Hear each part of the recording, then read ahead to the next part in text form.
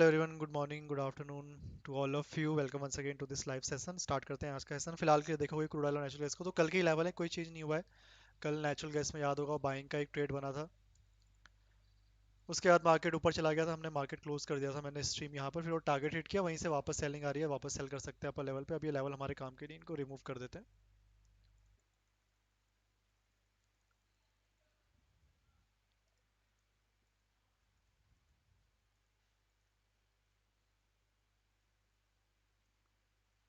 भाई crude oil को देखो, क्रूड ऑयल में भी कल का ही लेवल था, कल सेलिंग आ गई थी, साइडों से लगा था, आज वहीं पर ओपन हुआ, फिर से सेलिंग आ रही है। अगर हल्का सा किसने सेल किया हुआ है ऊपर से तो अपना हाफ प्रॉफिट बुक करके चलना। वापस ऊपर आता है तो नीचे वाली जो ब्लू कलर की लाइन है यहाँ से वापस सेल कर सकते हैं। ठीक है।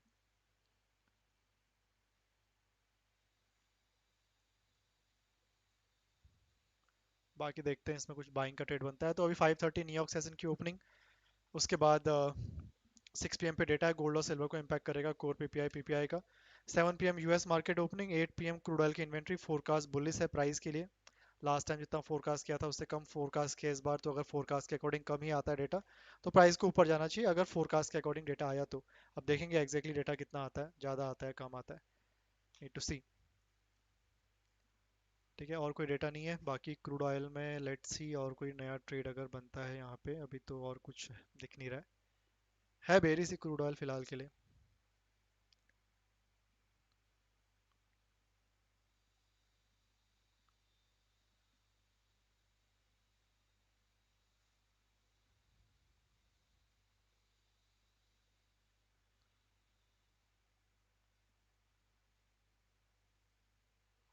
इसका लो कितना-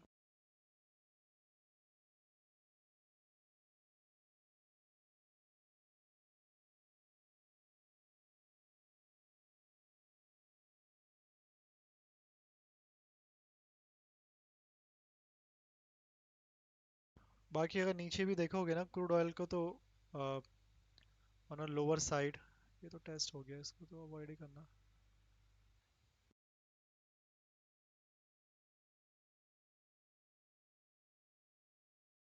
नीचे ये पर्पल कलर की लाइन ड्रॉ करी हुई क्रूड ऑयल में, ये लेवल है जहाँ पर सपोर्ट है, बट याद रखना ये सपोर्ट सारे टेस्ट हो चुके हैं। ये ऐसा नहीं है कि पहली बार का सपोर्ट है, all support are tested already.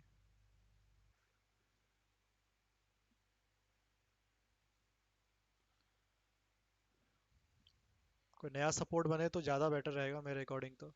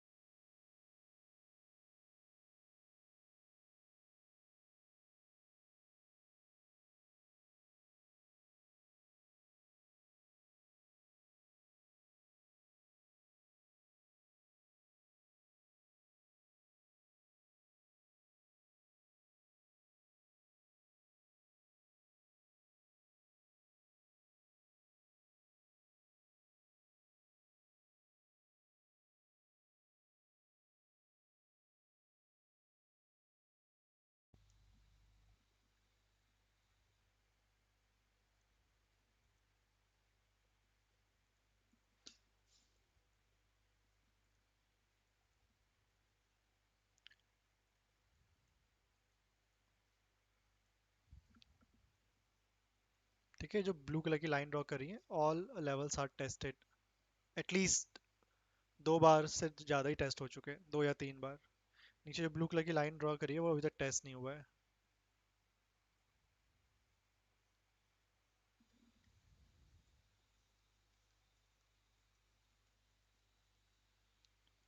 बाकी नेचुरल गैस को देखिए, नेचुरल गैस में भी अगर चेकआउट करोगे तो नीचे के लेवल तो कल सारे के सारे टेस्ट हो ही गए थे। ऊपर का एक लेवल है अभी थोड़ा सा, ये आ जाए तो बढ़िया है इस पे। नहीं तो एक मेजर रेजिस्टेंस यहाँ पर है, ये आपका 316 के आसपास, बट यहाँ पर भी रुकेगा। कैंडल ध्यान रखेंगे, ओपन इक्वल टू लो पे सेल नहीं होगा, कुछ भी हो जाए। ठीक है, ओपन इक्वल टू लो पे सेल नहीं करना है।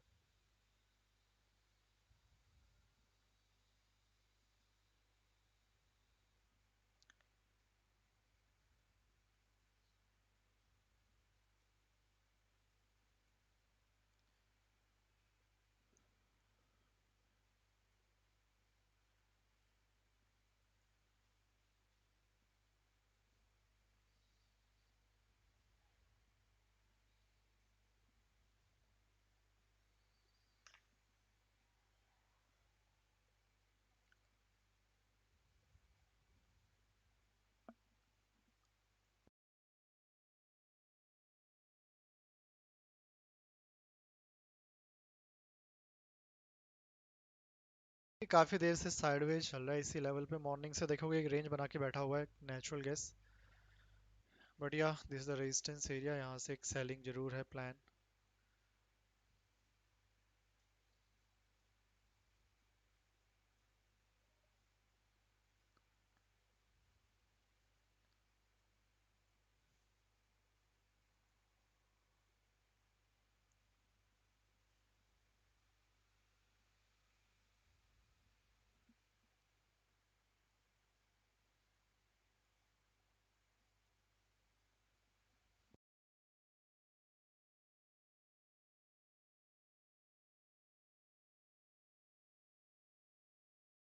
नीचे सपोर्ट की बात करें अगर नेचुरल गैस में, तो रेजिस्टेंस हो गए।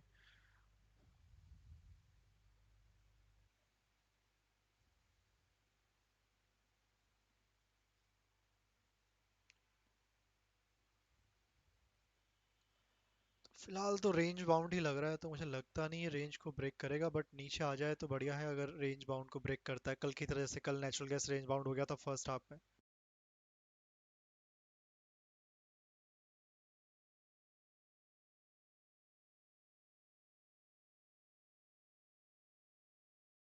वन इक्वल टू हाई बनी, नीचे आ गया प्राइस, फिर ऊपर जाने की कोशिश।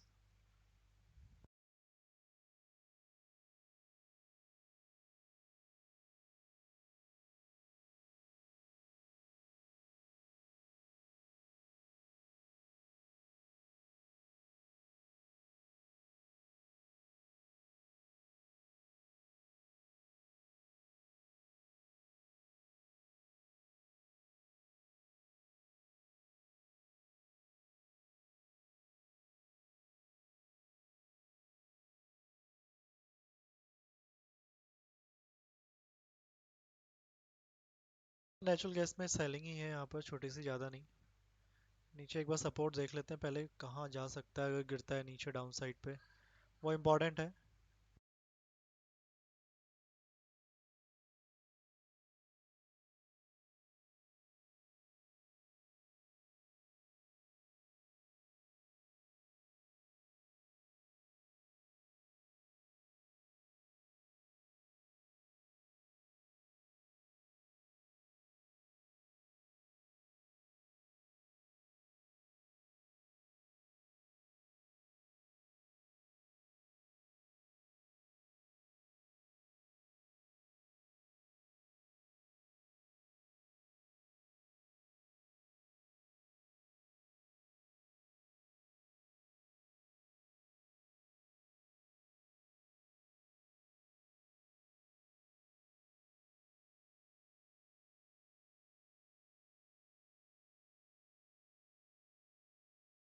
तो कल का जो स्विंग बना था पहला वाला, वही सपोर्ट है, उसके अलावा तो मुझे नहीं दिख रहा।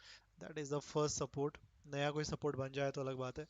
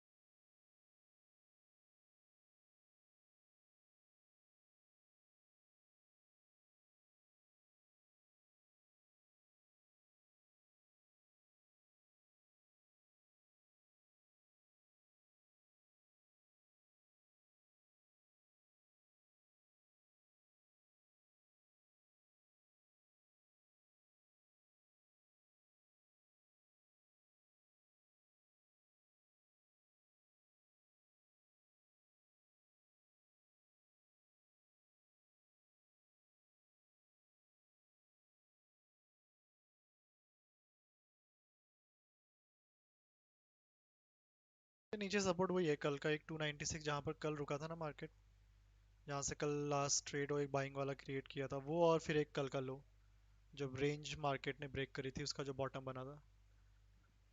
Those are the levels.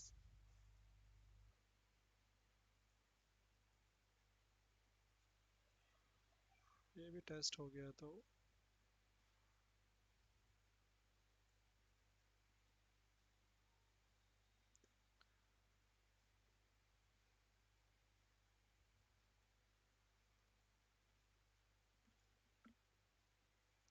But ये सारे के सारे का लेवल टेस्ट हो गए हैं, इवन दो सपोर्ट है जरूर बट टेस्ट तो हो गए हैं।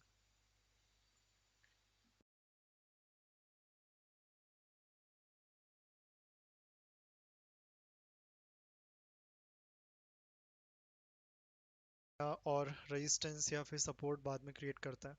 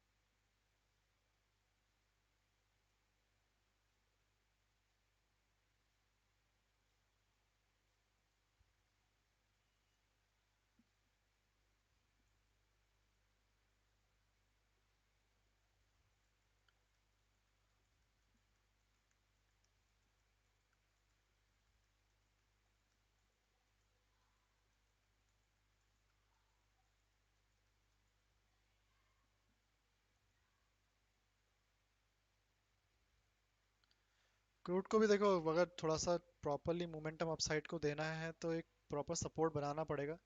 नीचे तो एक सपोर्ट है, यहाँ यहाँ आ जाए तो वेस्ट है, बट इसके बीच में कहीं रिवर्स करता है तो खुद ही एक नया सपोर्ट बनाना पड़ जाएगा, अदरवाइज रिवर्सल होना या रिवर्सल में थोड़ी बड़ी बाइंग आना मुश्किल है।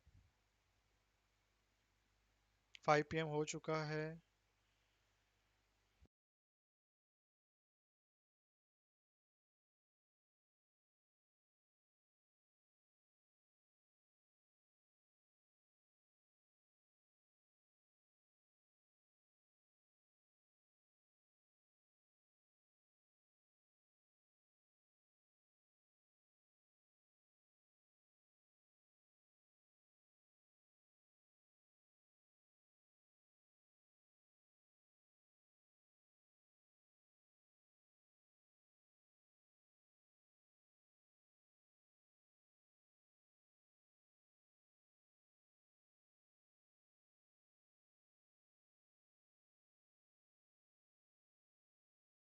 लेट्स सी, जब तक न्यूज़ ही देख लेते हैं।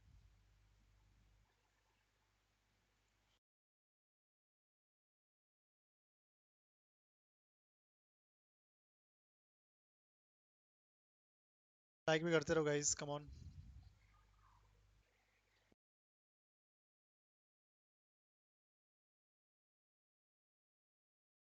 Don't forget to like the stream.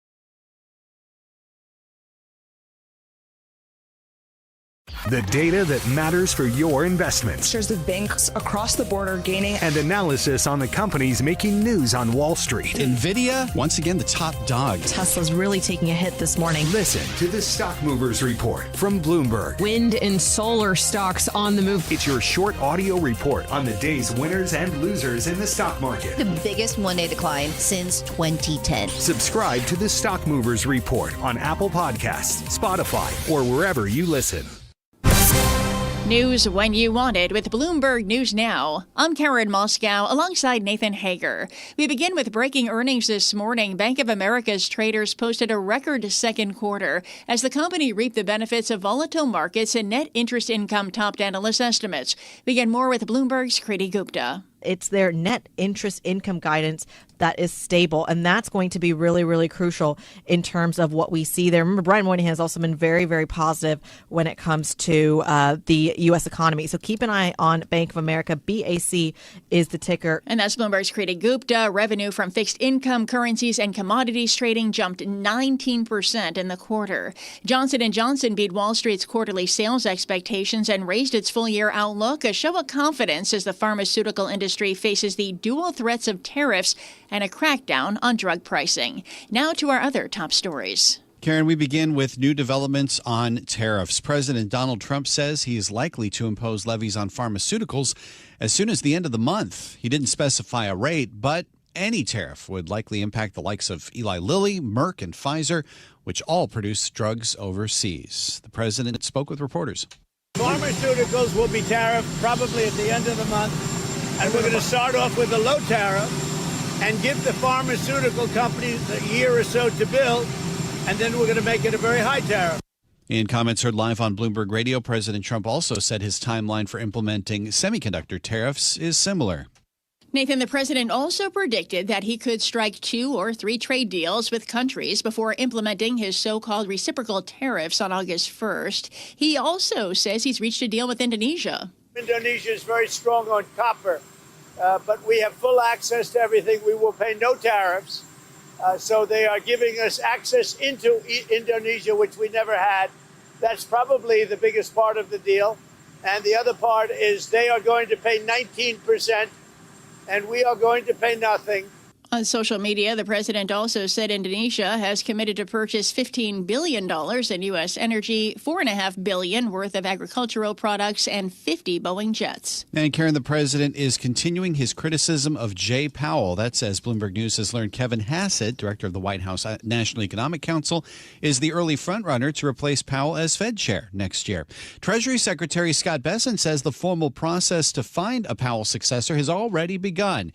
In an interview heard right here on Bloomberg Radio, Bessent suggested Powell should also not remain on the Fed's Board of Governors after his term as chair ends. There's been a lot of talk of a shadow Fed chair causing confusion in advance of his or her nomination. And I can tell you, I think it'd be very confusing for the market for a former Fed chair to stay on also. Treasury Secretary Scott Bessent says he is part of the decision-making process, but the final decision will come from President Trump. Well, Nathan, Congress is a step closer to clawing back billions of dollars in funds for public broadcasting and foreign aid. The Senate has voted to advance $9.4 billion in cuts on a 51-50 vote, with Vice President J.D. Vance breaking the tie. The measure would cancel funds for the Corporation for Public Broadcasting, which funds PBS and NPR. The networks have warned that could force local stations to close. But House Speaker Mike Johnson says public media have misused federal funds. They're biased reporting. They're not objective. They pretend to be so. They have for a long time. And the people don't need to fund that. And House Speaker Mike Johnson spoke before the White House offered assurances to South Dakota Senator Mike Rounds that tribal radio stations would receive $10 million. The package now heads to a vote-a-rama of amendment votes before the Senate takes final action today. Karen, a controversy that has split President Trump's voter base is now threatening a wider Republican divide.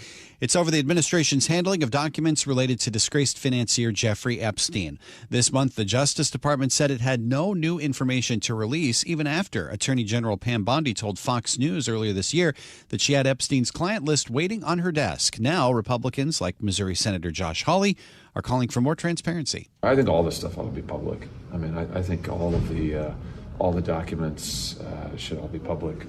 I think it all ought to be out in the open. Another Republican, Kentucky Congressman Thomas Massie, says he'll force a vote in the House to release documents. President Trump says Republicans should put Epstein behind them. I don't understand it, why they would be so interested. He's dead for a long time. He was never a big factor in terms of life. President Trump says he thinks Attorney General Bondi's handled the case well. He's suggested without evidence that the Epstein files were made up by Democrats. Shares of Nvidia closed at an all-time high. CEO Jensen Huang says he should get the first batch of U.S. licenses to export H20 AI chips to China soon, but he says it's still unclear how many licenses the U.S. will approve. Speaking at a conference in Beijing, Jensen Huang also praised China's artificial intelligence achievements. Models like DeepSeek, Alibaba, Tencent, Minimax, and Baidu ErnieBot are world-class, developed here and shared openly, have spurred AI developments worldwide.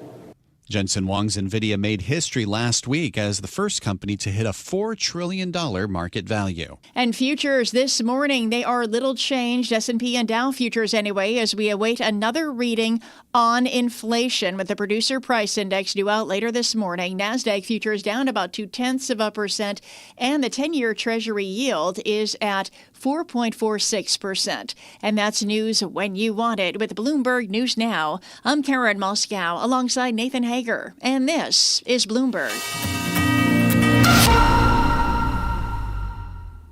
The data that matters for your investments. Shares of banks across the border gaining. And analysis on the companies making news on Wall Street. Nvidia, once again, the top dog. Tesla's really taking a hit this morning. Listen to the Stock Movers Report from Bloomberg. Wind and solar stocks on the move. It's your short audio report on the day's winners and losers in the stock market. The biggest one-day decline since 2010. Subscribe to the Stock Movers Report on Apple Podcasts, Spotify, or wherever you listen. The data that matters for your investments. Shares of banks across the border gaining. And analysis on the companies making news on Wall Street. Nvidia, once again, the top dog. Tesla's really taking a hit this morning. Listen to the Stock Movers Report from Bloomberg. Wind and solar stocks on the move. It's your short audio report on the day's winners and losers in the stock market. The biggest one-day decline since 2010. Subscribe to the Stock Movers Report on Apple Podcasts, Spotify, or wherever you listen.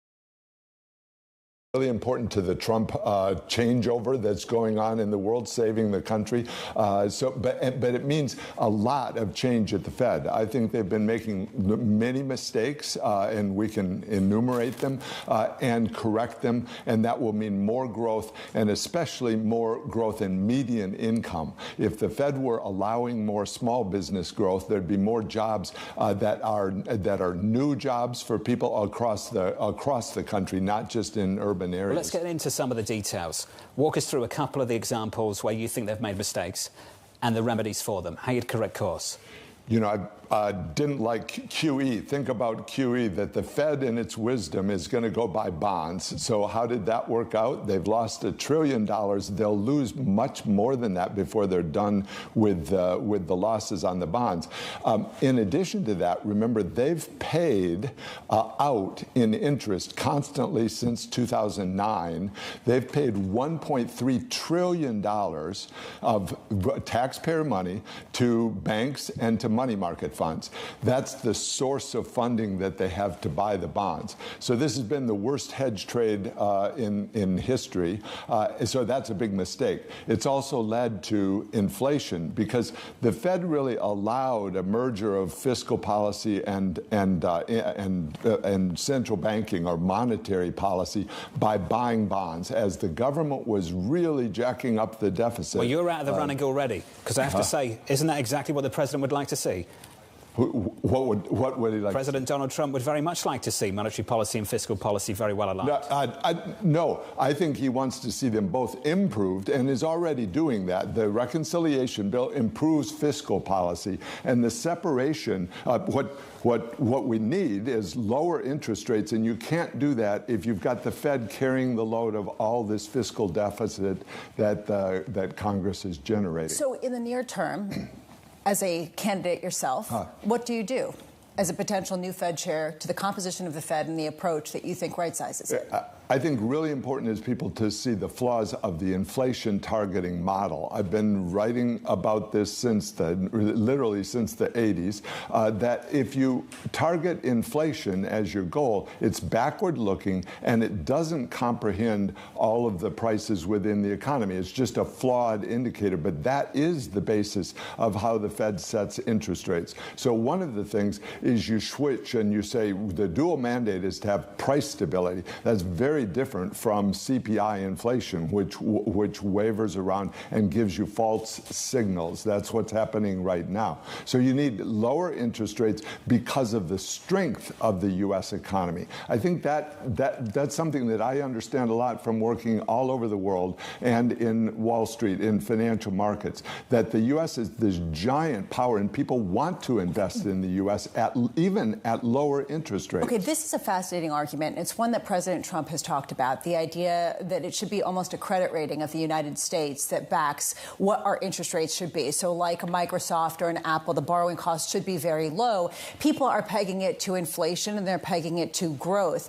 I'm just wondering, the market doesn't see it that way, right? We're not there yet. So at this point, how potentially perilous is this discussion at a time where the market associates lower interest rates with faster inflation and, frankly, higher borrowing costs for the United States? The market's inbred with the Fed, and so as long as the Fed is the sheriff of the land, the market is going to say, oh, we operate on that model. But as you change to a model that makes more sense, one that's based on the growth and credit of the U.S. has something to say about what the interest rates are that we should pay, that can be a smooth, safe transition. But it has to be explained. Markets adjust. Think of what's going on tariffs now. There was a giant panic that didn't materialize. The change in the Fed system is as big as the change that we need in the trading system, and it will work better for growth and especially better for the forgotten man. The median income has been doing very poorly over these maybe 20 years, and so if you have a system that's very focused on defending the dollar as the global reserve currency, and then people flooding into dollars, that's actually supportive of markets. Seconds left. Have you spoken to the president about the role? I don't want to talk about the process. What I really want people to focus on is the models that need to be changed. Okay. We can have a much faster growth economy with different Fed models, and it can be done with the confidence that is absolutely necessary. We can have a longer conversation about that next time, sir. Appreciate your time. Thanks. And best of luck. The former World Bank president, David Malpass. Up next, Phil Camporelli of JP Morgan Asset Management, Stephen Trent of Citi, Yelena Shuletseva of the Conference Board, and Ian Lincoln of BMO.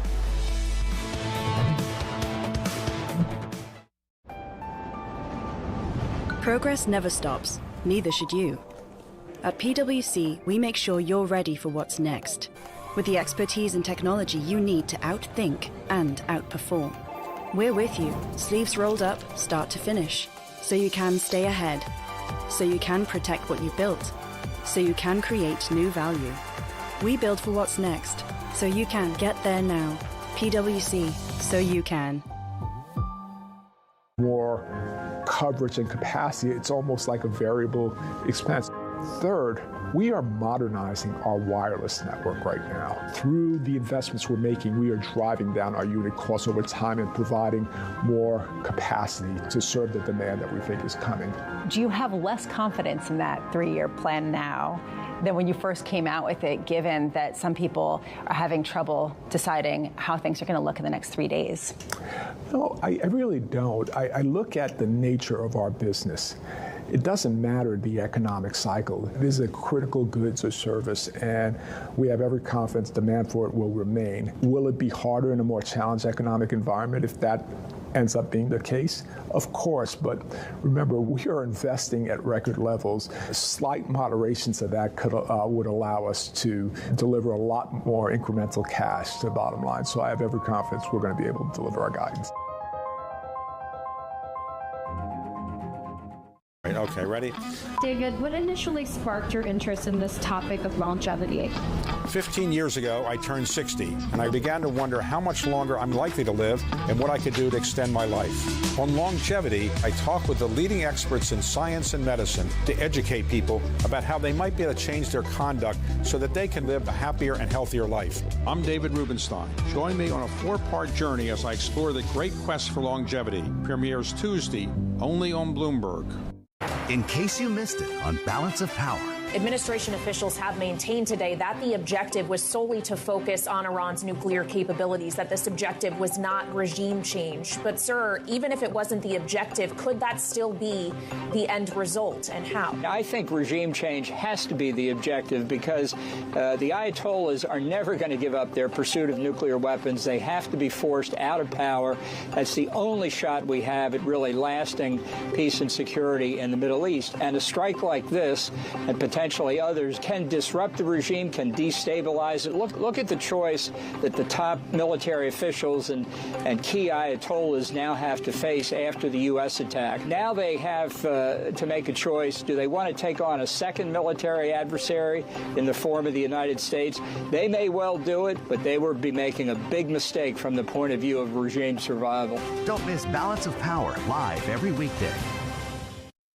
The top names at the Fed are on Bloomberg. You have to have a view about what you think tariffs will do to inflation. Now, my own view is that they will potentially raise inflation, but they should dissipate. One of the challenges of central banking that you just have to accept is that we never have perfect data. We can't wait for perfect information or we'll be behind. Ultimately, we have to watch both sides, and that's what I'm doing. And then the fall looks promising for a rate cut. Nobody covers the Fed like Bloomberg. Context changes everything.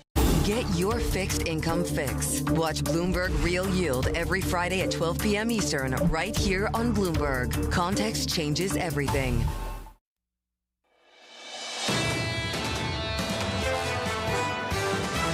Sentiment is no longer bearish. We're now in a bullish position. There's so much in this market that is really attractive. Equities are a great asset to capture. Investors are very reluctant to sell today. What people are trying to do is to trade the data points as they see them. This is Bloomberg Surveillance with Jonathan Farrow, Lisa Abramowitz, and Anne-Marie Hordern. A trading boom supporting earnings on Wall Street. The big banks delivering big time. Equity futures so far this morning just about unchanged. Your scores look like this on the S&P 500. On the Nasdaq 100, down by about 0.1%. Bank earnings on Wall Street behind us now. In front of us, 8:30 Eastern Time. Another read on U.S. inflation. This time, it's U.S. PPI. Yeah, let's see if the narrative shifts at all. Yesterday, the narrative was something like this. Oh, it's disinflation. 5 straight quarters of declining CPI month over month. And then, actually, it's inflationary because the tariffs showed up when it came to certain goods pricing, in particular household goods. Do you see a similar read-through in PPI? And then do we focus on the beige book this afternoon? Happy beige book, John. I'm going to move on from the beige book. No, it's important. I'm going to focus on retail sales next. And this is why, really. We've been talking about it all morning. If the composition of spending is starting to shift, people are paying up for goods and then leaning away from services to afford that, does the rate of spending change? So we know about the price of goods. Now we need to understand about the spending, how consumers are really pushing out those earnings and what they're going to do in the next few months. Yeah, are consumers just being smart? They're going sort of whack-a-mole where prices are best and they go there. And then, frankly, they kind of take a step back in terms of spending in other areas. But overall, the pool of money stays the same. Or is it going to cause people to retrench more fully? This is a complicated story. And that's the reason why everybody has a different interpretation of it. Right now, we hear from the banks consumers are strong, creditworthiness is good. And then we hear that on the lower end, consumers are pushing back. Retail sales will show that in a more holistic way, as well as an ongoing slew of earnings that go beyond the banks to what exactly retailers, what exactly airlines are going to show. So, of course, I will look at the beige book. Of course. Of course. Happy Beige Book Wednesday. Come on, let's make this a thing. This meeting at the end of this month could be quite controversial. I think it's going to be very interesting. It's going to be quite spicy. Might actually get some dissent at the FOMC. And there are going to be questions about how politically motivated these dissents will be. And I think that is somewhat unfortunate because there is a very real economic discussion around whether there should be a more active discussion about cutting rates at a time where you do see signs of disinflation and you do see signs of weakness on the margins. That said, I just wonder how much having Fed Chair Jay Powell on the chopping block, get chopped, is going to be really an increasing discussion, and you've got the potential candidates raising their hands. Was that your impersonation of the president? I don't know what that was. I don't know what that was. That's what it sounded like. Move on. Okay, I'm having to move on. Chris Waller. I think it's unfair for Governor Chris Waller. Of course he wants to be the Fed chair. Why wouldn't he want to be the Fed chair? He's a Fed governor. Of course. Makes perfect sense. He's also delivering quite a credible argument to reduce interest rates, which many economists on Wall Street agree with. That's, I think, the problem here, is that there is a credible argument, and how much does it get undermined by the ongoing politicization of what's going on with the Fed? The bigger question that I think is increasing, and I see all of the webinars coming through, what happens to markets if President Trump fires Jay Powell? Who is the credible candidate, and what does the market response look like if there is someone selected who they believe will be an actor of President Trump and will cut rates unilaterally regardless of the economic backdrop? What matters is who replaces him. Many people on this program have said that. And to get to a confirmation hearing, you need to make sure you don't upset this market too much. Because if this market pushes back, as we've said on this program, this market will vote and vote and vote and vote long before the Senate even has a hearing. And the vote that would be negative, just to sort of give you an anatomy of a lack of credibility of potential Fed nominees, would be a significant dollar weakening and a significant yield curve steepening. And that's what a lot of people are concerned about, the idea. ओए guys, ये natural gas में ध्यान रखना, एक selling का trade यहाँ से, ठीक है? Candle open equal to low बनी थी तो डायरेक्टली नहीं ले सकते थे, open equal to low break कर दिया है, तो यहाँ से एक सेलिंग का ट्रेड प्लान है. ज़्यादा बड़ा ऐसा नहीं लेंगे, 530 की कैंडल है, वॉलेटाइल रहेगी. नेक्स्ट कैंडल का ध्यान रखना, ओपन इक्वल टू हाई ना बनने पाए.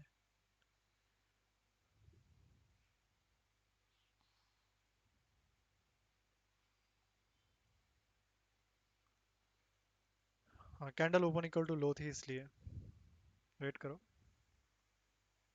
वेट करेंगे. Yeah, Phil joins us now for more. Phil, good morning. Good morning. Where are you seeing certainty, sir, and what issues? Yeah, I think the three big kind of areas and clouds of uncertainty this year. The first was, of course, tariffs on April 2nd. The second was Federal Reserve kind of independence, which you guys have been talking about the past couple of minutes. And then the third piece is, okay, what do we do about economic data and inflation based on tariffs in conjunction with fiscal policy? And you put all those three things together, and I think that's where our kind of fundamental story is growing. So when you say an overweight to equities, we try to line it up three ways: the fundamental story, the technical story, and the valuation story. And from the fundamental side, listen, we've dropped our recession probability from a coin flip in April, 50%, all the way down to about 20%. And I think a large part of that has to do with an effective tariff rate that we think is going to be between 10 and 15%, somewhere there. But at the same time, this big, beautiful bill, right, is introducing some really important dynamics around, which you've probably talked about, the permanent R&D expense story for AI companies.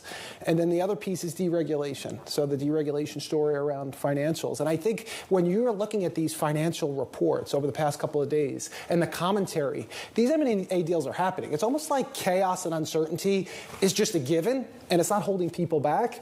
And the cyclical story can continue to remain. That's what we've heard from a couple of banks. Part of the reason why, there's a lot to unpack there. I want to start with the one big, beautiful bill. People talk about how this gives people certainty. Mm-hmm. There will be a greater degree of investment in 2026. Can you just look past this year entirely and head to 2026 and just so uncertainty? I'm just going to move past it. Yeah, and Lisa, I think that there's a little bit, we're going to put that to the test this quarter, because I think this quarter is when you might see, and we started to see a little bit in goods inflation yesterday. Maybe we'll see it in PPI, later this hour, we're going to start to put that to the test of whether this inflation story that can percolate and maybe a slowdown in growth can be looked past into next year. And I think that's what the market is telling us. And the Federal Reserve is also telling us that if the labor market even budges a little bit, that they'd be ready to ease. But Lisa, I don't think there's any reason for them to ease right now, right? And I think that's what is playing out in the market. The 10-year note should be at 4.5% if the Federal Reserve maybe goes once this year. And that's where we're heading. Let's get into it. You said that the other potential risk was a loss of Fed independence. Yes.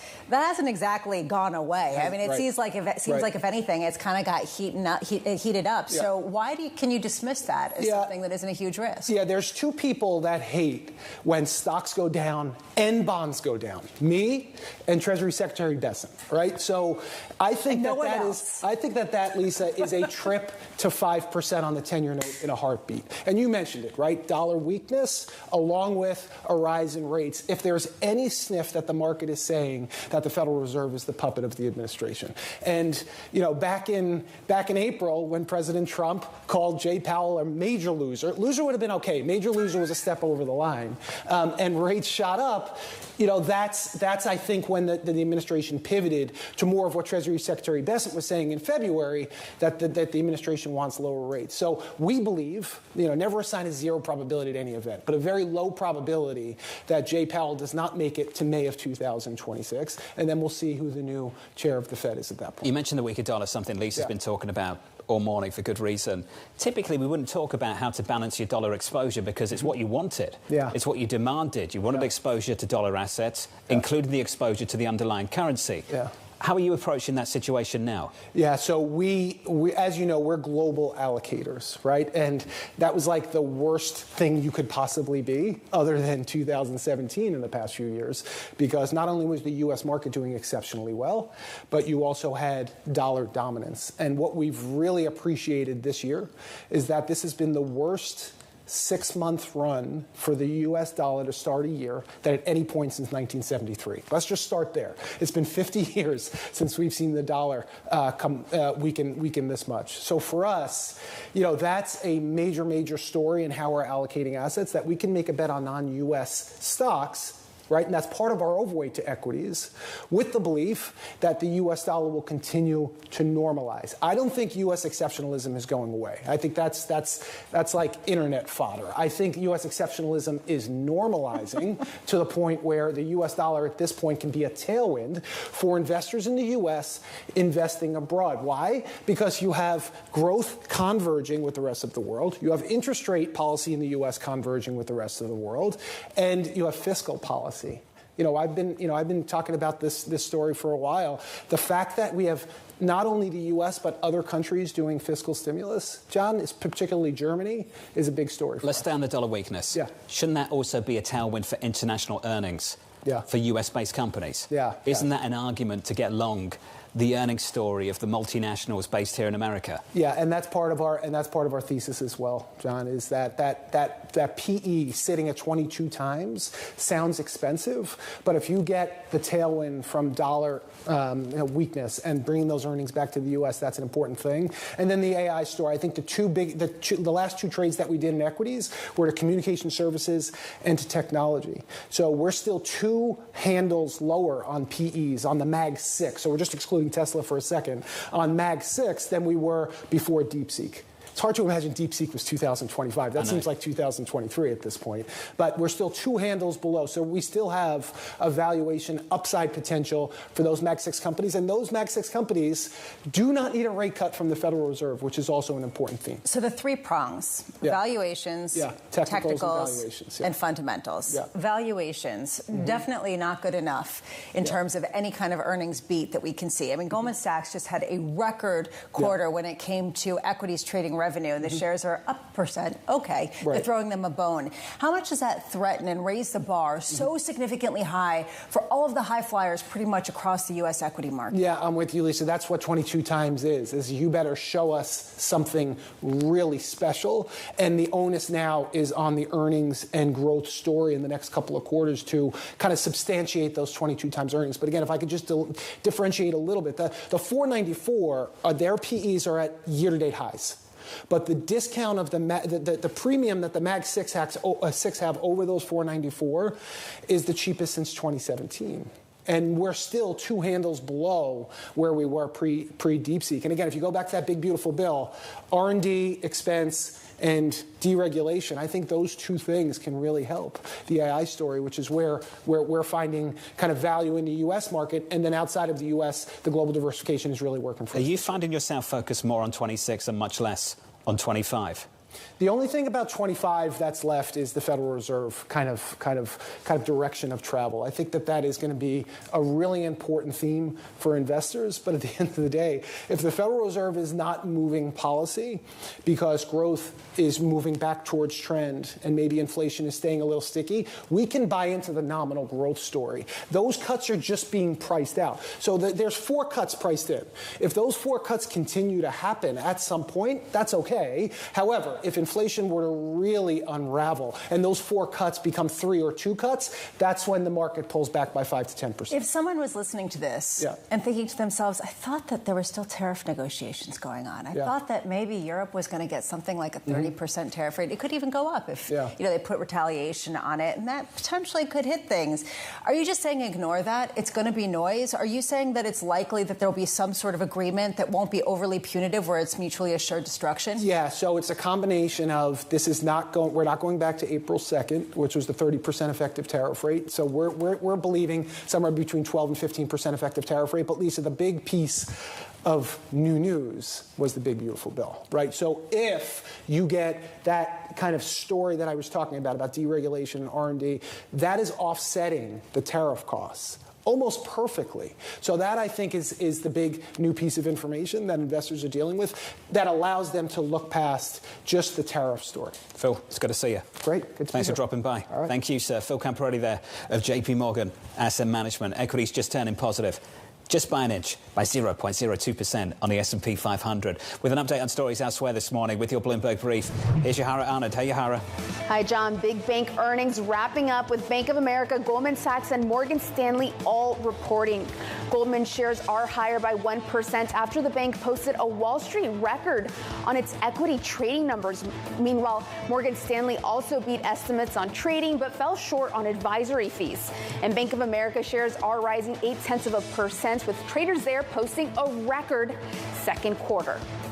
Meanwhile, Congress is a step closer to clawing back billions of dollars in funds for public broadcasting and foreign aid. The Senate voted to advance $9.4 billion in cuts, which would cancel funds for PBS and NPR. If the Senate approves the package of cuts today, it will go to the House, which plans to vote before a Friday deadline. And New York City mayoral frontrunner Zohran Mamdani met with about 100 business leaders from the Partnership for New York City.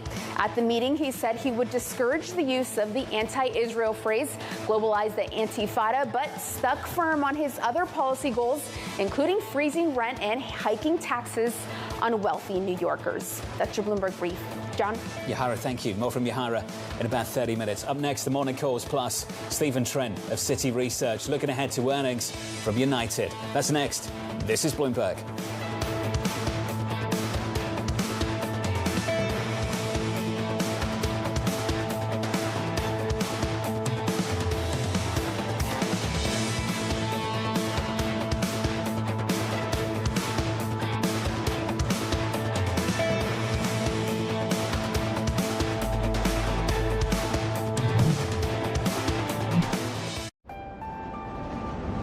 Progress never stops, neither should you. At PwC, we make sure you're ready for what's next, with the expertise and technology you need to outthink and outperform. We're with you, sleeves rolled up, start to finish, so you can stay ahead, so you can protect what you've built, so you can create new value. We build for what's next, so you can get there now. PwC, so you can.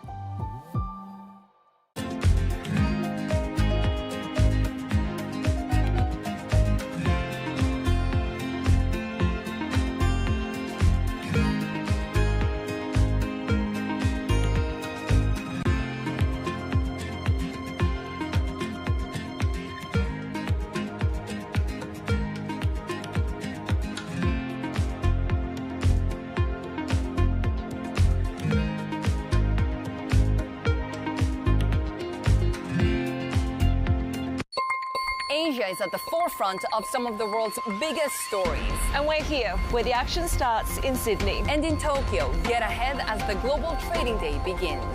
The Asia Trade, weekdays only on Bloomberg. In case you missed it on Bloomberg Insight. I think it is wrong to say that China in this area has the upper hand. We are both vulnerable. We are both interdependent. Yes, so what Trump sees as anti-American is survival for other countries. And to some extent, if he comes down very hard on the Southeast Asian countries, I think what he's going to find is that China is the beneficiary, not the loser. Don't miss Bloomberg Insight live weekdays. Didn't really think I had a problem. I would isolate, self-medicate. Like 48.5 million Americans, they didn't choose addiction. Go to shatterproof.org/findstreatment. Watch the film No More Secrets and find out how you can get help. That's shatterproof.org/findtreatment.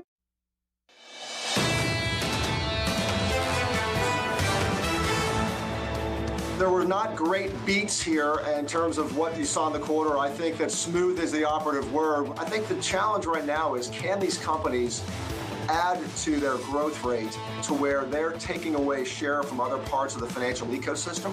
Right now, we're not seeing that. I just think it's a question of adding, going from 55 miles an hour to 60, not necessarily 55 to 75. That, I think, is the nuance that we have to see in these companies at this point. There's another problem for some of these companies that good right now just doesn't seem to be good enough. We've had a major rally, some decent numbers, and this is the price action, positive by just 0.5% on Bank of America. A record trading call for Goldman on Wall Street for the equity trading business, and we're higher. You said it, Lisa, higher by only 1%. And it just shows how high the bar already was coming into this. Is this just a banking story? Is this a story for all the high flyers, including big tech, when they report earnings? Nvidia, of course, reports earnings like next year for the second quarter, but gotta fix that. It's true. I mean, come on, it's a quarter. Bring it forward. I know. Get with the program, guys. Jensen, fix it. Do whatever you want. Do whatever you want. He does. Equity futures on the S&P 500, positive by not even 0.1%. That's some of the price action out there this morning.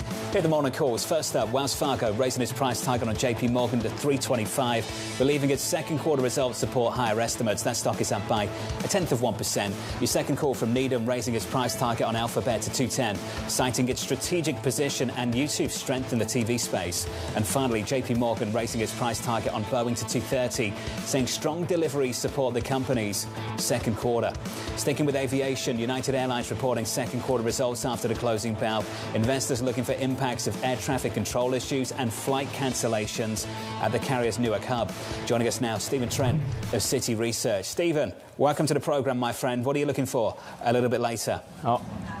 Oh, thanks so much for having me. Appreciate that. So we do think in United Airlines' case, after the close, they'll report $3.78 a share.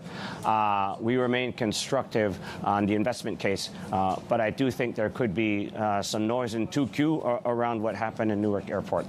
Just on a more macro level, there's a question about whether the consumer is still being really discerning about traveling, particularly the U.S. consumer. What are you expecting them to say about pricing power at a time when you've seen airline tickets go down, you've seen consumers domestically push back, and a lot of them have reduced capacity dramatically? Yeah, great question. So I think that it's difficult to lump all consumers into one basket, and Delta Airlines set the tone for this. What we continue to see is upper-end consumer demand remains very good, and probably there's even a little more certainty on that demand today versus a few weeks ago, because we now at least have some color on taxation. When we think about domestic main cabin, that's been weak for everybody. And I don't expect any big rebound in that side of the fence anytime soon. But you have names like United, Delta, American that are in the right verticals, international long haul, co-branded card remuneration. These are the kind of things that are supporting earnings for the network carriers. So, Stephen, if just taking a step back, are you saying that some of the biggest airline carriers are more credit card companies that have these sort of peripheral businesses where they shepherd people around in the skies, and that's why they can do really well, even if some of the others that are mainly just airline companies are going to struggle? Yeah, look, the co-branded card programs are really important. And when one thinks about the level of remuneration from those programs, they are a very big deal. They are a big reason why you've seen this group de-risk its earnings stream. So if you look at today versus 2019, this is one of the reasons why the network carriers have seen such a big increase in their earnings.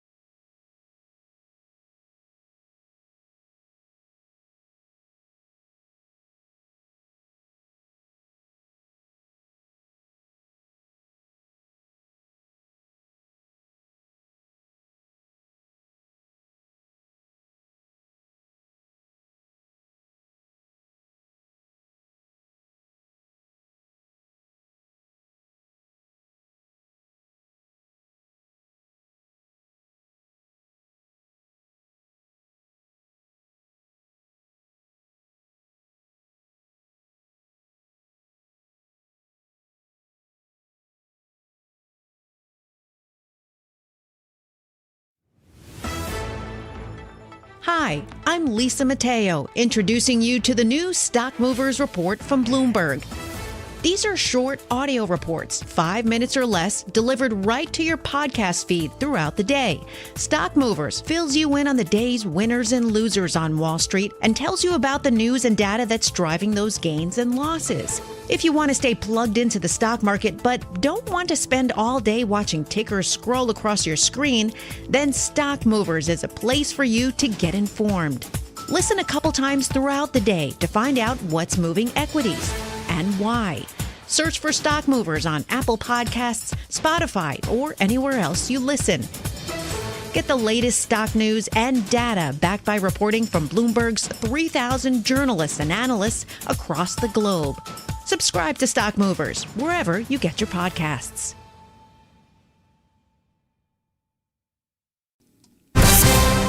News when you want it with Bloomberg News Now. I'm Karen Moscow. We begin with earnings this morning and Goldman Sachs stock traders, which posted their largest haul ever, as volatility sparked by the Trump administration's trade war helped to spur a second straight quarter of record revenue for the unit. Second quarter equity trading revenue was $4.3 billion, about $600 million more than what analysts were expecting. We get more with Bloomberg's Sonali Basak. This is not only the highest equities trading in Goldman's history, we see it as the largest equities trading haul in Wall Street history. So just a stunning beat there. They brought in more than $1 billion more in equity trading revenue than JP Morgan. And you also see Goldman Sachs beating on advisory revenue, bringing in more than $1 billion there as well. Just really stunning numbers in a market that a lot of people were worried about. You might have remembered before. And that's Bloomberg's Sonali Basak. Morgan Stanley also reported trading revenue that topped analyst estimates and a beat in its closely watched wealth management business. And Bank of America's traders posted a record second quarter as the company reaped the benefits of volatile markets and net interest income topped analyst estimates. Revenue from fixed income currencies and commodities trading jumped 19% to $3.25 billion in the 3 months through June, and that helped Bank of America top analyst estimates for per-share earnings. Equity trading rose 9.6%. Johnson & Johnson beat Wall Street's quarterly sales expectations. It also raised its full-year outlook. It's a show of confidence as the pharmaceutical industry faces the dual threats of tariffs and a crackdown on drug pricing. Well, speaking of tariffs, President Trump said he was likely to impose tariffs on pharmaceuticals as soon as the end of the month. Any tariffs could immediately impact drug makers like Eli Lilly, Merck, and Pfizer that produce drugs overseas and risk driving up costs for U.S. consumers. President Trump said says that pharmaceutical tariffs would initially be low, giving companies about a year to bring manufacturing back to the U.S. before escalating to very high rates. There's two ways you do it. You make money or you have them move here so they don't have to pay the tariff.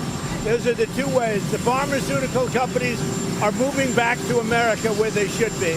And President Trump also said his timeline for implementing tariffs on semiconductors was, quote, similar.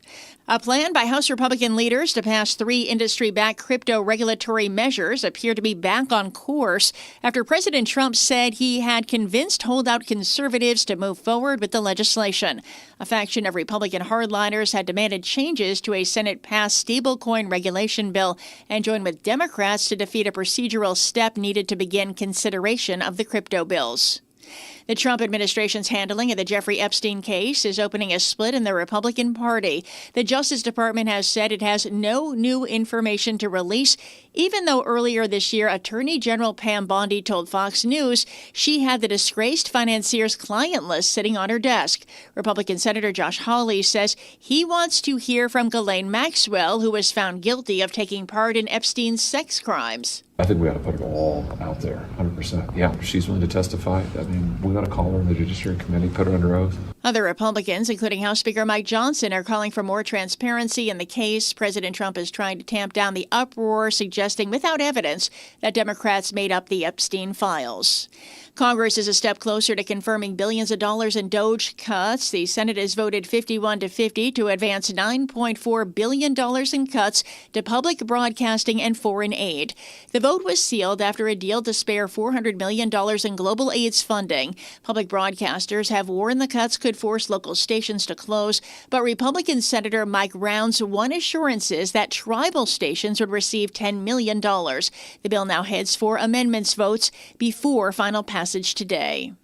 The Trump administration said it's ending the deployment of 2,000 National Guard troops in Los Angeles. Roughly 4,000 National Guard troops and 700 Marines had been deployed. It wasn't immediately clear how long the rest would stay in the region.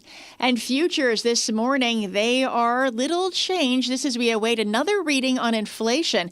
S&P futures are down about 0.1%. Dow futures up about 0.2%, and NASDAQ futures down 0.25%.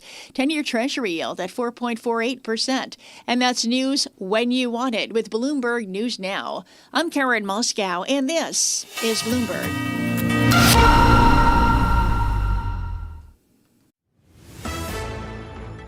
Hi, I'm introducing you to the new Stock Movers Report from Bloomberg. These are 6 PM हो गया है, data आने वाला था, data आ चुका है, core PPI और PPI का डेटा। यहाँ पर नेचुरल गैस में एक सेलिंग का ट्रेड होगा, थोड़ा ध्यान रखना, इम्पैक्ट कर सकती है न्यूज़, ठीक है।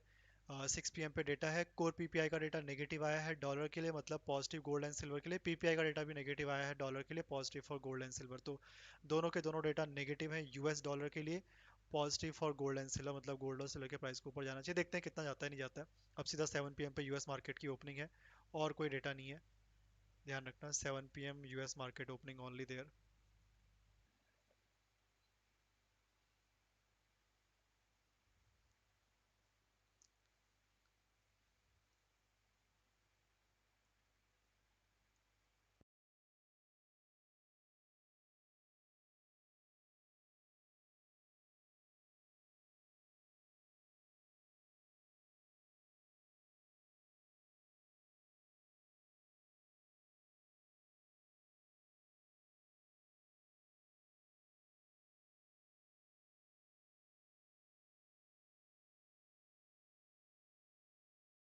बाकी यहाँ पर देखो, ये ज़्यादा बड़ा मुझे मोमेंटम लग नहीं रहा है, सेलिंग में फंस गया ये, साइड वे चला जाएगा अभी मोस्टली। तो यहाँ से सेलिंग प्लान करोगे, टारगेट बड़ा नहीं रख सकते। अब टारगेट बड़ा रखना है तो इसको ब्रेक करके आना पड़ेगा नीचे 302 के नीचे। तो अभी के लिए छोटा ही टारगेट रखो, फिर ट्रेल कर लेना इसमें।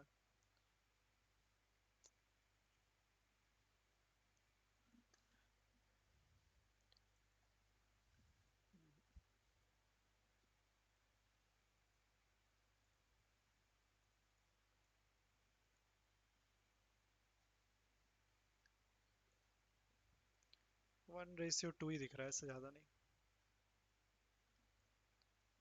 वो भी बड़ी मुश्किल से।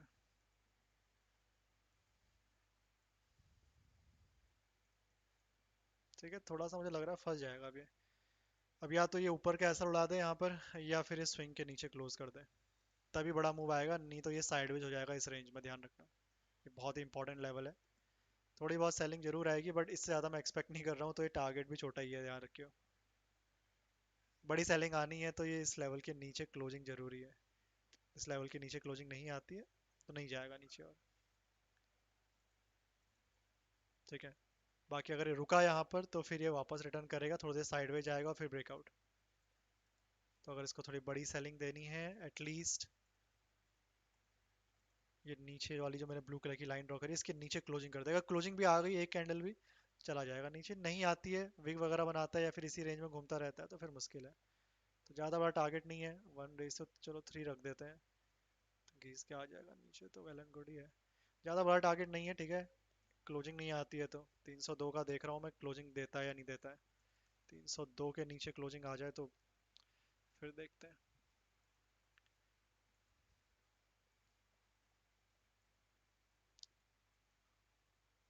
इसको ना, ये पहली बार ही आ रहा है ना, इसको ब्लू में मार्क कर लेते हैं।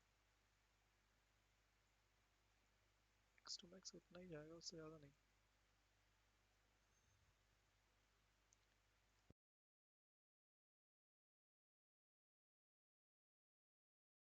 302 के नीचे क्लोजिंग कर दी तो फिर आ सकता है 296। नहीं करता है क्लोजिंग तो नहीं जाएगा, फिर ये मोस्टली साइडवेज हो जाना चाहिए उस केस में। और फिर अगर यहाँ पर थोड़ी देर रुका तो फिर ये ब्रेकआउट इस तरह से होगा।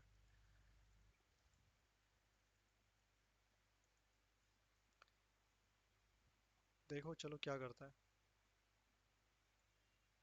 इसको यहाँ से मार्क कर लेते हैं, इसके नीचे की लाइन से।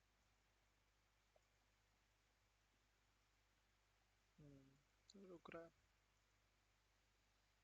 लाइक भी करते रहो guys, don't forget to like the stream, come on. जिन लोगों ने लाइक नहीं किया फटाफट से लाइक कर सकते हो। क्रूड में तो देखो, ये नीचे जो मैंने पर्पल कलर की लाइन दिखाए हैं ये सपोर्ट जोन है, बट यहाँ पर प्राइस ऑलरेडी 2 या 3 बार टेस्ट कर चुका है, तो थोड़े वीक हो गए हैं। जो मैंने पर्पल कलर से लाइन ड्रॉ करी है ना, वो सारे टेस्टेड हैं 1 या 2 बार, दोनों ही जगह। जो ब्लू कलर से लाइन ड्रॉ करी है वो टेस्टेड नहीं है, या फिर सिर्फ टच किया हुआ है।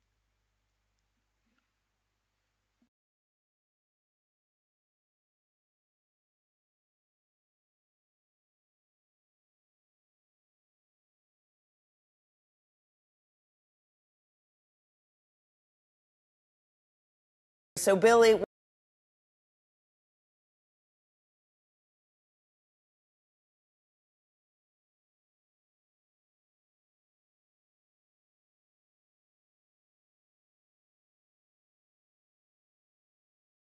When we do something, it often ends up iconic. This radio antenna, for example.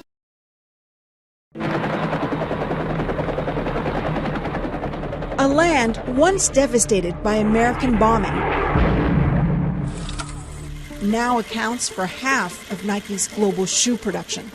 Hundreds of other American companies and their suppliers have manufacturing bases in Vietnam too. As the Southeast Asian country's annual GDP climbed, exports to the U.S. grew.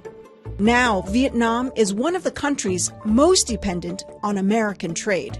The United States is Vietnam's largest export market. Vietnam's massive trade surplus with the U.S. has made it a key target for Donald Trump. The problem is they charge us 90%. We're going to charge them 46% tariff. If Vietnam were to lose access to the American market, that would have a profound effect. It would ripple across the economy. Which is why this was imperative for the Vietnamese government. President Trump says he's reached a trade deal with Vietnam following weeks of intense diplomacy between the two nations. Unlike military conflicts, trade wars are at least fought without bloodshed. But they can still do damage. And even with a deal, the economic relationship between the U.S. and Vietnam faces an uncertain future.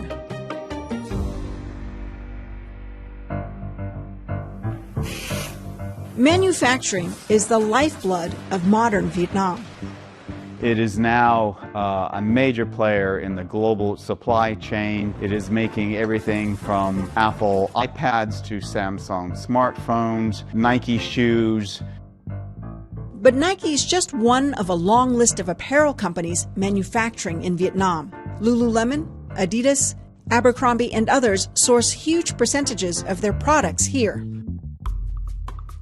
Since the turn of the millennium, global brands have reshaped the appearance of provinces like Dong Nai, where clusters of factories now produce and export everything from T-shirts to specialized machine parts. Exports in general represent about 90% of GDP. It's absolutely critical for the growth of the economy, of lifting people out of poverty. And after the last American troops withdrew in 1973, there was a lot of that.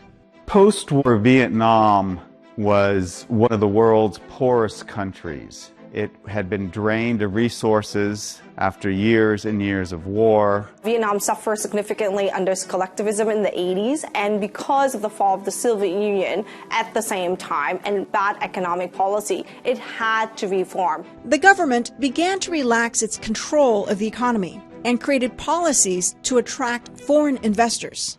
That included tax incentives, building out the right infrastructure that these companies wanted, and generally having a very open attitude to global manufacturers looking at Vietnam. Bolstered by the country's cheap, hardworking, relatively young and educated labor force, as well as political stability and proximity to China, the strategy worked. More than $600 billion of foreign investment has flowed in since 1988.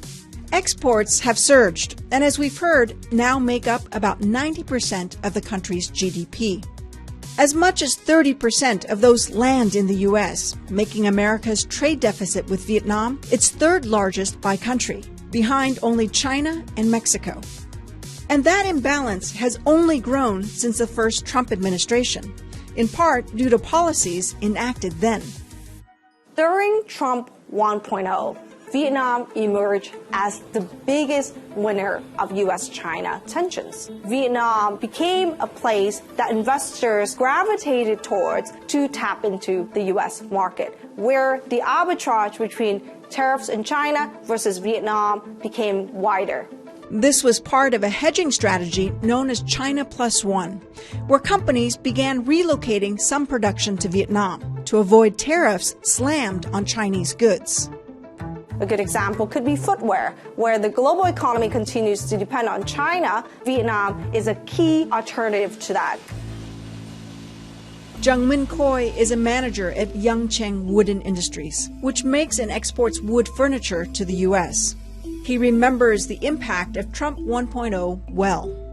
Thì đồ gỗ của Trung Quốc chịu đánh thuế 25%, trong khi Việt Nam thì chưa chịu đánh thuế, thì các khách hàng của mình và các khách hàng của bên Mỹ họ chuyển rất nhiều đơn hàng từ Trung Quốc và Việt Nam. Trump 2.0 is very different in that instead of targeting China alone, which Vietnam benefited from, we're now seeing tariffs on Vietnam itself. Vietnam's government anticipated some sort of tariff from the Trump White House. They did not anticipate a 46% tariff. They were shocked, to put it bluntly. Liberation Day. The impact of the announcement was immediate. 97-98% cái hàng của mình sẽ xuất đi Mỹ. Nếu mà thông thường thì nhà máy của mình có thể sản xuất được 250 đến 300 container một tháng. He says now that's down to as few as 100 containers a month because of reduced demand. This will likely have a ripple effect on communities around manufacturing hubs. You could see factories laying off workers. You could see plants perhaps shutting down. Vietnam isn't alone in facing these effects. What sets it apart is the potential scale of them. It's one reason the government has responded so proactively. They were one of the first governments to reach out to the White House and say, hey, let's start talking. The officials have repeatedly said we will buy very big ticket U.S. products, such as aircraft, LNG, anything that will help reduce the trade gap. The tactic appeared to work, with Trump announcing the two sides had reached an agreement. Giving full market access to American companies while slapping a 20% tariff on all Vietnamese imports. One of the biggest sticking points in negotiations was a U.S. demand for Vietnam to get tougher on trade fraud and do more to prevent Chinese goods being rerouted and repackaged through Vietnam to skirt higher tariffs. And that's exceedingly difficult for Vietnam because so many of the factories here, they rely not just on components, not just on material, but they rely on machinery that comes from countries like China.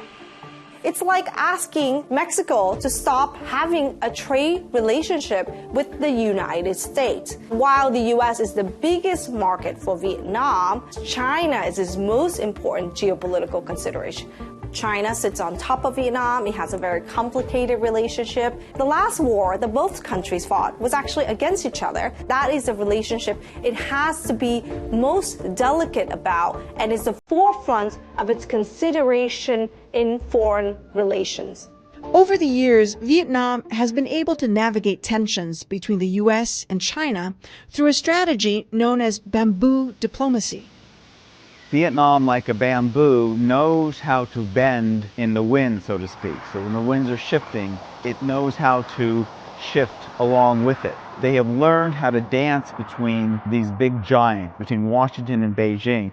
Vietnam must now repeat the feat, managing relations with two competing superpowers while preserving its export-reliant growth model. Targeted measures are possible. And that is where Vietnam can find its sweet spot in order to appease the U.S., but at the same time maintain its key relationship with China.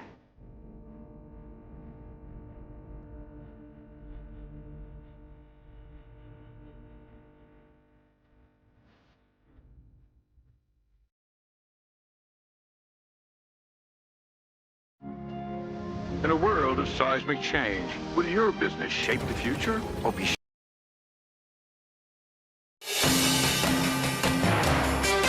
to the Tuesday edition as the White House allows Nvidia to sell its H20 GPUs in China, sending the stock to a new all-time high. I'm Joe Matthew alongside Kaylee Lyons in Washington. Thanks for joining us on Balance of Power. This coincides, Kaylee, with a series of investments in AI and energy that the president is making today in Pennsylvania. He's just on his way out of town now. Yeah, and making some news as he departs Washington, specifically on something he teased earlier today, posting on True Social that there was a trade deal with Indonesia and that details will follow. He is now providing those details, Joe, as the U.S. will be imposing a 19% tariff on imported Indonesian goods. The president said the tariff on U.S. goods going into Indonesia will be 0%. Interesting way to transmit this information as opposed to a piece of paper. The president right now is talking with reporters in the driveway of the White House on his way out. So we'll let you know more as we learn it. But yeah, redhead on the terminal, 19% Indonesia. I guess we have another box to check, which leaves 70 some odd others. Yeah, roughly. Maybe and more we than should that. keep in mind as well that Indonesia was on the receiving end of one of the letters from the president last week. And the tariff rate set out in that letter was 32%. So this is lower, though 19% is still nothing to sneeze at. So this is a story we will follow, not just on Indonesia, but when we Okay, looks like जो natural gas में मैं आप लोगों से कह रहा था नहीं जाता है नीचे तो रिवर्स कर सकता है। देखो अब यहाँ पर होगी फाइट, ठीक है। ये एक रेजिस्टेंस जोन बन गया, ये एक सपोर्ट जोन बनने की तैयारी में है। अगर दोनों में से किसी अगर मोमेंटम करना है, बड़ा मूव करना है, तो किसी एक साइड के एसएल जाने जरूरी है। या तो ये ऊपर का एसएल उड़ा दे या फिर नीचे का एसएल उड़ा दे। किसी एक साइड का अगर एसएल चले जाते हैं तब फिर उसी डायरेक्शन पे एक मूव आ सकता है। लाइक अगर ये इस तरह से जाता है तो फिर ये इस तरह से एक बड़ा मूव दे सकता है। अगर ऐसा नहीं होता, यहीं पर थोड़ी देर रुकता है और यहाँ पर अगर साइडवे चला गया तो फिर ये ब्रेकआउट करके और ऊपर जाएगा। तो जरा फंस गया है। सेलिंग में जो लोग हैं निकलना चाहें निकल जाएं, अगर होल्ड कर रहे हैं तो ट्रेलिंग ऐसा लगा लें। यहाँ पर एक बाइंग का भी देखो, अगर देखेंगे तो प्रॉब्लम वही आ जाएगी क्योंकि ये पहली बार सेलिंग पे आया, हमने सेल कर दिया, ठीक है। बट नीचे अगर मार्केट यहाँ पर रुक रहा है और अगर हम बाई करने जाएं तो प्रॉब्लम वही आएगी कि यहाँ पर बाई करने में अगर ऊपर का एसएल नहीं उड़ाया, नीचे का एसएल निकाल दिया पहले, तो फिर प्रॉब्लम हो जाएगी हमारे लिए। समझ रहे हो ना? और कोई इशू नहीं है। बाकी अब देखो यहाँ पर कोई भी ट्रेड लो, आप वापस यहाँ से सेल कर दो या फिर यहाँ से बाई कर लो, किसी ना किसी एक साइड पे एसएल जरूर जाएगा, तभी मूव आएगा। किस साइड जाएगा वो कोई नहीं कह सकता, नोबडी नोज। तो बेटर ये है, अगर तो रिस्क नहीं लेना चाह रहे हो किसी एक साइड पे ऐसे निकल जाने दो, या तो ऊपर निकल जाने दो मार्केट को रेंज के ऊपर। मान लो यहाँ से ऐसे ऊपर चला जाता है फिर नीचे आता है, तब यहाँ बाई करना बेटर रहेगा, या फिर नीचे ही ब्रेक कर दे इस एरिया पे, तब पुल ब्लैक में इस तरह से वापस सेल हो सकता है फिर से, क्योंकि अभी यहाँ पर दोनों ही साइड मूव करने के चांसेस है। बाकी अगर रिस्क ले सकते हो थोड़ा सा तो फिर एक बाइंग का ट्रेड बनेगा, but again as I said वो भी कोई ऐसा नहीं है कि कंफर्म ऊपर ही जाएगा, क्योंकि ऊपर रेजिस्टेंस है, जब तक उसके एसएल नहीं जाएंगे वो मूव ही नहीं करेगा। तो कॉन्सेप्ट को थोड़ा समझना है यहाँ पे, ठीक है। Been reporting, as you heard from Joe and Kaylee, President Trump to impose a 19% tariff on Indonesian goods. The balance of power continues right now. Back we go to Washington. Once again, your hosts, Joe Matthew and Kaylee Lyons.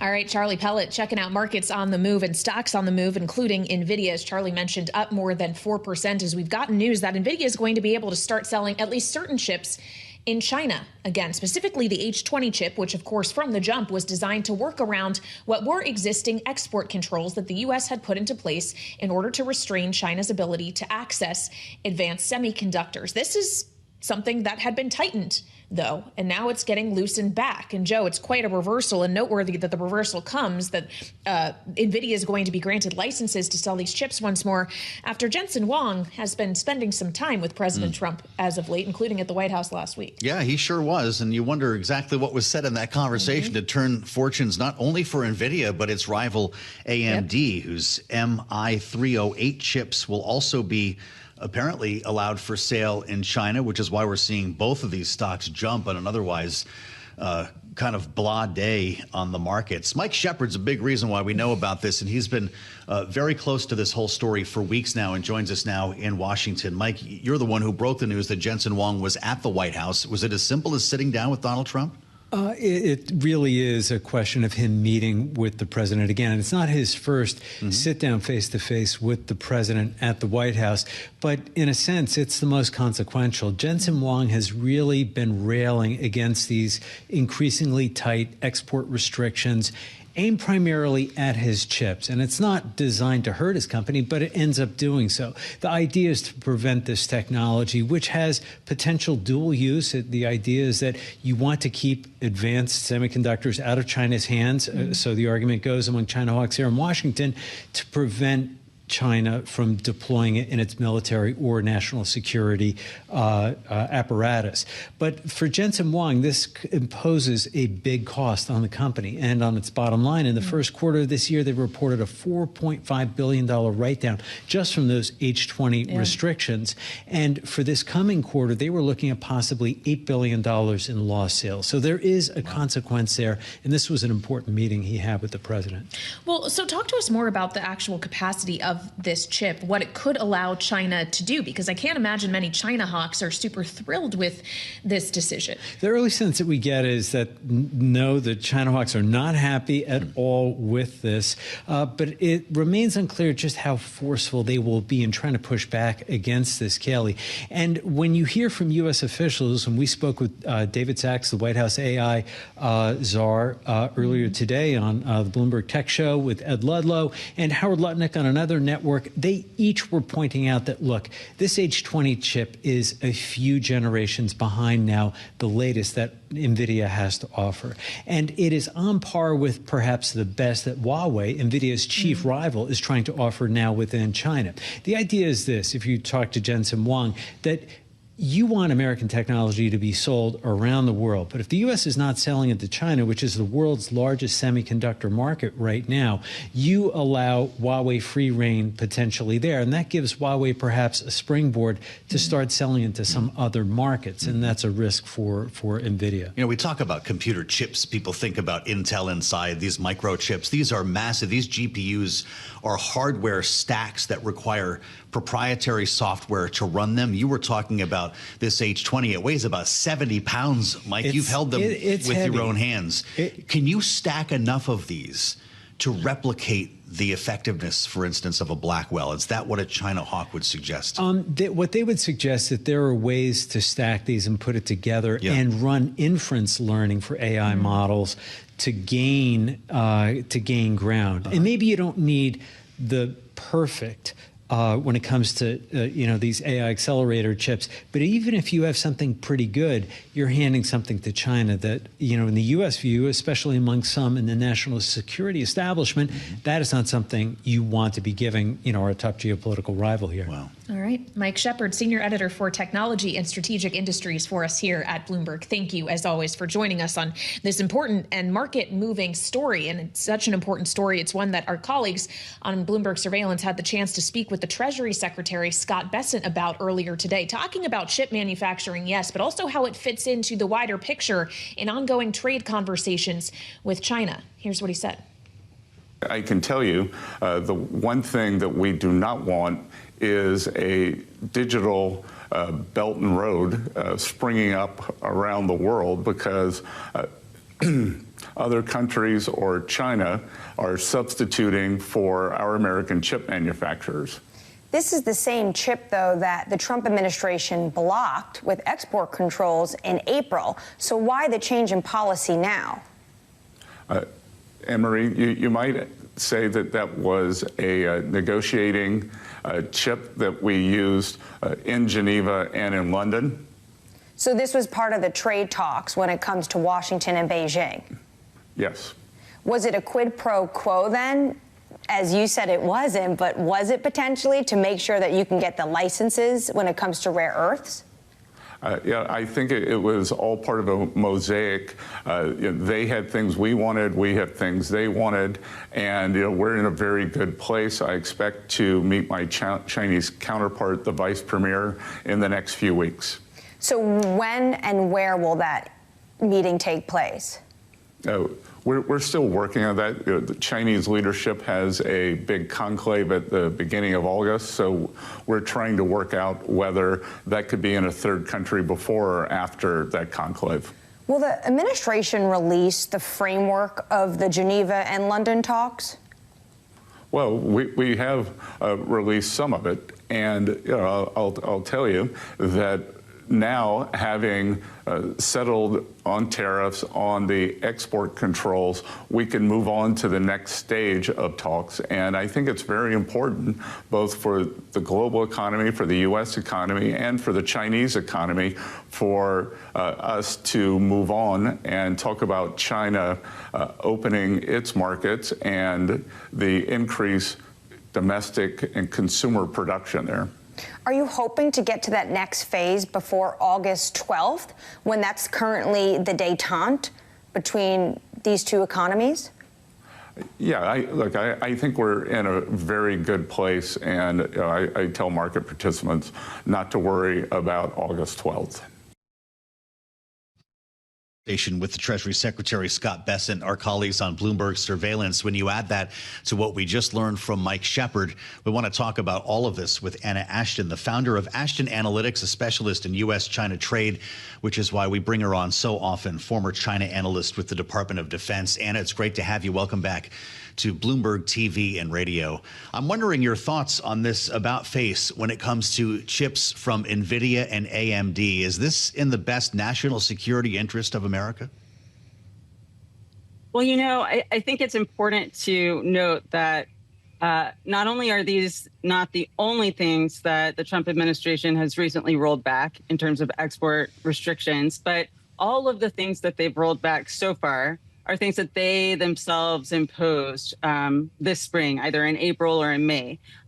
So when Treasury Secretary Bessent indicates that these were, chips that were part of the London negotiations, I take that at face value. They imposed more restrictions on exports of certain goods that they believed to be strategic for China in order to have bargaining power to try to get China to speed up its exports of rare earths.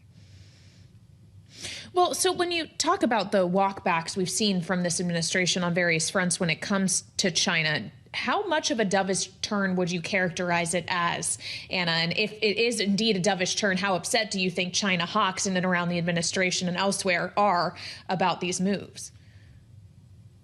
Well, look, I definitely think that China hawks are going to be upset, regardless of whether the rollbacks are of restrictions that were imposed recently by the Trump administration or of previously imposed restrictions, because from a China hawk perspective, none of this technology should be going to China at all. But I also think that in terms of trying to measure whether or not this is a dovish turn by the Trump administration, we still have to wait and see.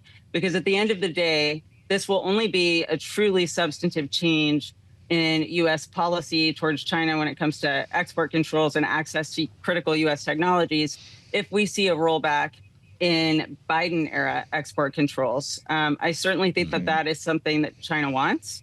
And it may be, it's possible China will get something like that.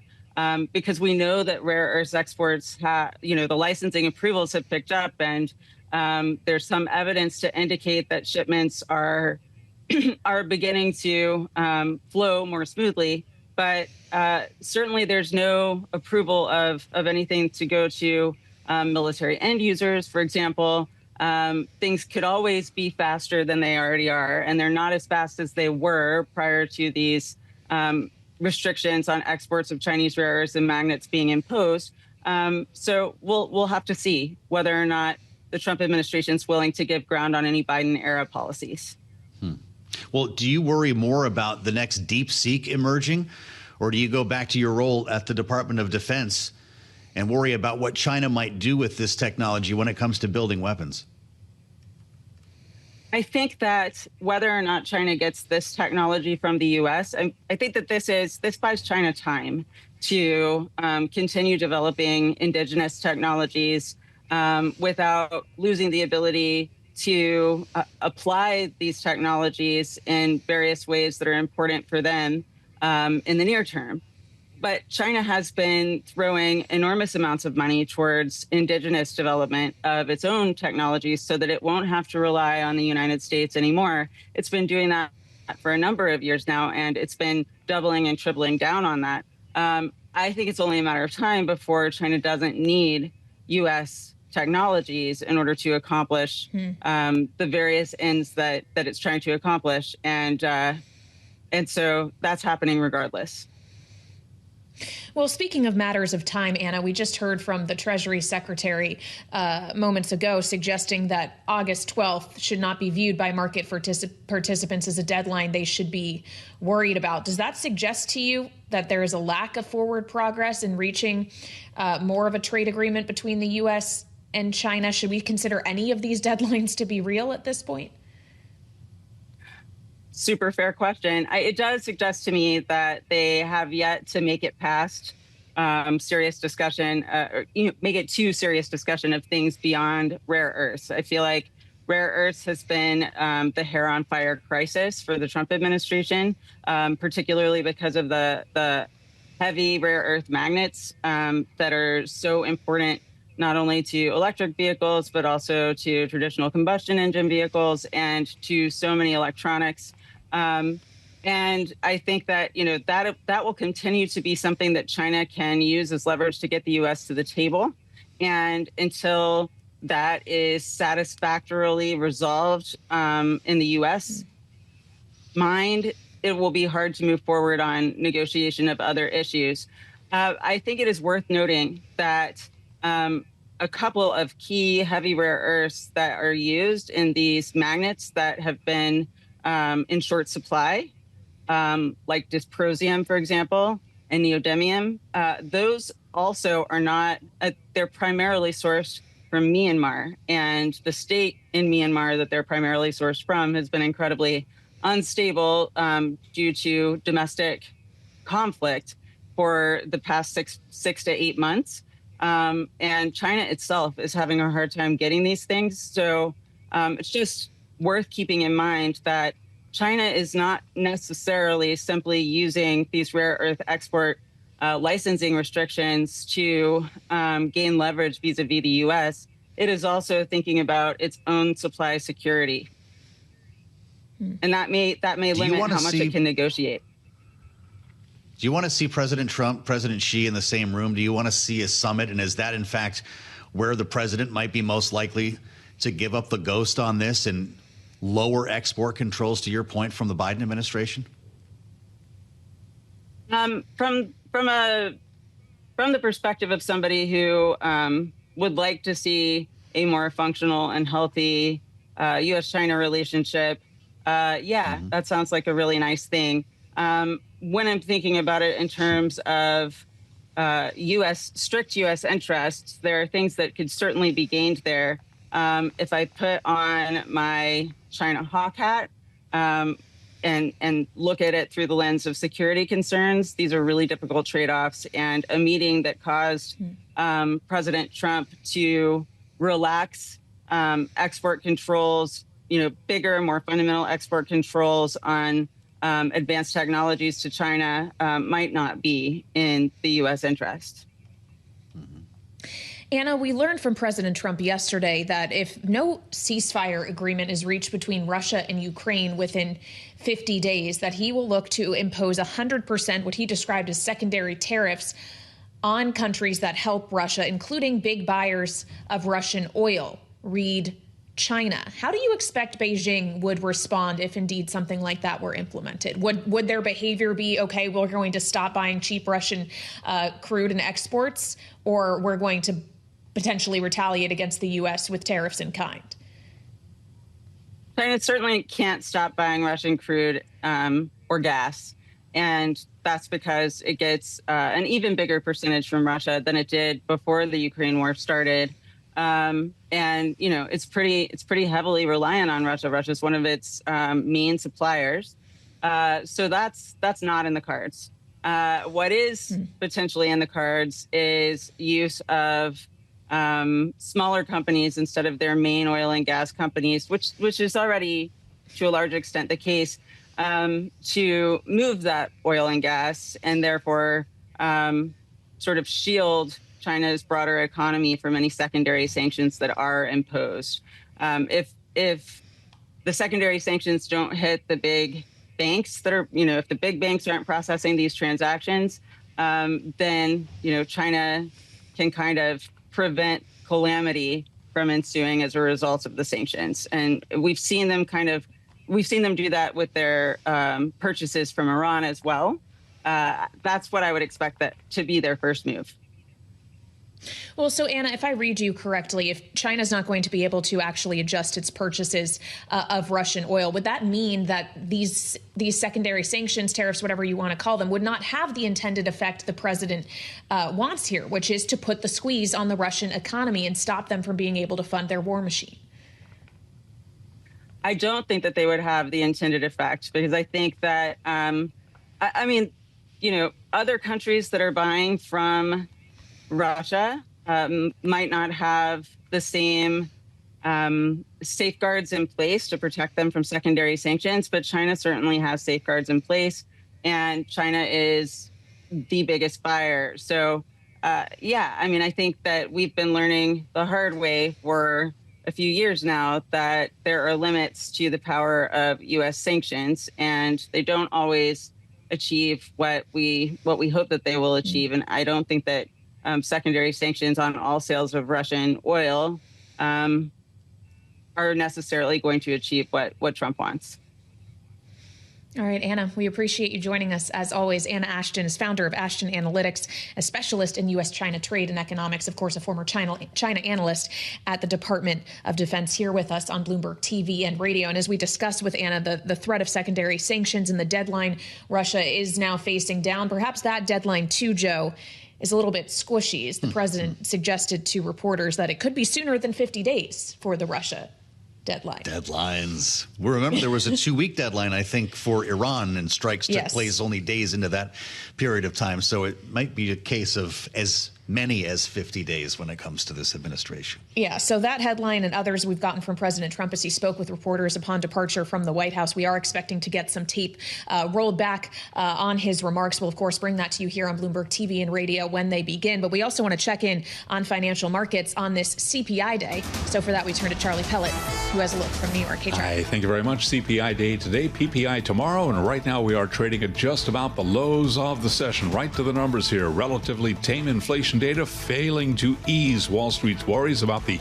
impact of tariffs. The S&P now lower by 12, 62.56, down 0.2%. As of now, worth pointing out, though, that briefly during this morning's session, we did trade as high as 6,300 on the S&P. The Dow now down 357, down 0.8%.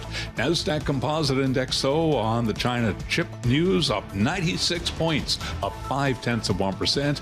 Nvidia up 4%. Advanced Micro Devices up now by just about 6.1%. 10-year 4.48%. The 2-year 3.95%. The 30-year back above 5%, 5.01%. Gold down $12 the ounce, 33.31, down 0.4%. West Texas Intermediate crude down 0.9%, 66.38 a barrel. And Bitcoin now down 2.4%, 117,310 on Bitcoin. So again, stocks lower. Nvidia and Advanced Micro Devices plan to resume sales of some AI chips in China after securing Washington's assurances that such shipments will get approved. Shares of both companies and other chip makers higher. Nvidia up 4.1%, Advanced Micro Devices up 6.1%. For on-demand news 24 hours a day, subscribe to Bloomberg News Now wherever you get your podcasts. And back we go to Washington. Once again, your hosts, Joe Matthew and Haley Lyons.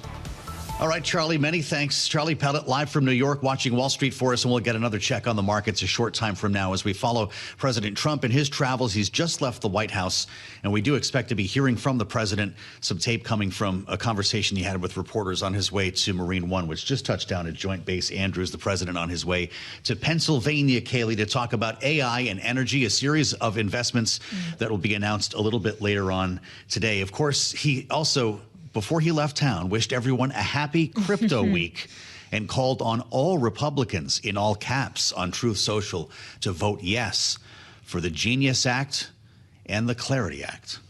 Indeed. And of course, there's a third piece of legislation that's going to be considered as well, an anti-CBDC bill, essentially. The three of them together comprising Crypto Week. The question is, can all three of them actually pass in the House of Representatives and then in the Senate for those that hadn't originated in the lower chamber? So we want to get a look at that now as we turn to Republican Congressman Mike Flood, who is with us. He, of course, represents Nebraska, its first district, and as a member of the House Financial Services Committee, in addition to being vice chair of the Republican Main Street Partnership.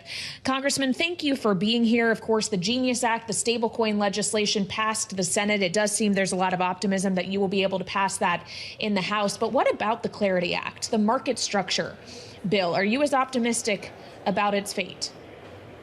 I really am. You know, Patrick McHenry, when he was chair, worked hand in glove with French Hill on digital assets. Our chairman now, French, is taking this to the next level.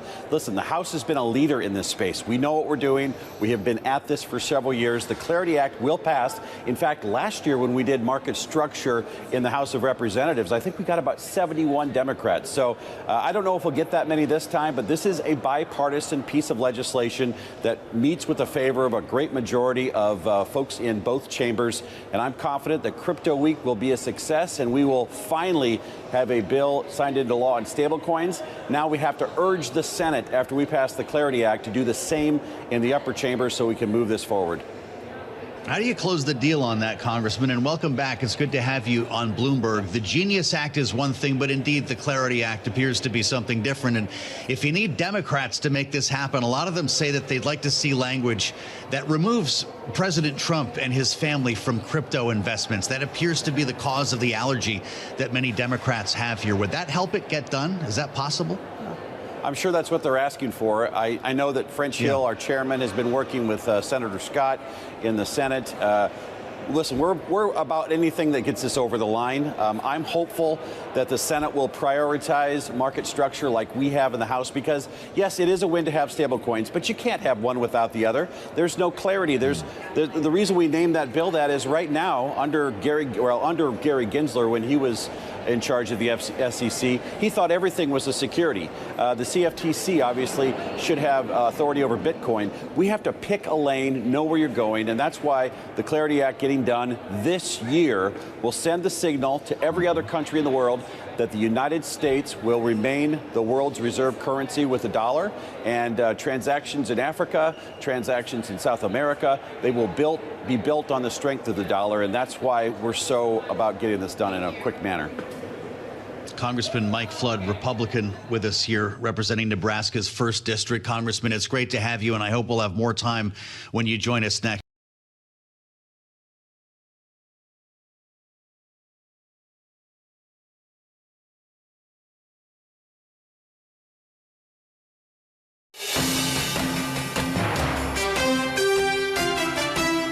Live from Washington, D.C., this is Balance of Power with Joe Matthew and Kaylee Lines.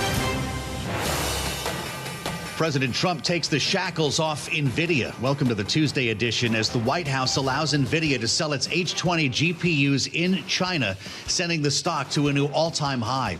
I'm Joe Matthew alongside Kaylee Lines in Washington. Thanks for joining us on Balance of Power. This coincides, Kaylee, with a series of investments in AI and energy that the president is making today in Pennsylvania. He's just on his way out of town now. Yeah, and making some news as he departs Washington, specifically on something he teased earlier today, posting on True Social that there was a trade deal with Indonesia and that details will follow. He is now providing those details, Joe, as the U.S. will be imposing a 19% tariff on imported Indonesian goods. The president said the tariff on U.S. goods going into Indonesia will be 0%. Interesting way to transmit this information as opposed to a piece of paper. The president right now is talking with reporters in the driveway of the White House on his way out. So we'll let you know more as we learn it. But yeah, redhead on the terminal, 19% Indonesia. I guess we have another box to check, which leaves 70 some odd others. Yeah, roughly. Maybe and we should keep in mind as well that Indonesia was on the receiving end of one of the letters from the president last week, and the tariff rate set out in that letter was 32%. So this is lower, though 19% is still nothing to sneeze at. So this is a story we will follow, not just on Indonesia, but when we consider the trade landscape and the export controls landscape more broadly when it comes to China. We'll have Anna Ashton joining us shortly. Anna Ashton and our scoop machine, Mike Shepard, will be with us as well. Remarkable turn here for Nvidia and AMD, we should note. We'll look at the stocks and check out what this means for these two companies. Yeah, we'll look at them, and Charlie Pellet's probably looking at them too. So let's get a check on those stocks and markets overall with Charlie up in New York. How's it going? Thank you very much. Here's what's going on. Both higher right now. We've got Nvidia up by 4.1%. Advanced Micro Devices surging 6.3%. One of a number of major stories that we are following for you. Right now, CPI Tuesday, we have got the S&P 500 index retreating. That stock rally sputtering as bond traders trim their Fed bets. Also, the 30-year, 5.01%, but right to the equity markets, S&P down 13, 62.55, retreating from a record down 0.2%. The Dow down 367 now, down by about 0.8%. Nasdaq Composite Index up 102 points, up 0.5%. Our Mag 7 Index, of which Nvidia, of course, a part, up 0.8%. The 10-year, 4.47%. The 2-year, 3.95%. And again, that 30-year bears repeating, 5.01%. Gold lower by 0.5%, 33.28 the ounce. West Texas Intermediate crude now down 1.1%, 66.27 the barrel. And Bitcoin now down by 2.4%, 117,303 on Bitcoin. Earnings news this morning from big banks. Another big story that we're watching. JP Morgan Chase down 0.8% after earnings. Citigroup up 2.9% after earnings, and Wells Fargo after earnings now down by 5.7%. So again, recapping, S&P lower by 12, down 0.2%. And as we have been reporting, as you heard from Joe and Kaylee, President Trump to impose a 19% tariff on Indonesian goods. And Balance of Power continues right now. Back we go to Washington. Once again, your hosts, Joe Matthew and Kaylee Lines.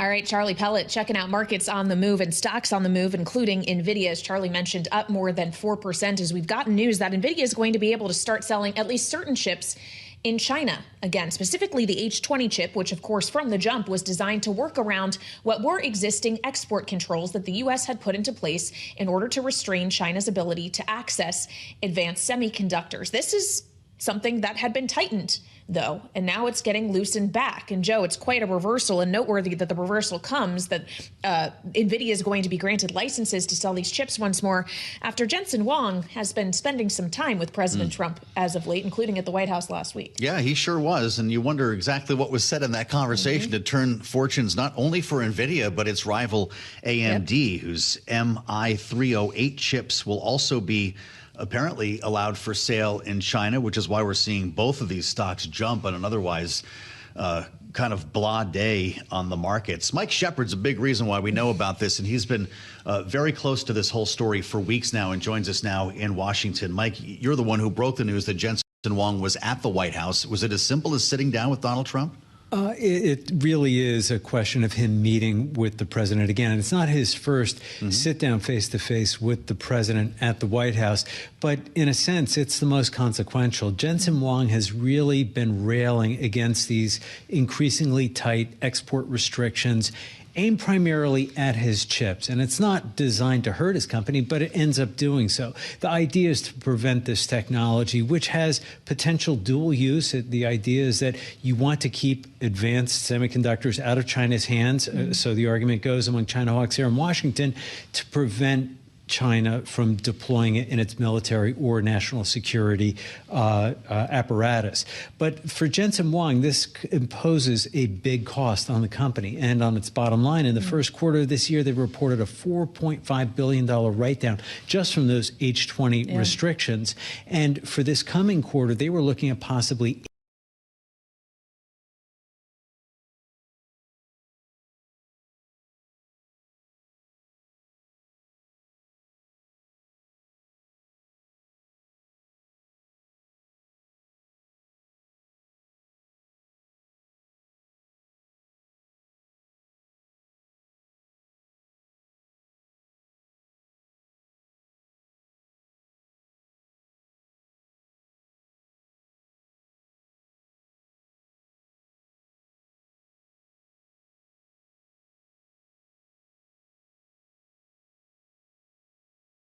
$8 billion.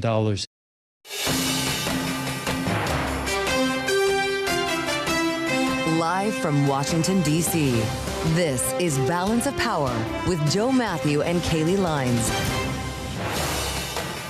President Trump takes the shackles off Nvidia. Welcome to the Tuesday edition as the White House allows Nvidia to sell its H20 GPUs in China, sending the stock to a new all-time high. I'm Joe Matthew alongside Kaylee Lines in Washington. Thanks for joining us on Balance of Power. This coincides, Kaylee, with a series of investments in AI and energy that the president is making today in Pennsylvania. He's just on his way out of town now. Yeah, and making some news as he departs Washington, specifically on something he teased earlier today, posting on True Social that there was a trade deal with Indonesia and that details will follow. He is now providing those details, Joe, as the U.S. will be imposing a 19% tariff on imported Indonesian goods. The president said the tariff on U.S. goods going into Indonesia will be 0%. Interesting way to transmit this information as opposed to a piece of paper. The president right now is talking with reporters in the driveway of the White House on his way out. So we'll let you know more as we learn it. But yeah, redhead on the terminal, 19% Indonesia. I guess we have another box to check, which leaves 70 some odd others. Yeah, roughly. Maybe and we should keep in mind as well that Indonesia was on the receiving end of one of the letters from the president last week. And the tariff rate set out in that letter was 32%. So this is lower, though 19% is still nothing to sneeze at. So this is a story we will follow, not just on Indonesia, but when we consider the trade landscape and the export controls landscape more broadly when it comes to China. We'll have Anna Ashton joining us shortly. Anna Ashton and our scoop machine. Mike Shepard will be with us as well. Remarkable turn here for Nvidia and AMD, we should note. We'll look at the stocks and check out what this means for these two companies. Yeah, we'll look at them, and Charlie Pellet's probably looking at them too. So let's get a check on those stocks and markets overall with Charlie up in New York. How's it going? Thank you very much. Here's what's going on. Both higher right now. We've got Nvidia up by 4.1%. Advanced Micro Devices surging 6.3%. One of a number of major stories that we are following for you. Right now, CPI Tuesday, we have got the S&P 500 index retreating. That stock rally sputtering as bond traders trim their Fed bets. Also, the 30-year 5.01%. But right to the equity markets, S&P down 13, 62.55. Retreating from a record, down 0.2%. The Dow down 367 now, down by about 0.8%. Nasdaq Composite Index up 102 points, up 0.5%. Our Mag 7 Index, of which Nvidia, of course, a part, up 0.8%. The 10-year 4.47%, the 2-year 3.95%, and again that 30-year bears repeating 5.01%. Gold lower by 0.5%, 33.28 the ounce. West Texas Intermediate crude now down 1.1%, 66.27 the barrel, and Bitcoin now down by 2.4%, 117,303 on Bitcoin. Earnings news this morning from big banks. Another big story that we're watching. JP Morgan Chase down 0.8% after earnings. Citigroup up 2.9% after earnings, and Wells Fargo after earnings now down by 5.7%. So again, recapping, S&P lower by 12, down 0.2%. And as we have been reporting, as you heard from Joe and Kaylee, President Trump to impose a 19% tariff on Indonesian goods. And balance of power continues right now. Back we go to Washington. Once again, your hosts, Joe Matthew and Kaylee Lyons. All right, Charlie Pellet checking out markets on the move and stocks on the move, including Nvidia, as Charlie mentioned, up more than 4% as we've gotten news that Nvidia is going to be able to start selling at least certain chips in China again, specifically the H20 chip, which, of course, from the jump was designed to work around what were existing export controls that the U.S. had put into place in order to restrain China's ability to access advanced semiconductors. This is something that had been tightened, though, and now it's getting loosened back. And Joe, it's quite a reversal, and noteworthy that the reversal comes that Nvidia is going to be granted licenses to sell these chips once more after Jensen Huang has been spending some time with President Trump as of late, including at the White House last week. Yeah, he sure was. And you wonder exactly what was said in that conversation to turn fortunes not only for Nvidia, but its rival AMD, whose MI308 chips will also be apparently allowed for sale in China, which is why we're seeing both of these stocks jump on an otherwise kind of blah day on the markets. Mike Shepard's a big reason why we know about this, and he's been very close to this whole story for weeks now and joins us now in Washington. Mike, you're the one who broke the news that Jensen Huang was at the White House. Was it as simple as sitting down with Donald Trump? It really is a question of him meeting with the president again. And it's not his first sit down face to face with the president at the White House, but in a sense, it's the most consequential. Jensen Huang has really been railing against these increasingly tight export restrictions aimed primarily at his chips. And it's not designed to hurt his company, but it ends up doing so. The idea is to prevent this technology, which has potential dual use. The idea is that you want to keep advanced semiconductors out of China's hands. So the argument goes among China hawks here in Washington to prevent China from deploying it in its military or national security apparatus. But for Jensen Huang, this imposes a big cost on the company and on its bottom line. In the first quarter of this year, they reported a $4.5 billion write-down just from those H20 restrictions.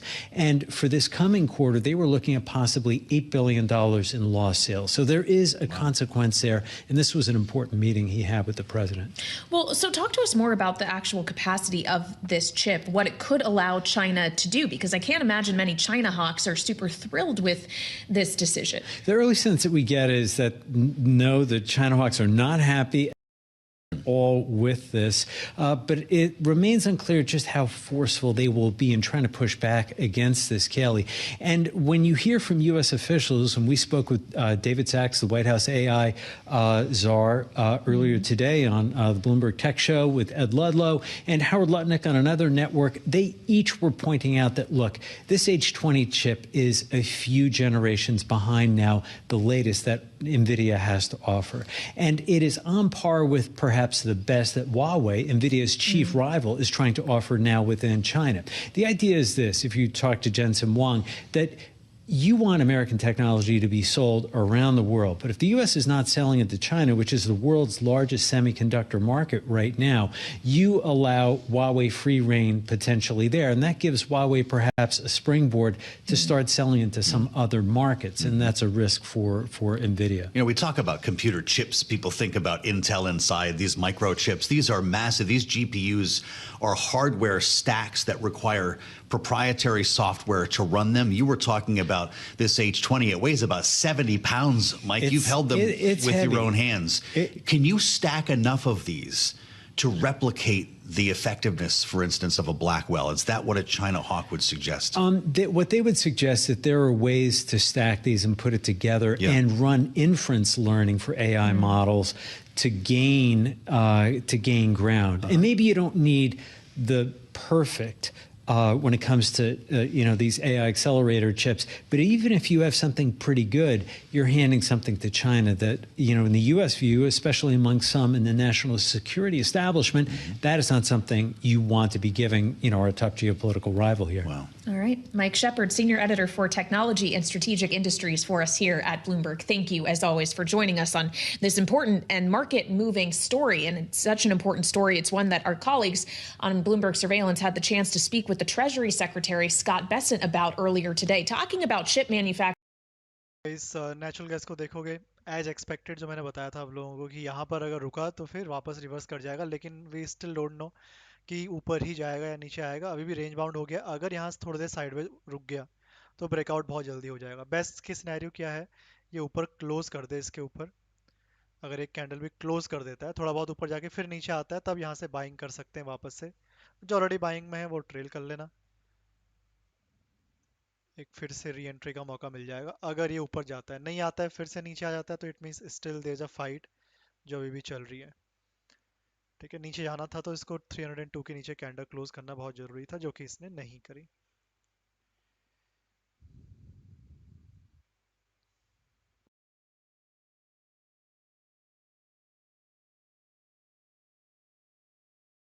नीचे एक बार ऊपर break करता है या फिर नीचे आ जाता है वापस.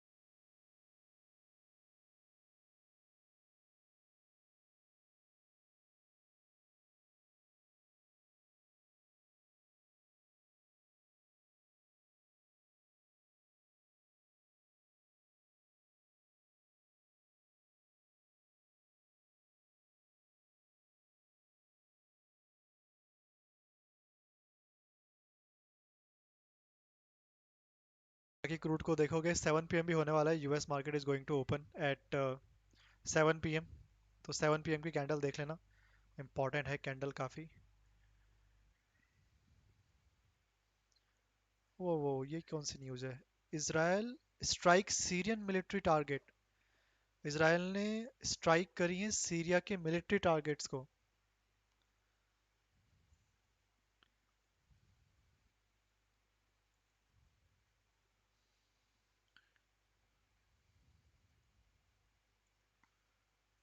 Israel strike Damascus as fighting rages in southern Syria. Crush in Gaza, 8 tactical might. Okay, 7 p.m. US market open.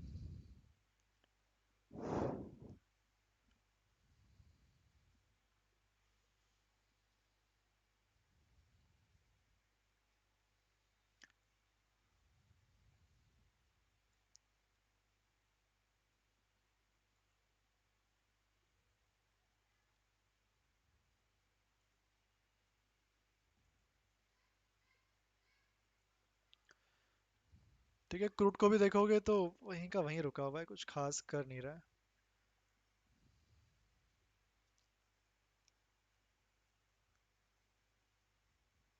Come on, ऊपर चला जाए और नीचे फिर दोबारा बाई हो जाएगा, नहीं तो उसमें वो भी आएगा सेम ही. सुनो,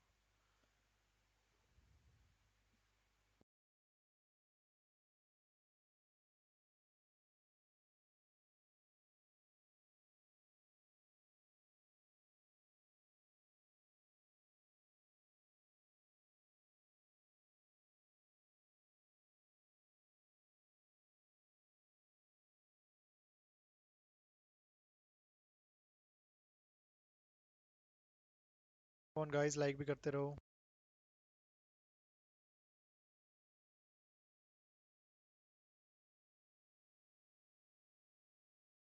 With confidence.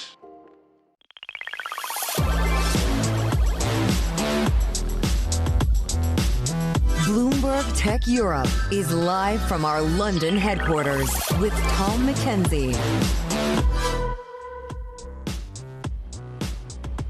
You are watching Bloomberg Tech Europe. Coming up, from underdog to Europe's tech darling, Christian Klein turned SAP into Europe's most valuable company. We sit down with the CEO to find out how he pulled it off and what's next for the German tech titan. The data center showdown. SAP CEO fires back at US tech giants pushing to dominate Europe's digital infrastructure.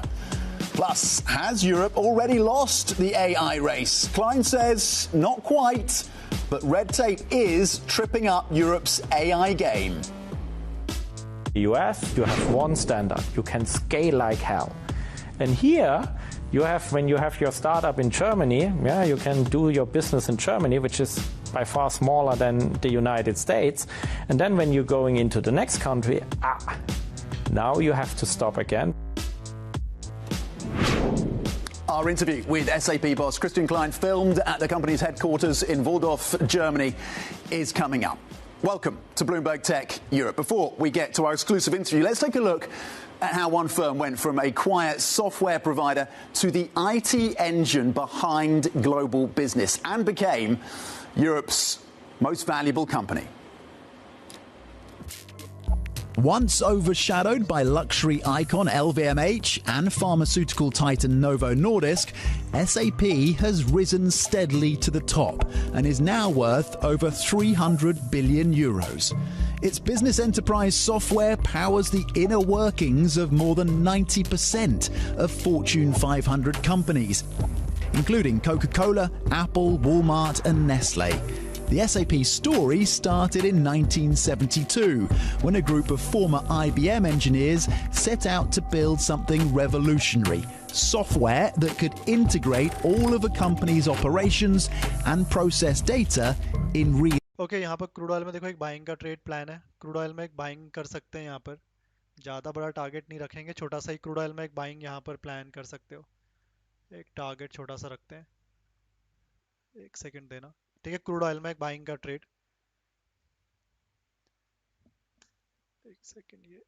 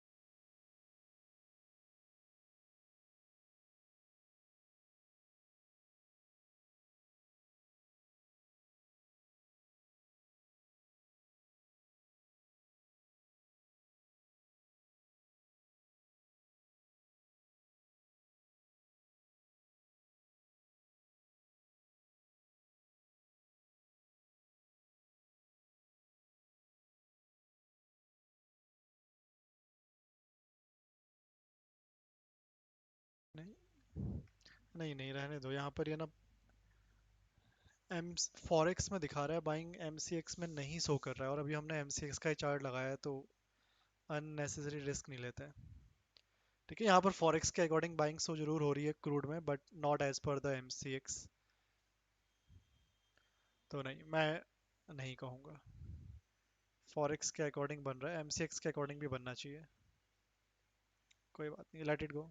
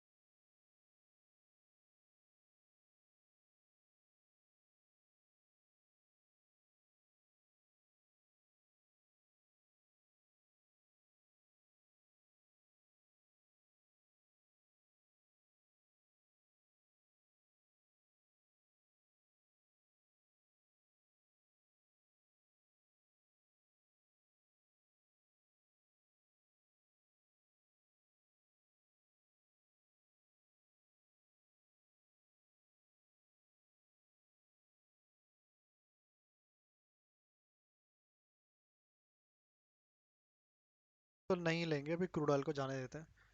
Forex के according वो show कर रहा है, MCX के according नहीं कर रहा है, तो दोनों जगह कॉन्ट्राडिक्ट कर रहा है। मैंने एमसीएक्स में देखा, उतना एग्जैक्टली मुझे नहीं दिखा रहा है, तो मेरे लेवल के अकॉर्डिंग नहीं है।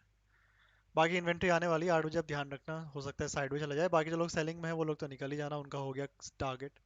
वापस ऊपर से सेलिंग आएगी तो देखेंगे वापस, कैंडल ओपन इक्वल टू लो पे मत सेल करना, बस ध्यान रखना है इस चीज़ का।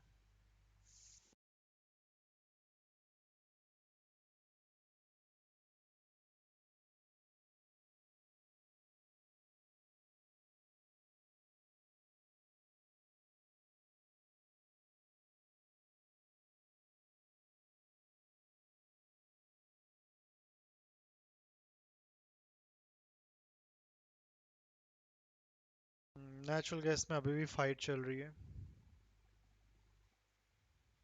Ones, we have an Exxon. Yesterday I had BP and many more in Amazon, Microsoft. They are all customers. And what they are, when you look at their transformation, they are using SAP really broadly on premise.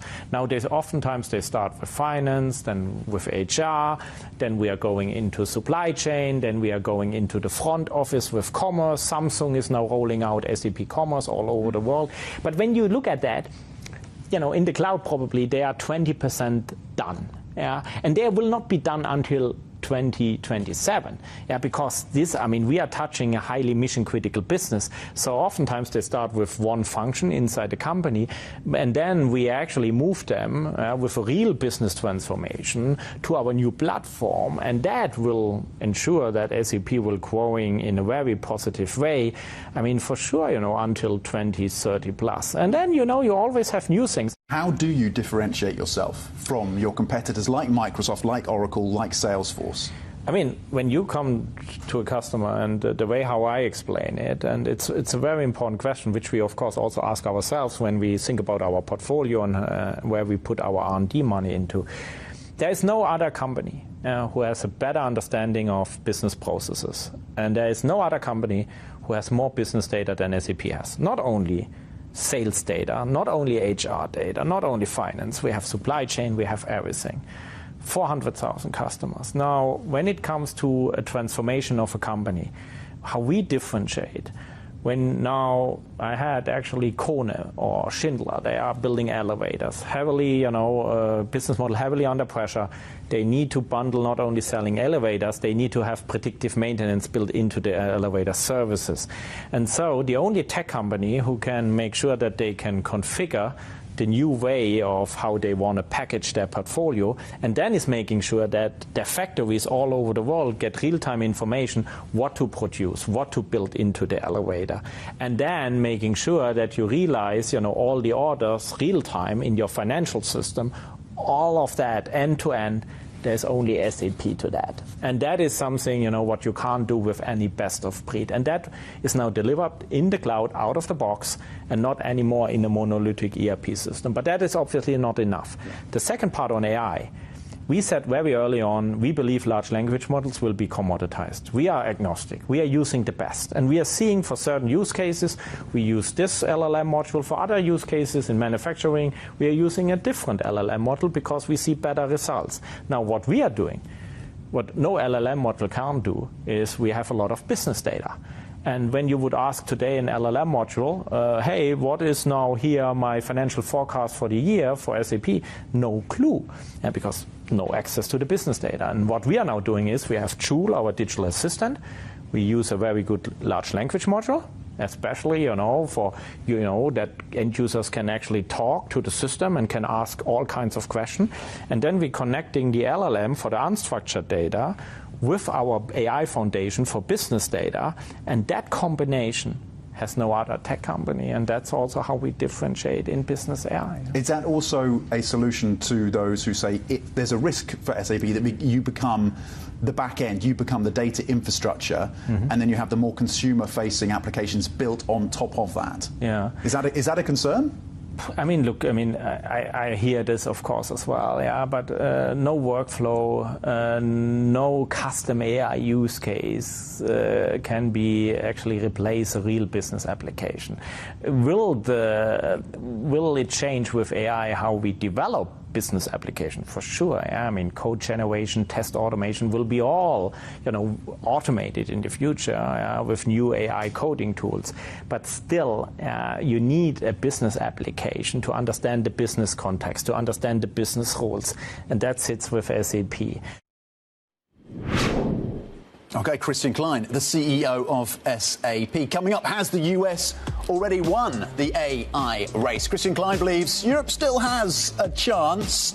For more from our exclusive. In a world of seismic change, will your business shape the future or be shaped by it? How will we capture the imagination of tomorrow's consumers? Overcome operational constraints to focus on future growth, and unlock economic and social prosperity through environmental responsibility.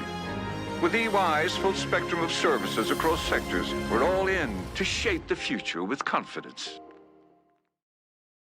In a world of seismic change, will your business shape the future or be shaped by it?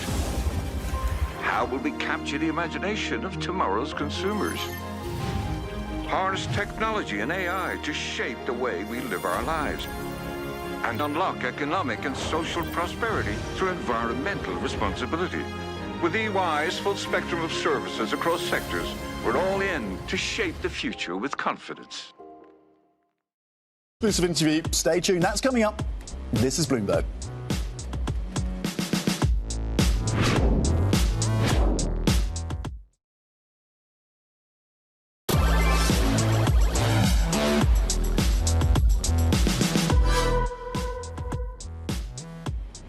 Welcome back to Bloomberg Tech Europe. Now, SAP's recent growth has been powered by a pivot to the cloud, with the company leaning heavily into artificial intelligence.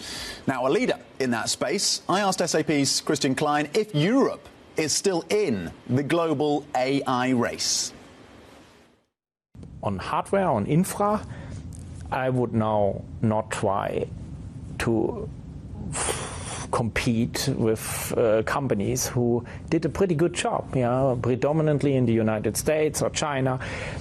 The AI race is not decided yet on the software layer. There will be, there's so much demand now. The chips are there. Yeah. There's also not a lack of data centers.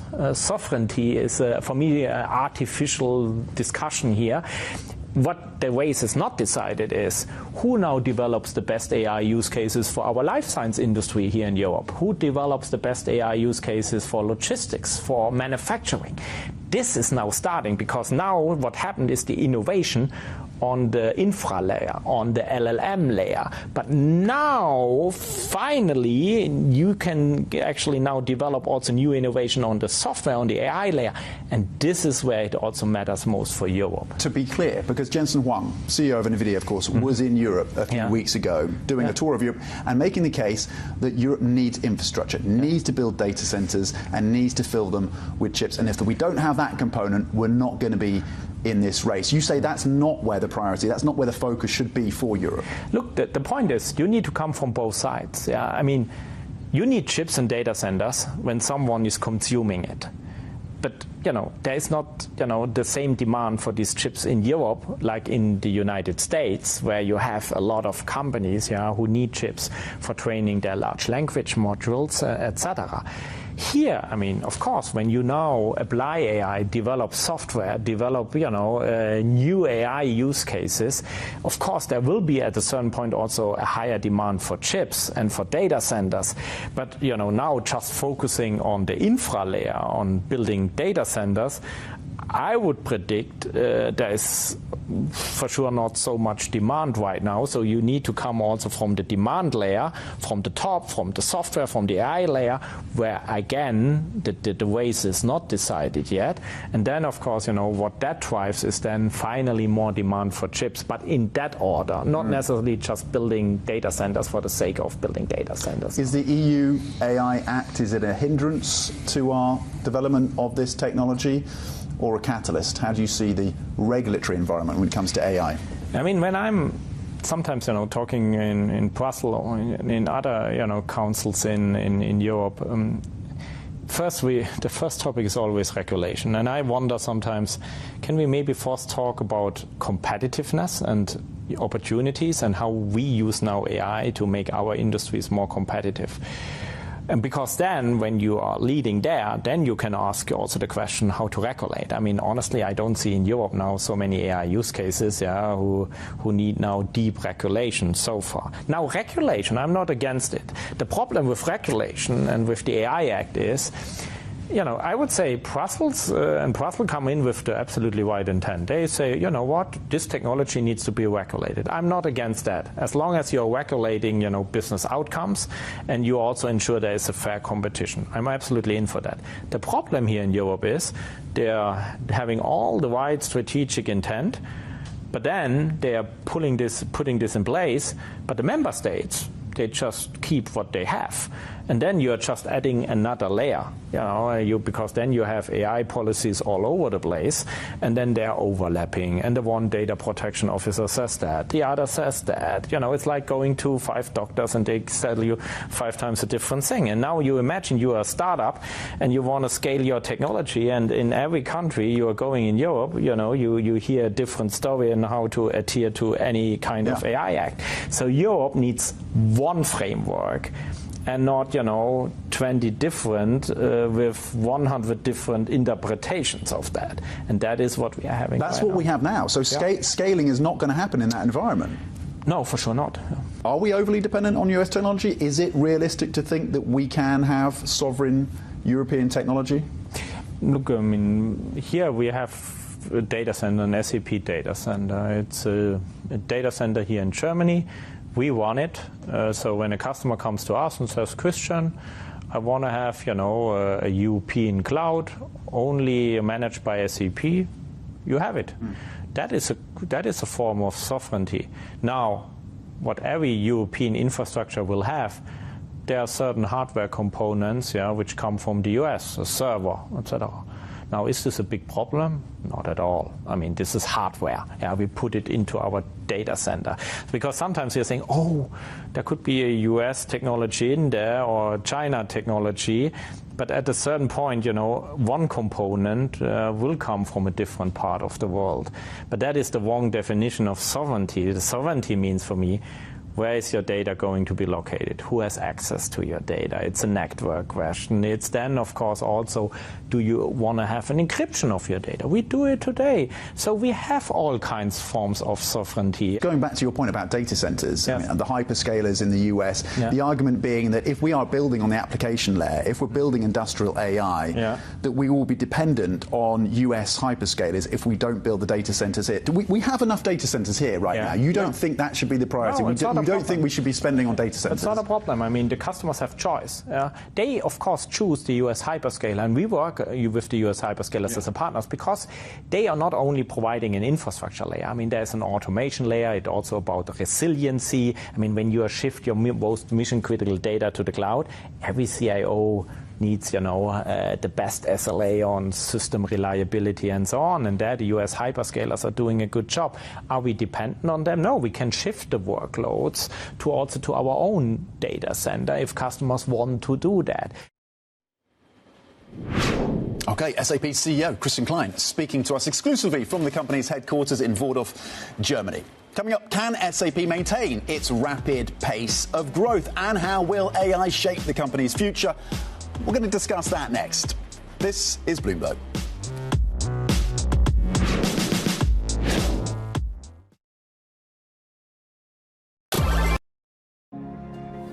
In a world of seismic change, will your business shape the future or be shaped by it? How will we capture the imagination of tomorrow's consumers? Overcome operational constraints to focus on future growth? And unlock economic and social prosperity through environmental responsibility. With EY's full spectrum of services across sectors, we're all in to shape the future with confidence.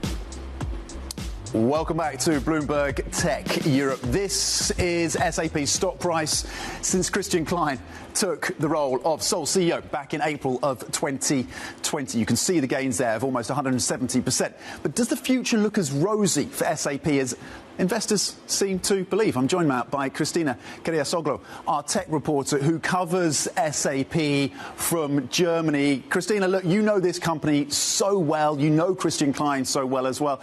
He said to me, look, he's very confident they're going to get that growth continuing beyond 2027. What are the potential headwinds to that narrative, to that growth for SAP?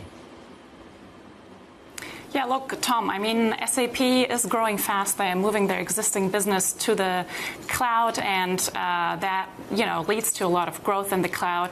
But when you look at the base, the customer base, just 40% of the customers have started this journey yet. So there's 60% remaining that still needs to make the move, and it takes a lot of time. It's expensive, and the macro environment doesn't really help, the companies making these large spending decisions. So they extended their maintenance through to 2030, so there will be more growth of this existing business. But I think what the really interesting question is how much of the future cloud growth will be due to SAP selling real innovations like innovative products, the applied AI that Christian Klein wants to put out there.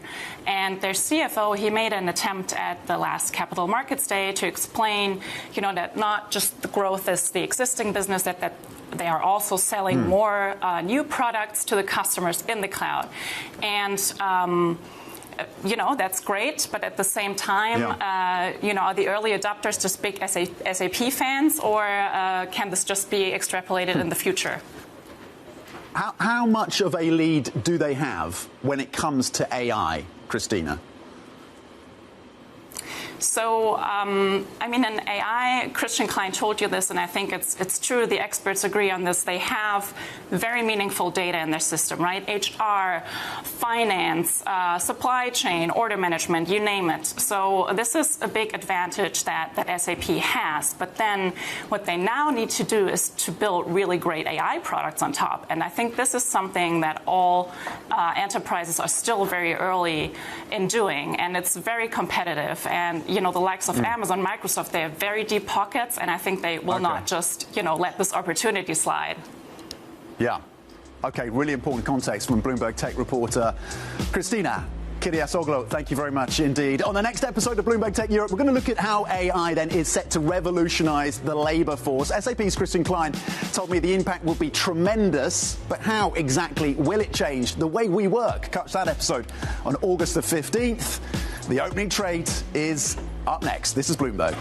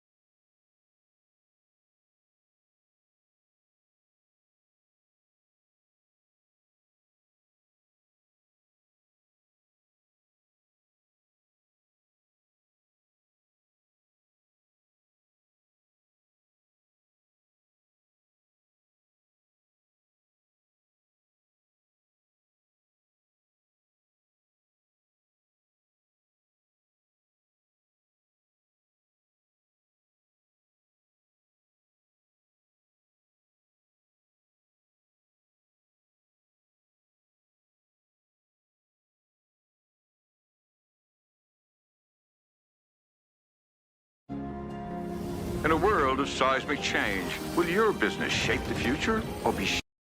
Some of the things that we wrote off might be harder to recover, but most of the things that we put on reserve will not be scrapped permanently, was not scrapped permanently. And so we'll compare what customers would like to buy now versus the inventory that we have, and then we can figure that out. It's probably not 100%, but it's not 0% either. Tariffs, you know, the world is reconfiguring itself, and we are a company, and we have to adapt to whatever the world's trade and tax and tariff conditions are. There were trade, taxes, and tariffs before I came into Nvidia. There will be trade, tariffs, and taxes after I leave Nvidia, and so this is something we all have to adapt to.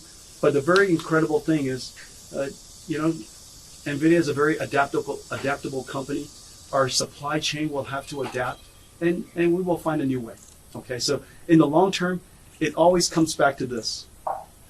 Do you make products and technologies that are important to the world? Are you building things with great craft and care that customer deliver and receive benefits? And are you doing something that really impacts the world? And if those things are true, everything else will solve itself.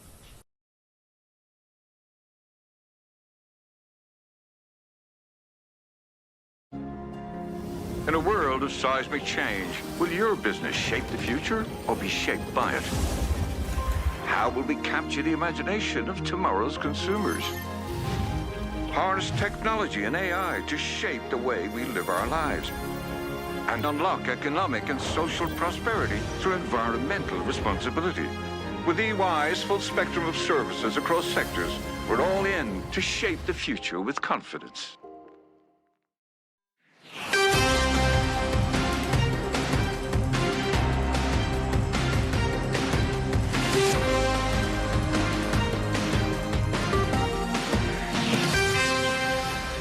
It's 5 a.m. in New York City. Good morning. I'm Danny Berger with your Bloomberg Brief. Here's what you need to know this morning. The race for the Fed's top spot. President Trump's economic aide, Kevin Hassett, is said to be the front runner to replace Chair Powell next year. And it's the countdown to August 1st. The president says that tariffs on pharma and semis are coming soon. And bank earnings continue with Bank of America, Morgan Stanley, and Goldman Sachs after a record-setting quarter for their peers. So we had CPI a little under 24 hours ago. Did we learn anything from it? We're going to speak with Paul Donovan very shortly, who says the quality of the data itself is a problem. Even so, as the session wore on, we concentrated on things that seem to be impacted by tariff inflation. So stocks sank, and they sank again today, not to a huge amount, down less than 1/10 for your S&P futures session. Your NASDAQ, that underperforms after outperformance yesterday, thanks to Nvidia and AMD being able to sell more chips into China. Meanwhile, for your bond market, it was more pricing out of Fed cuts, nearing a 50-50% odds for a September cut. Little change this morning, some pain on the front end, higher by a basis point, but just want to flag the long end 30-year yields back above 5%. Let's now get you some stocks to watch or moving in the pre-market. With that is Valerie Teitel. Hey, Val.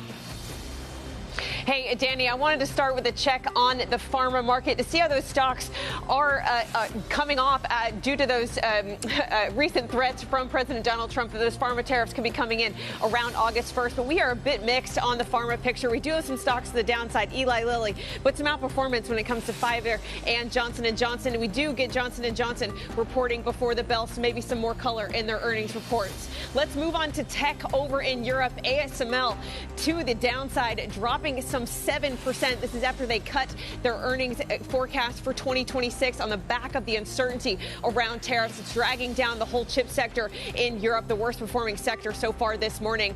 Let's end with what we are due to hear before the bell, and those are those bank earnings that you talked about, Danny. We do have Goldman Sachs, Morgan Stanley, and Bank of America. Will they look like what their peers looked like yesterday with the JP Morgan coming out with beats across the board in equity trading, fixed income trading, and investment banking revenue? Are we due to see those kind of beats so far this morning? Danny. A fantastic roundup, Val. We'll catch up with you later in the hour. Also in this hour, joining us shortly will be Paul Donovan of UBS to give us his read on the most recent reads of data in the impact of tariffs. Till Backen's Michael Purvis will discuss the risk landscape, and we'll look ahead to the rest of the Wall Street earnings with Stephen Bigger of Argus. Now, the latest U.S. CPI data did show inflation rising less than expected for a fifth month in June, despite signals that companies are starting to pass on tariff-related costs to consumers. Paul Donovan, chief economist at UBS Global Wealth Management, says, quote, U.S. June consumer price inflation gave some troubling signals about the data quality. Not only are fewer prices being measured, there is circumstantial evidence that budget cuts mean more prices are being guessed. And I'm pleased to say that Paul joins us now this morning. So, Paul, what do you do with the data when the quality of it is questionable? Well, this has always been a problem with economic data. We've seen declining quality in recent years, but we have seen the U.S. Bureau of Labor Statistics, for example, just give up measuring prices in certain cities over the last couple of months because they don't have the resources to do that. And what we've seen in this data is that they're having to use more and more guesswork to come up with prices, again, because they don't have the people to measure. So we've got a general sense of the trends, but we've perhaps got to be a little bit careful about putting too much reliance on precision coming out of the CPI numbers. Well, as you hinted at there, Paul, in that quote we read from you, it seems like it will get worse if there are budget cuts and there are less people working on this and less resources. So does that mean the quality continues to decline? And when does that run into a real issue when we judge the data not only to make market decisions, but for central bankers trying to decide where policy goes from here?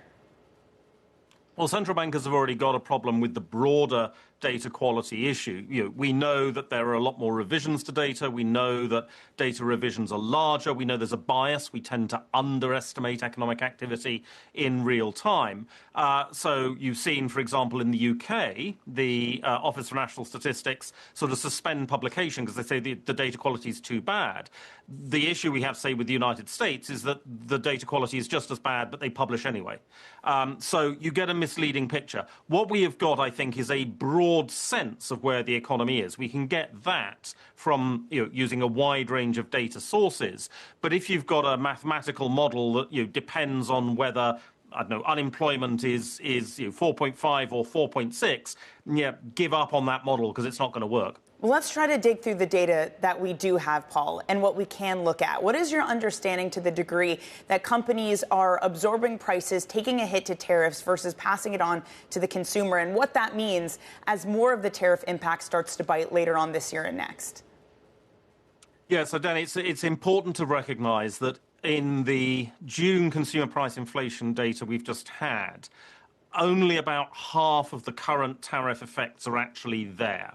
And that's because tariffs don't apply to goods that are already en route. So a lot of product that was arriving in the United States in May was not subject to tariff, because it was already on its way when the tariffs were imposed, and you get a free pass if that's the case. So there's still quite a lot of tariff effects which are going to be coming through in subsequent months which aren't actually there. And then, of course, we also saw companies front-loading, buying in advance of tariffs, stockpiling, and so we're still selling goods which are not subject to tariff.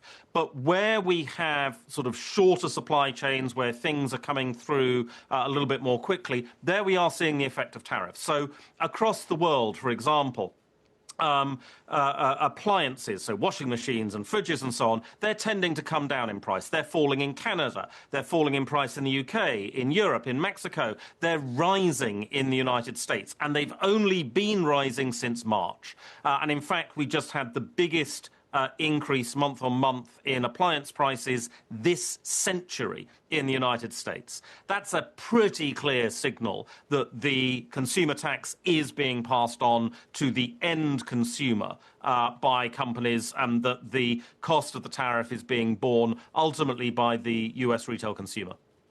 If that is the case, Paul, very visible type products, if we are in this regime again where things like washing machines are starting to become more expensive, is it your understanding that things like that exert enough political pressure to pull Trump back from the most extreme tariffs if it is a market that isn't doing the work of that right now? So this is the issue, because consumers are plagued by something economists call frequency bias.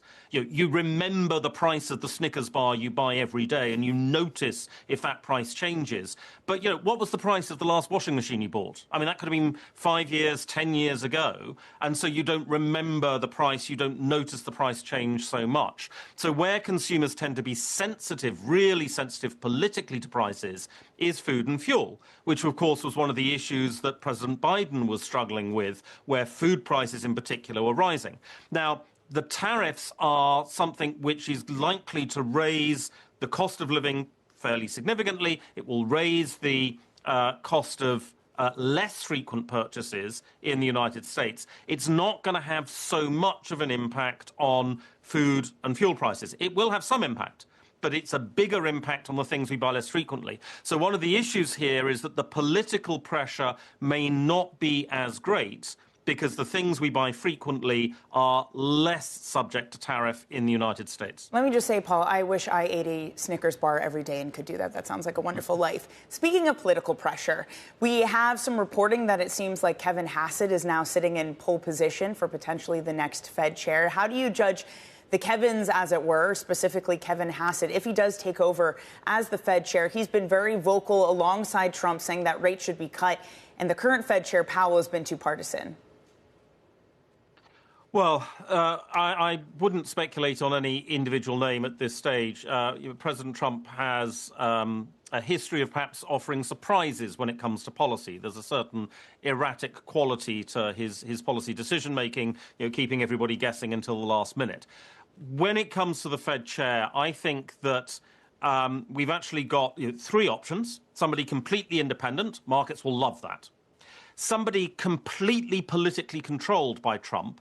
I actually think markets would react quite well to that, because what would happen is if you get a complete political stooge coming into the Fed, the FOMC will just ignore them.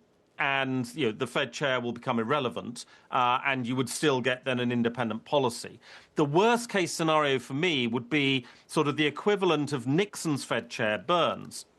And Arthur Burns was somebody who appeared to be sort of politically independent. But when you look at the Fed minutes from the time, he was basically parroting what Nixon had told him to say. And so the Fed wasn't able to defy him because he didn't appear to be a political stooge, but in actual fact, he was very subject to political influence. So an Arthur Burns equivalent, I think, would probably be the most damaging Fed chair that we could get. Paul, that is such an interesting point, and kind of echoing what Neil Dutta said, if you get a political appointee who's very blatantly so, you might just get a chair in name only. Paul, we're going to have to leave it there. It is always wonderful to have you all. Paul Donovan of UBS Global Wealth Management. Now let's get you some other top stories that are trending on the terminal this morning. Paul mentioned this. UK inflation had come in hotter than expected in June, rising to its highest level since January of 2024. Headline CPI picked up to 3.6%. Food prices rose 4.4%. Retailers blame recent increases in payroll taxes and minimum wage. ASML shares, they are down this morning, nearly 8%. The chip equipment maker struck a cautious tone on its outlook for the next year. Tariffs are muddying forward guidance despite positive performance. Its CFO did say that lifting chip controls on China would boost demand. In the meantime, the owner of Cartier, Van Cleef, and Arpels reported higher sales. Sales at Richemont's jewelry division surged 11% in the quarter ending in June. So everyone's still out there buying jewelry. Guess that's good news. Coming up, President Trump says pharma tariffs could come by August 1st. We're going to have more on the latest negotiations. That's coming up next. Stay with us on your Bloomberg Brief.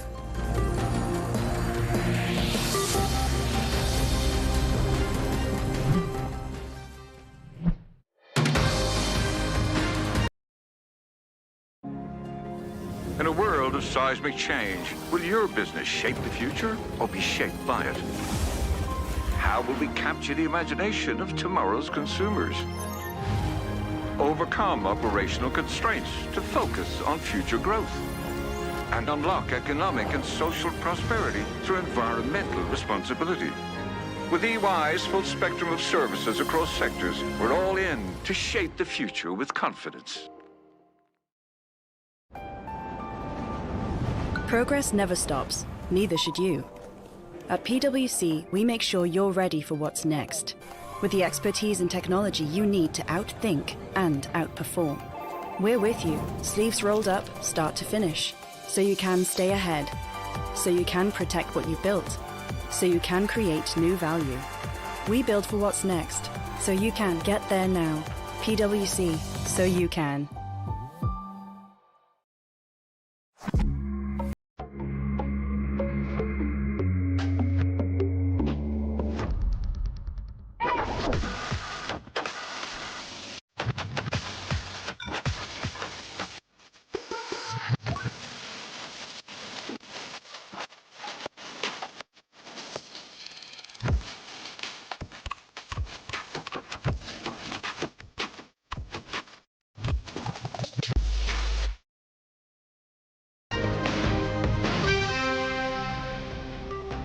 Pharmaceuticals will be tariffed probably at the end of the month, and we're going to start off with a low tariff and give the pharmaceutical companies a year or so to build, and then we're going to make it a very high tariff.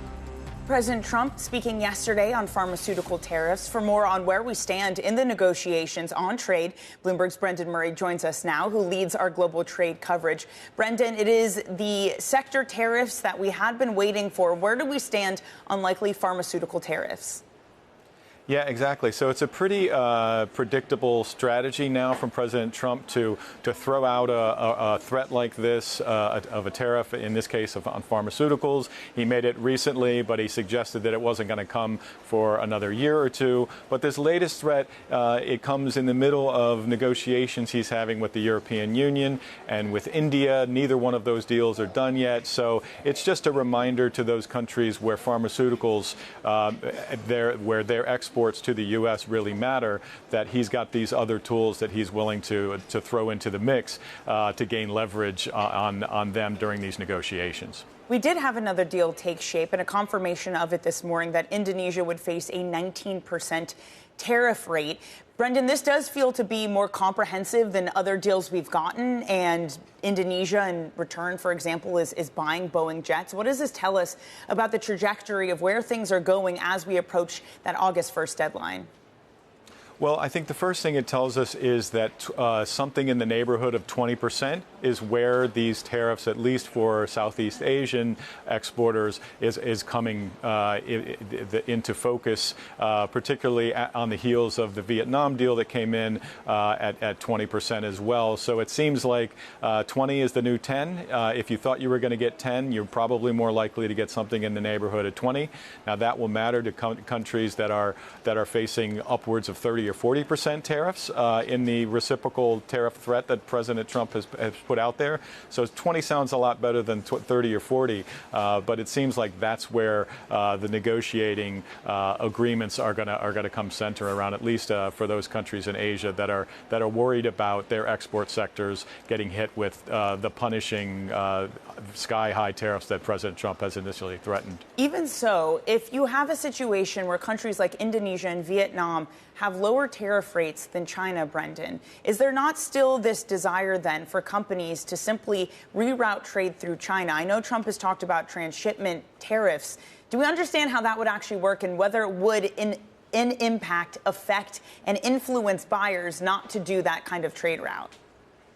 Yeah, I think what it really introduces is, and we've talked to importers and shippers dealing with this new regime, this new tariff regime, is that it just really complicates the whole system. And if you're trying to figure out where to reroute your supply chains, it makes that task if you're able to do it, it creates so much paperwork and so much extra costs. So I think until we see where all these other individual tariff rates settle, then it's going then companies will have more certainty. But until then, we're looking at at least 3 more weeks, if not longer, of trying to decipher how the new global trading system is going to be wired along with these new U.S. tariffs. Brendan, thank you for your help in trying to decipher it. I'm sure we'll do this same place, same time tomorrow morning. Brendan Murray, thank you so much. Coming up, House Speaker Mike Johnson breaks with President Trump over the Epstein files. More on this and what else is making headlines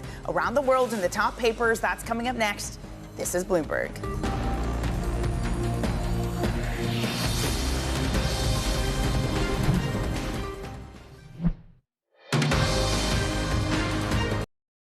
Technology is embedded in every aspect of our lives and laying the foundation for the future.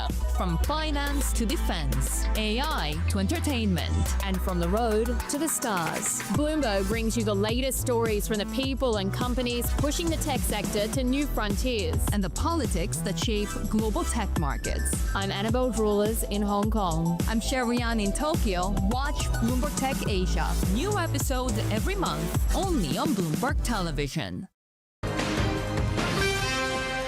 You're watching Bloomberg Brief. I'm Danny Berger in New York. Let's get you some front page news. What's making headlines on the world's top publications? First up, on the Journal, New York City mayoral candidate Zohran Mamdani has met with the city's most powerful business executives. During the meeting, Mamdani said that he would discourage the use of the phrase globalize the intifada, but said that he wouldn't discourage the idea of the protest behind it. Michael Bloomberg, who has endorsed mayoral candidate Andrew Cuomo, is founder and majority owner of Bloomberg LP, the parent company of Bloomberg TV. Next up on the Washington Post, Speaker Mike Johnson calling for the release of the Epstein files amid backlash. It comes just days after the Justice Department said the matter was effectively closed. Johnson is a close Trump ally, and this is one of the first major breaks he's had with Trump publicly on an issue.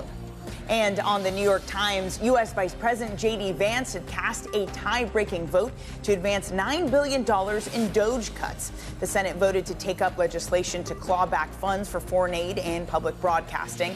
The rescissions bill is a top priority for the Trump administration. Now, staying in D.C., National Economic Council Director Kevin Hassett is in pole position in the race to be President Trump's next Fed chair. For more on this story and others, let's bring in Bloomberg senior editor Bill Ferry. So, Bill, it was a race between the Kevins, and it seems like one Kevin might reign supreme. Yeah, that's right. Treasury Secretary Scott Bessent saying that basically the formal process for picking the next Fed chair is underway. And it looks like from our reporting that Kevin Hassett, the head of the National Economic Council, is in that pole position right now. He has been a longtime Trump economic aide, basically going back the better part of a decade. And his main competition looks to be Kevin Warsh, the former Fed governor, who has also been a longtime Trump supporter, but certainly doesn't get as much face time as Hassett does with his office there in the White House, right there in the West Wing, and his ability to jump in and advise Trump on economic matters. Now, of course, Scott Bessent has also been on that short list. President Trump was asked about his potential candidacy and basically said that he likes the job that Bessent is doing at Treasury, and that the Treasury Secretary is probably not the number one pick right now. But we know with President Trump, his mind can shift quickly, and they have really several more months before they really have to make this decision.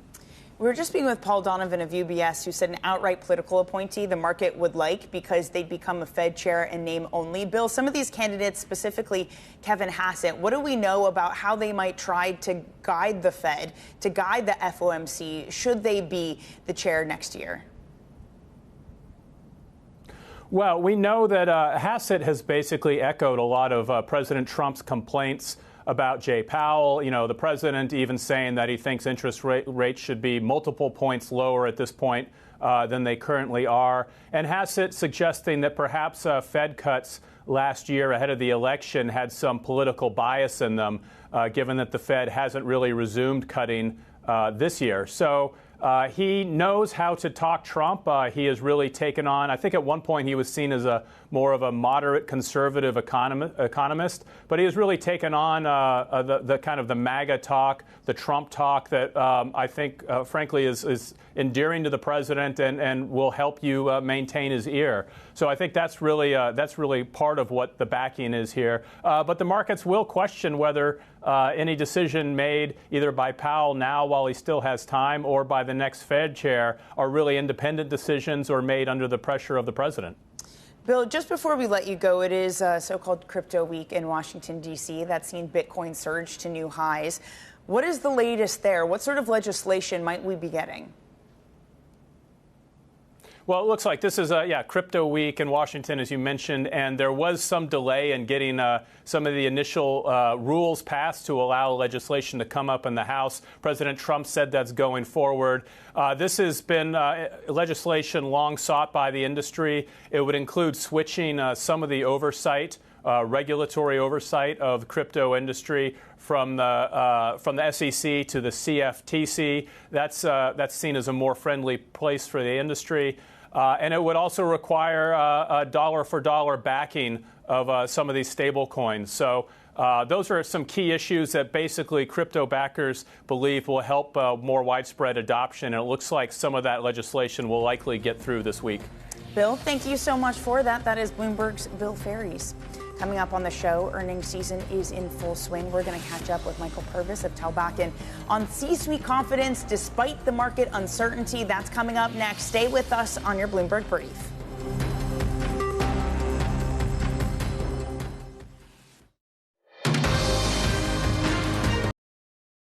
In France, when we do something, it often ends up iconic. This radio antenna, for example, iconic. Or a gift to a friend? Iconic. A little something for breakfast? Iconic. When we aim high, when we go deep, when we make hearts beat faster, and when we make them beat again, when we search for something, and when we find it, when we triumph, even when we stumble. Iconic. When we get people moving, when we get the world moving. Iconic. Why? Because we do things our way. Stylish, bold, exploring, innovating, carrying our history and values into the future. Make it iconic. Choose France.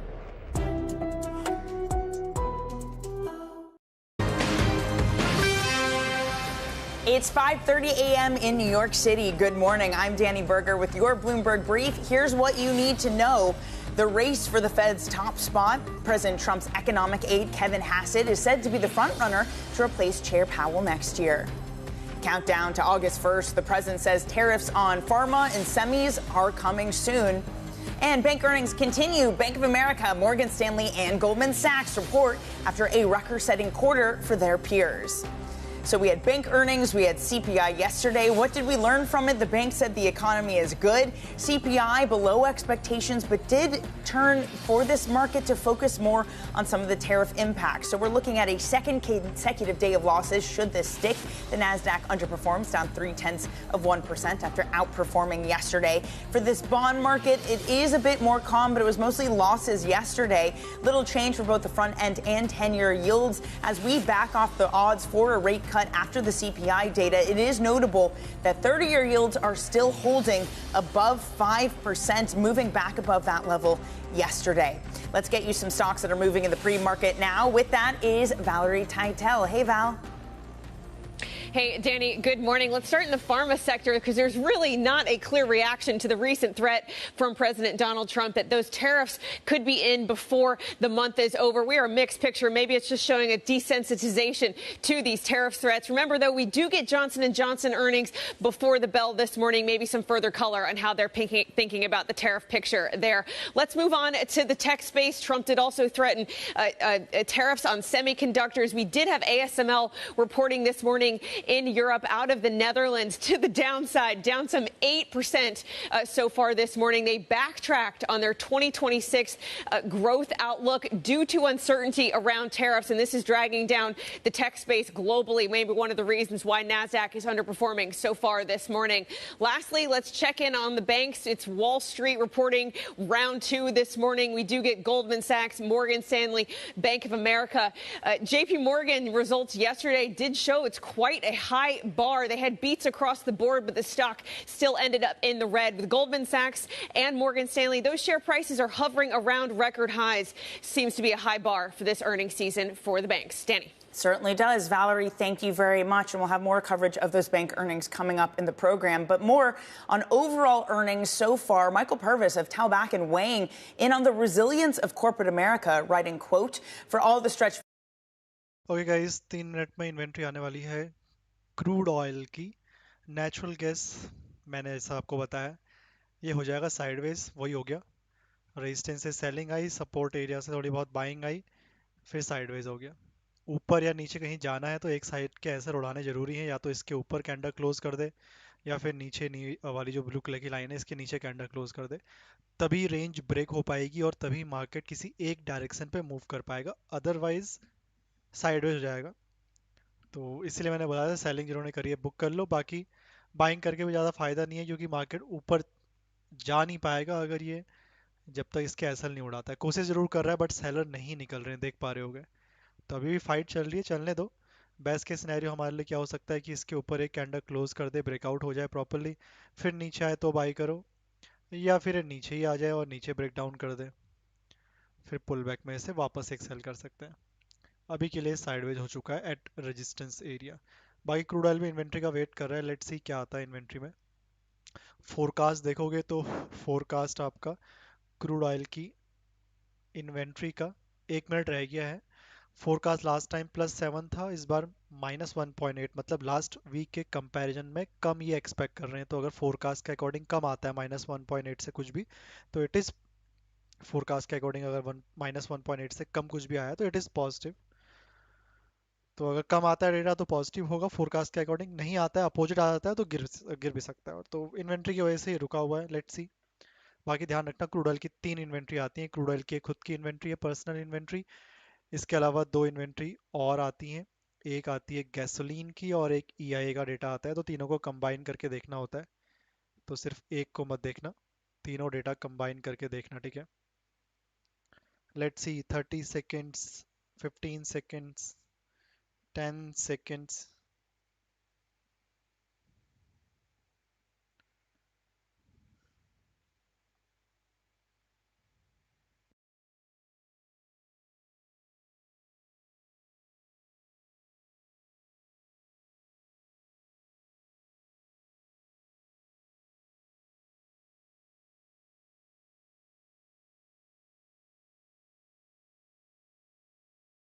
Oil okay, inventory आ गई है crude oil की। Candle कुछ खास gap up gap down हुआ नहीं। ठीक है देखो, ये तो बिल्कुल ही न्यूट्रल आ गई है। तीन इन्वेंट्री में से क्रूड ऑयल की खुद की इन्वेंट्री पॉजिटिव आई है क्रूड ऑयल के लिए, और बाकी की जो दो इन्वेंट्री हैं, एक गैसोलीन की इन्वेंट्री आती है और दूसरा ऐसा मैंने बताया ईआई का डेटा आता है, वो दोनों के दोनों न्यूट्रल आए हैं। अगर आप देखोगे, ये क्रूड ऑयल की खुद की इन्वेंट्री पॉजिटिव है, और बाकी की जो दो इन्वेंट्री आती हैं, एक गैसोलीन की इन्वेंट्री वो जितना फोरकास्ट किया था, तो उसके कंपैरिजन में न्यूट्रल ही डाला हुआ है इन लोगों ने। तो दो इन्वेंट्री न्यूट्रल हैं, एक पॉजिटिव है।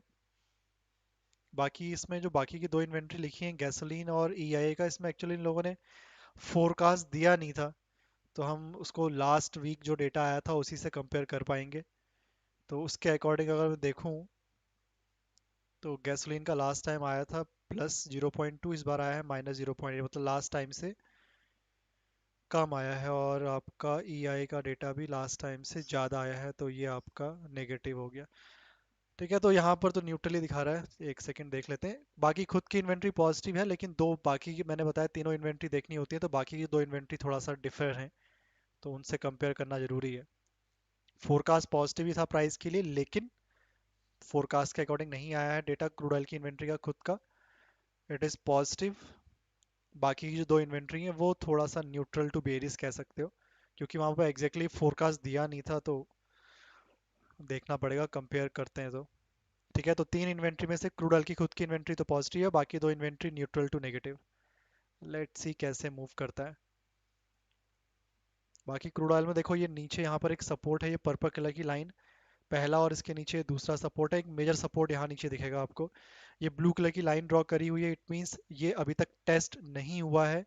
और ये जो पर्पल कलर की लाइन ड्रॉ करी है, ये एटलीस्ट 2 या 3 टाइम टेस्ट हो चुके लेवल है। ये लेवल ऑलरेडी 2 बार टेस्ट हो चुका है, 3 बार हो गया, सॉरी ये 2 बार हो गया।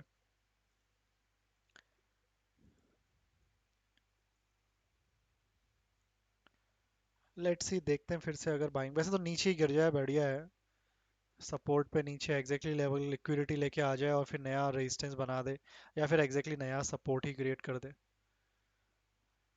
1 टाइम 2 टाइम्स, 1 टाइम 2 टाइम, या 2 बार सपोर्ट यहाँ, 2 3 बार यहाँ ले चुका है। ठीक है, तो 2 टाइम्स यहाँ, 3 टाइम्स नीचे, दोनों बार सपोर्ट ले चुका है crude oil, in purple colour की जो मैंने लाइन ड्रॉ करी है इस पर्टिकुलर रेंज पे।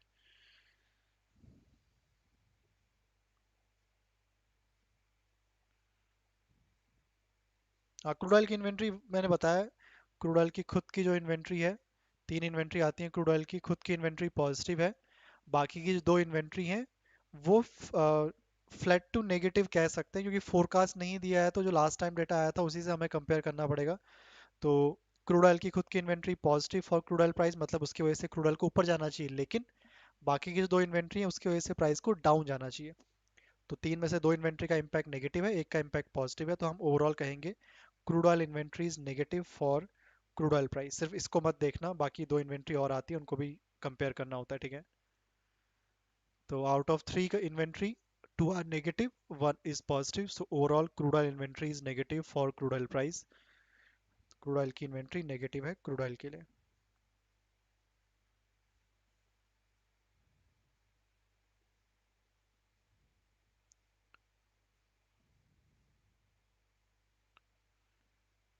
ठीक है, अब और कोई डेटा नहीं है आज का, आज के सारे डेटा हो गए कंप्लीट।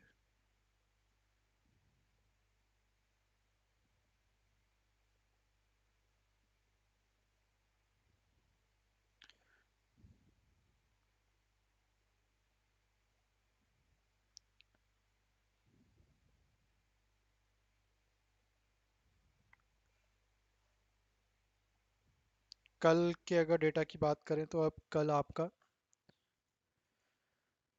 कुछ डेटा रहेंगे, कल भी कुछ, आज के तो हो गए कंप्लीट।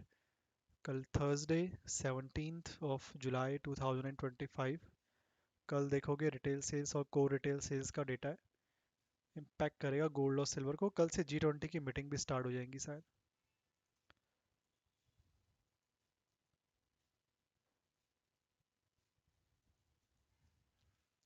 बाकी मैं तो एक्सपेक्ट कर रहा हूँ गिर जाए क्रूड ऑयल और नीचे, ये क्योंकि देखो दोनों सपोर्ट ना दो दो तीन तीन बार टेस्ट हो गए हैं। ऐसा नहीं कि इन पे बाइंग आ नहीं सकती, बट इन पे बाइंग थोड़ा सा रिस्की हो जाती है। कोई नया लेवल है, पहली बार टेस्ट हो रहा है, तो वो फिर भी ठीक करता है। अभी नेचुरल गैस में भी देखोगे ये लेवल भी मल्टीपल टाइम टेस्ट हो चुके हैं। ठीक है, मैंने जो पर्पल कलर की लाइन ड्रॉ करी है, मान के चलो एटलीस्ट 2 बार तो टेस्ट हुआ ही है वो लेवल। ठीक है, 2 से 3, 2 से ज़्यादा भी हो सकता है, एटलीस्ट 2 टाइम्स तो हुआ ही है। बाकी जो ब्लू कलर की लाइन है वो एटलीस्ट एक बार ही टेस्ट हुई है, या फिर अभी तक टेस्ट नहीं हुई है।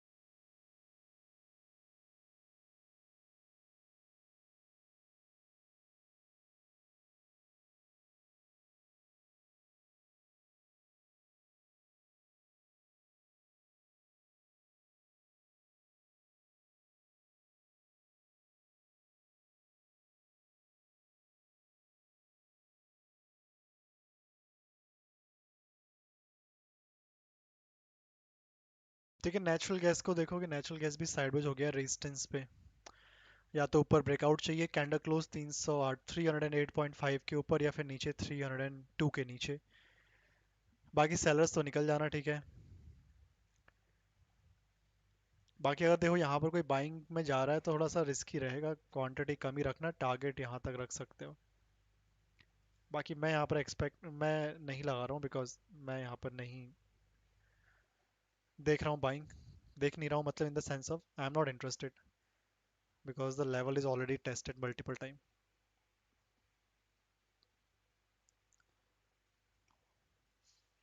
इससे बेटर है कोई नया सपोर्ट बने, उसके बाद बाई करें।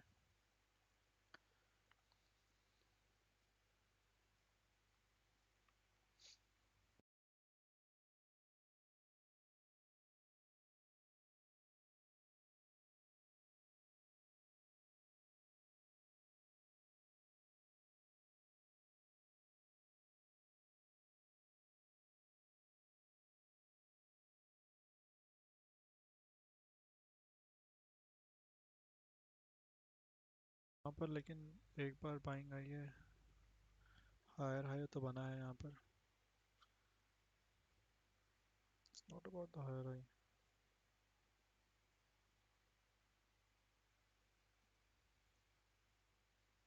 Cards and so forth. So that's really been a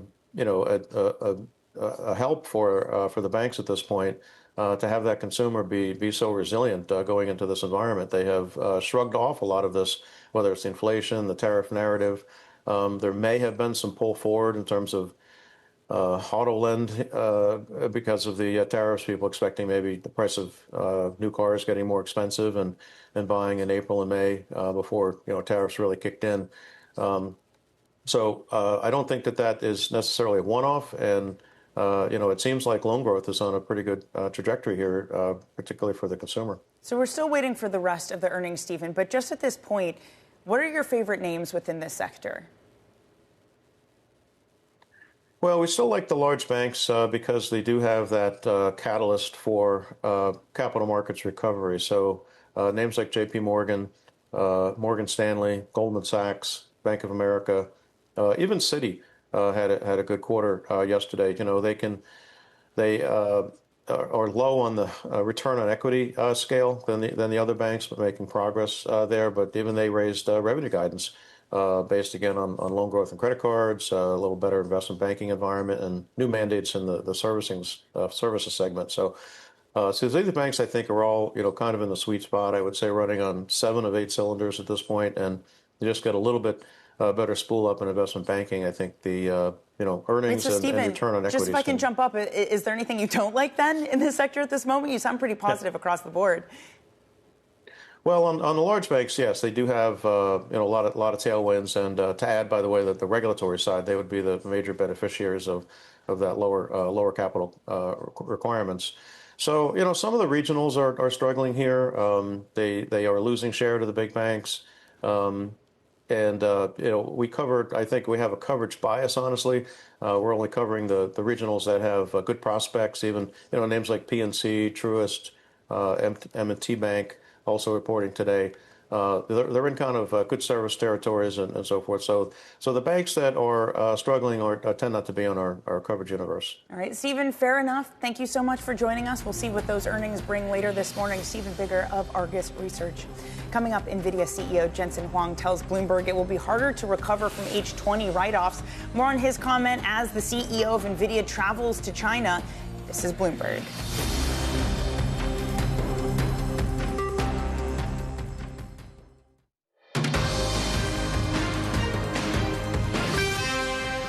This is your Bloomberg Brief. I'm Danny Berger in New York. Nvidia CEO Jensen Huang is in Beijing after the semis giant gained approvals from the U.S. to send its H20 chips to China.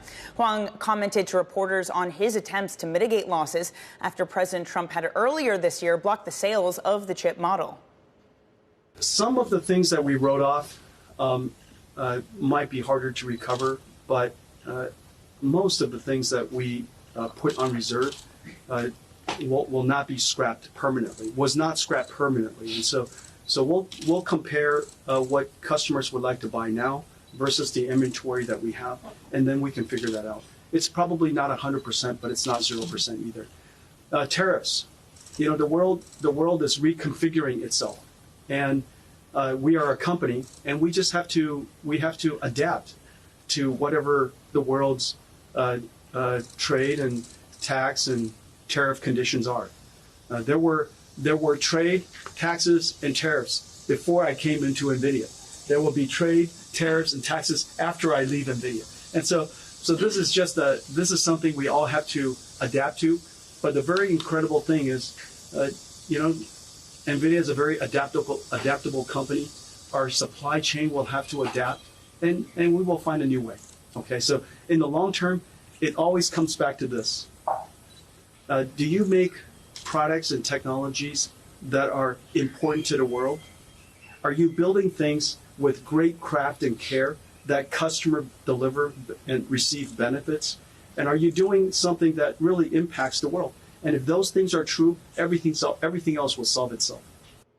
Nvidia CEO Jensen Huang talking about changing supply chains and tariffs. The one thing that remains constant are his awesome leather jackets. Now let's get you set up for your day and what to expect. We're going to complete this quarter set of big bank earnings. Bank of America, Morgan Stanley, Goldman Sachs, they'll be posting their results before the market open in just about an hour's time. U.S. PPI data, that also comes in a few hours' time, 8:30 a.m. Eastern. That follows yesterday's CPI update. We'll also get the Fed's beige book. That comes out today at 2 p.m. Now, some individual movers this morning. Blackstone, one of the companies we are keeping an eye on, up more than 1%. Announced over $25 billion worth of an investment in Pennsylvania's digital and energy infrastructure. Bright House Financial up 3.4%, just there's about. There was a report from the Journal that it is in sale talks with Aquarian. Johnson & Johnson also not moving much, but it is going to be reporting before the bell. We might get some extra focus on that one just because we heard from the president recently that pharma tariffs likely are going to come at the start of August. Now, again, we're going to get the rest of the big bank movers this morning. Here's just a view on how they are trading, a little bit weaker to unchanged. We did see bank stocks in general. The KB banking index fell yesterday, despite some really solid results from JP Morgan. Citi, though, that was the one that shined. It beat on expectations, giving more capital back to shareholders. So we'll see what these results bring. We are expecting them to hit at 7:45 and then another batch at 7:30. Okay, that's it for Bloomberg Brief. Surveillance, that's up ahead next. They'll walk you through those bank earnings. This is Bloomberg.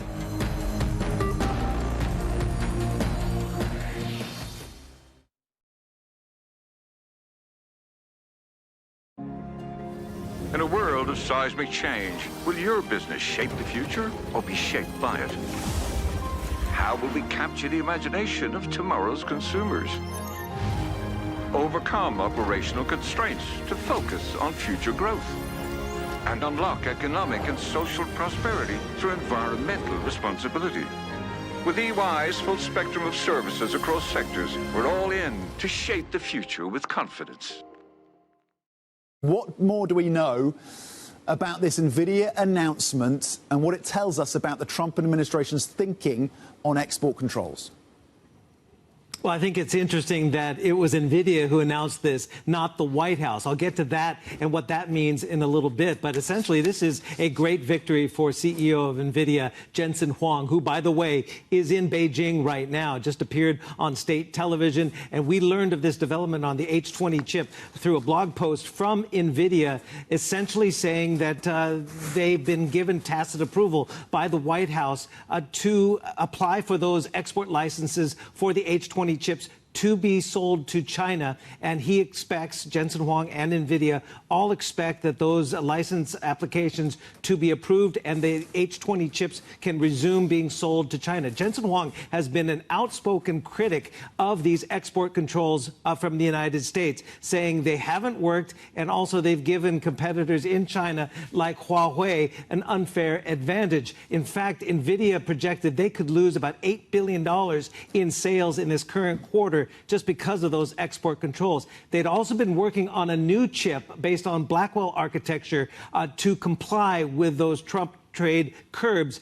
But now, if the H20 is going to resume sales to China, it would be an interesting development, obviously, and a very fortuitous one for Nvidia to have two potential chips. Yes, they're scaled back from the most advanced AI chips from Nvidia, but still, having chips that are compliant with U.S. export controls allowed to go into China is a big development, not only for Nvidia, but for U.S.-China relations, no doubt.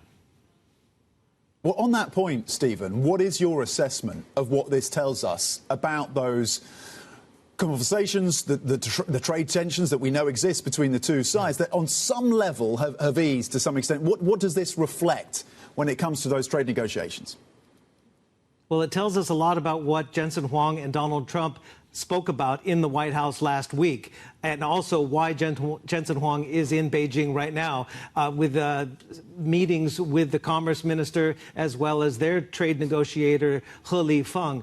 So obviously he's the one that has lobbied the White House, gaining that approval for the export licenses, and he's the one to take that message essentially to China. What it tells me about the room bargaining in the trade deal and the trade truce that was reaffirmed in London is that the United States clearly wants China to speed up its export licensing process for rare earth minerals as well as rare earth magnets. And what does China want? They want a relaxation of those tight export controls on advanced chips. It seems as though this was win-win for the two countries as they try and bridge their differences. And this was maybe for Donald Trump, as he met with Jensen Huang, a little bit of a low-hanging fruit and was convinced that they're doing the United States tech companies' competitive advantage more harm than good.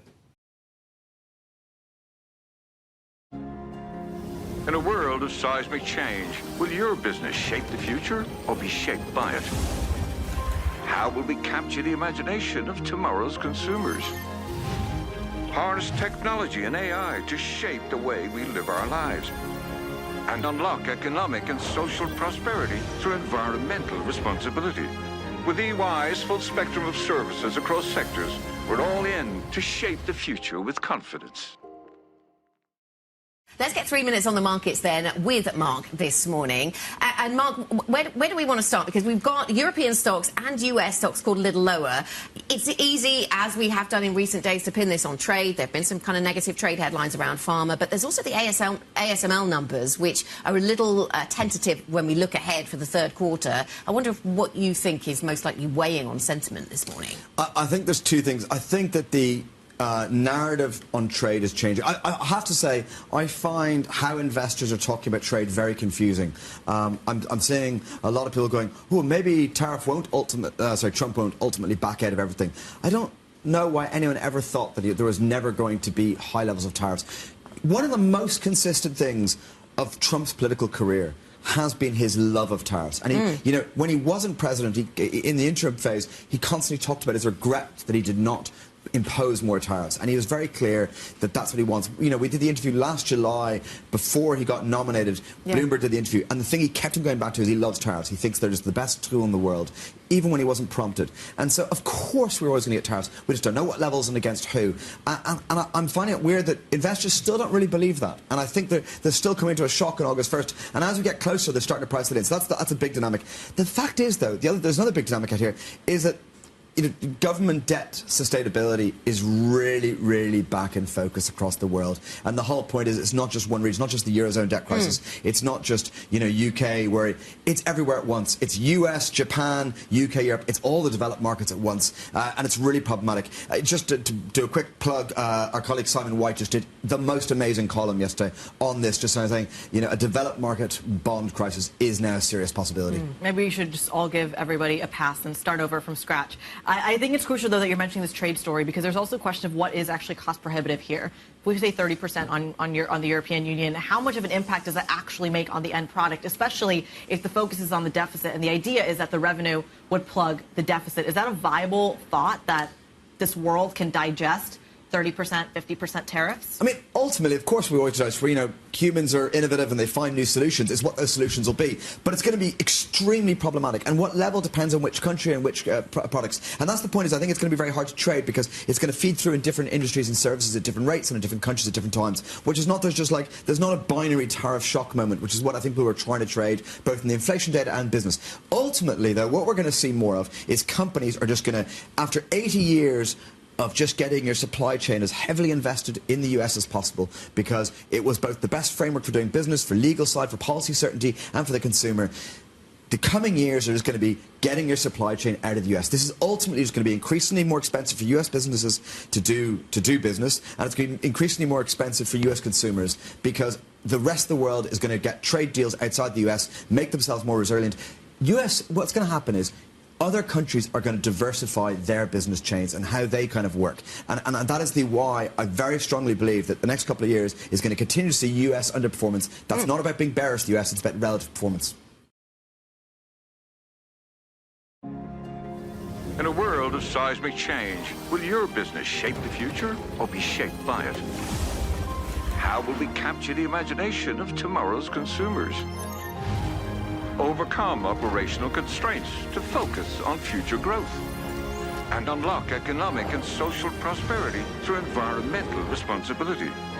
With EY's full spectrum of services across sectors, we're all in to shape the future with confidence. Let's start off with the announcement from yesterday.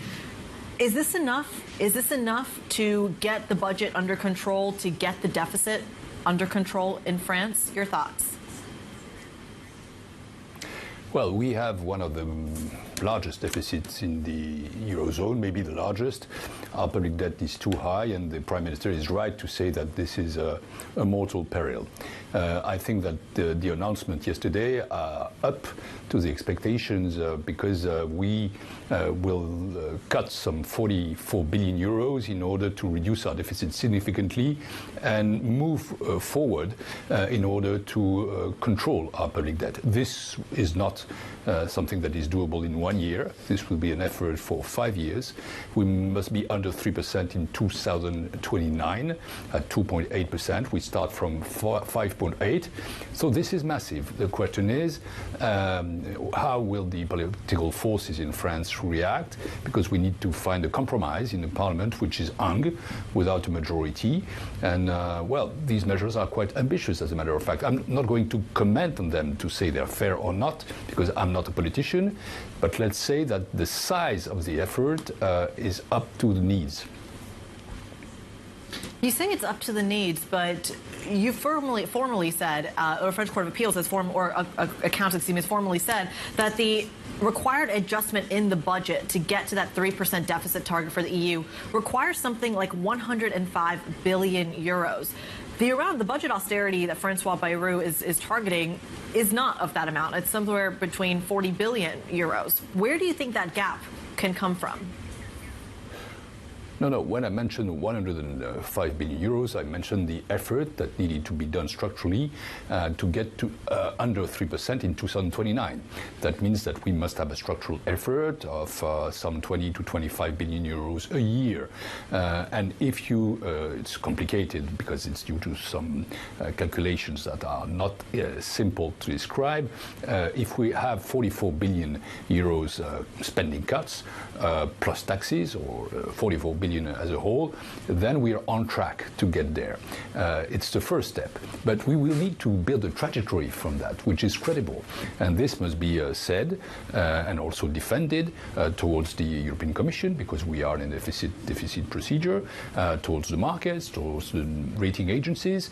Those people who are our creditors or the people we belong to as a union must know that we are credible and that we are really dedicated to control our public finances, to take back control of our public finances.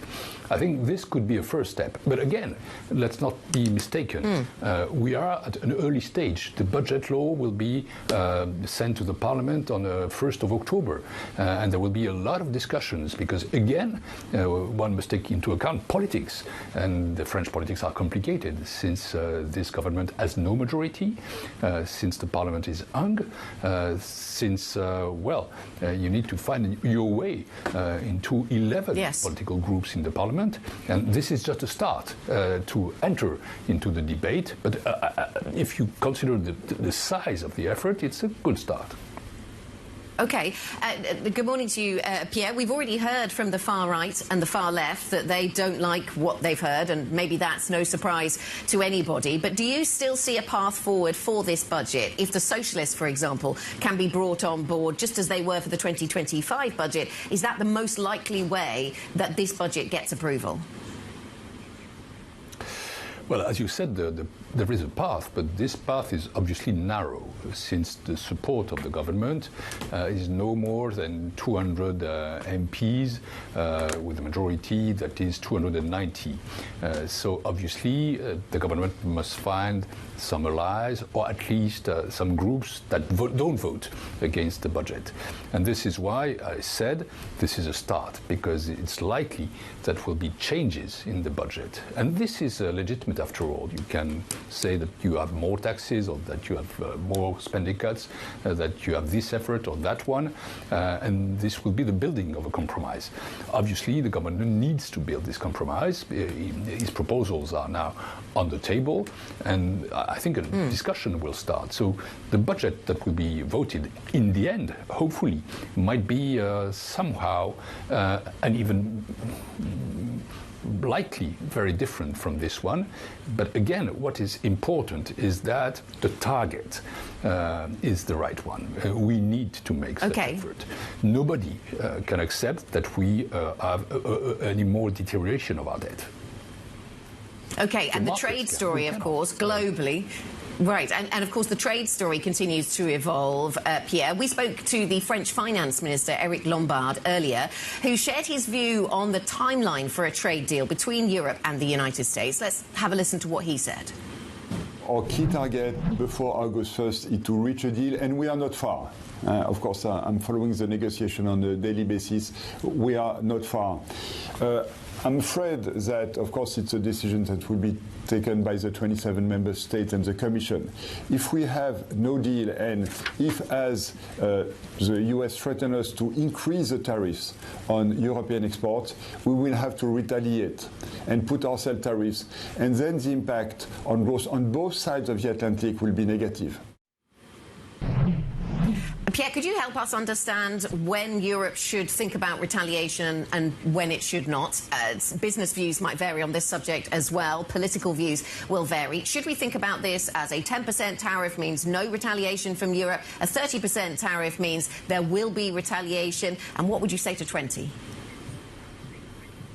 Well, in my previous life, I've been a EU commissioner. I'm not anymore. I've been also a finance minister. I'm not anymore. So Mr. Lombard is well aware of the discussions as they are. But what I know from my experience at the Commission is that obviously the Commission is already preparing retaliation, not because it wants to retaliate, because you need to have a plan B if you don't get to your plan A.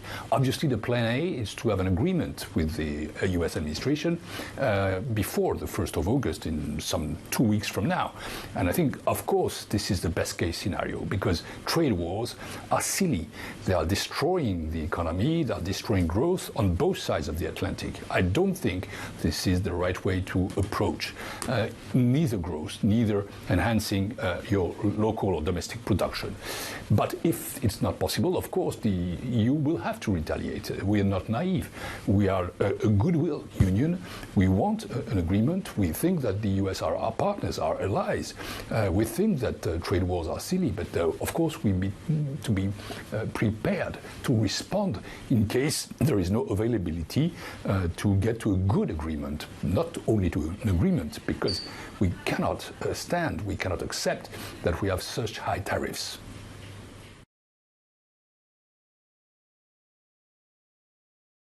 So, Bill, it was a race between the Kevins, and it seems like one Kevin might reign supreme. Yeah, that's right. Treasury Secretary Scott Bessent saying that basically the formal process for picking the next Fed chair is underway. And it looks like from our reporting that Kevin Hassett, the head of the National Economic Council, is in that pole position right now. He has been a longtime Trump economic aide, basically going back the better part of a decade. And his main competition looks to be Kevin Warsh, the former Fed governor, who has also been a longtime Trump supporter, but certainly doesn't get as much face time as Hassett does with his office there in the White House, right there in the West Wing, and his ability to jump in and advise Trump on economic matters. Now, of course, Scott Bessent has also been on that short list. President Trump was asked about his potential candidacy and basically said that he likes the job that Bessent is doing at Treasury, and that the Treasury Secretary is probably not the number one pick right now. But we know with President Trump, his mind can shift quickly, and they have really several more months before they really have to make this decision. We were just speaking with Paul Donovan of UBS, who said an outright political appointee the market would like because they'd become a Fed chair in name only. Bill, some of these candidates, specifically Kevin Hassett, what do we know about how they might try to guide the Fed, to guide the FOMC, should they be the chair next year?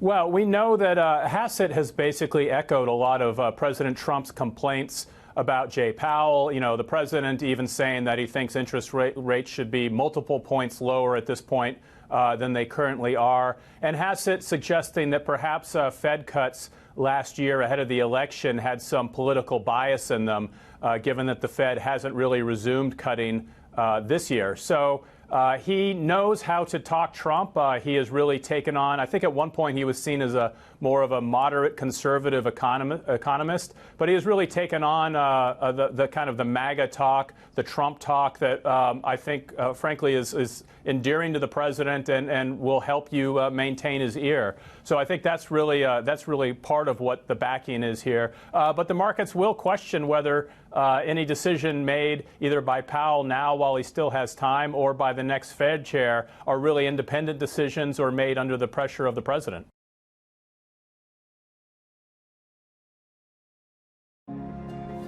In a world of seismic change, will your business shape the future or be shaped by it? How will we capture the imagination of tomorrow's consumers? Overcome operational constraints to focus on future growth? And unlock economic and social prosperity through environmental responsibility? With EY's full spectrum of services across sectors, we're all in to shape the future with confidence. I want to start with why we're here in Pennsylvania. Today, you announced a $6 billion investment for a data center in this state. Just to give us some context here, how big is this project? How much acreage are we talking, for example? So, first of all, thank you for having me. I think a better way of kind of thinking about the data centers, and CoreWeave has 32 data centers in its fleet, and this is a very large and meaningful one, one that we will use as our kind of anchor a regional resource for the Mid-Atlantic and the Commonwealth of Pennsylvania. And so it'll give us an opportunity to be able to serve an enormous amount of compute for artificial intelligence, either for model training or for inference, with very, very low latency to the population centers within Pennsylvania. It's an important data center for us. It's a meaningful location. It has a tremendous population within a very, very radius of low latency, which is important for all of our clients to be able to serve. As far as the data center itself, I would consider this to be kind of a medium to large size data center capable of supporting some of the largest, most advanced clusters of compute that are available in the world. And we're excited to be building here. So part of the conversation that we're having here today at the summit is this growing demand for energy to power artificial intelligence. How are you planning to power this data center? Is there already some sort of deal in place? Yeah, yes, there is, right? And so we've worked with our partners to ensure that there's the resources, the power, water, all the things that you need to be able to successfully build and deliver compute to your clients already in place. But the broader issue, really, that has echoed around this conference, and it has been an extraordinary conference, has really been about the need to be able to build and scale the energy infrastructure of the country, to be able to build and scale the computing infrastructure for artificial intelligence so that America can maintain its position as a leader in the space. And in many ways, the physical infrastructure for artificial intelligence, the compute, the clusters, that is going to define our ability to lead within this space. So we've actually heard from the governor of this state, Josh Shapiro, who has raised concerns about electricity costs tied to AI data centers. This investment is coming here in the state. What's your level of concern? Are you thinking about how energy demand from AI could impact prices for American consumers? Yeah, look, it is a valid concern. It's something that needs to be thought about in the most comprehensive way, right? And what I mean by that is, we are, as a consumer of and builder of data centers, we are absolutely willing to pay our fair share to make sure that we don't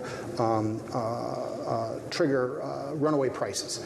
On the same note, like, our ability to build this infrastructure is of importance to the country at large. It's important to national security. It's important to economic security. It's important to our ability to lead within what will be the next technology revolution over the next 30 years. And so, you know, we need to be very thoughtful, and I think that, policy makers raising that issue to ensure that the data centers, the consumers of compute are paying their fair share is a completely reasonable approach to take to this. It is necessary, but it's also necessary to understand that this is a absolutely critical infrastructure build that's going on and will continue to go on for many, many years. Just before I let you go, I want to ask you about Nvidia, which today announced that it received assurances from the U.S. government it could sell its H20 chips in China. What would that mean for the CoreWeave's business model, considering you're so closely intertwined with them being one of your biggest investors? So I always find it to be very fraught to try to anticipate what Jensen is thinking or what Nvidia is trying to do. I think it's best to ask them. Having said that, we don't sell resources to China, right? That's not within our business model. It's not within our purview. We really focus our data centers, the compute that we build, for clients that are in the U.S., that are in the Western Europe. Like, that's really where our business has been built. It's where we have been incredibly successful in scaling. It's where, we really intend to focus. And, I would imagine that Jensen has spent a lot of time thinking about, with the policymakers in the U.S., what is appropriate to be able to sell to China, what the scale is that's appropriate, and I'll leave that to them.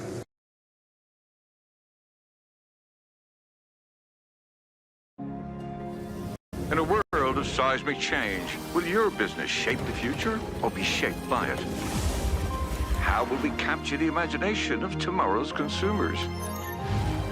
Overcome operational constraints to focus on future growth?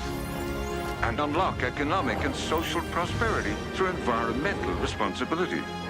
With EY's full spectrum of services across sectors, we're all in to shape the future with confidence.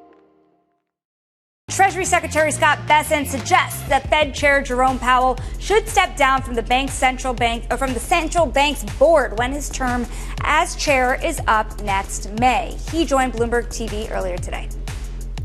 Traditionally, the Fed chair also steps down as a governor, and there's been a lot of talk of a shadow Fed chair causing confusion in advance of his or her nomination. And I can tell you, I think it'd be very confusing for the market for a former Fed chair to stay on also.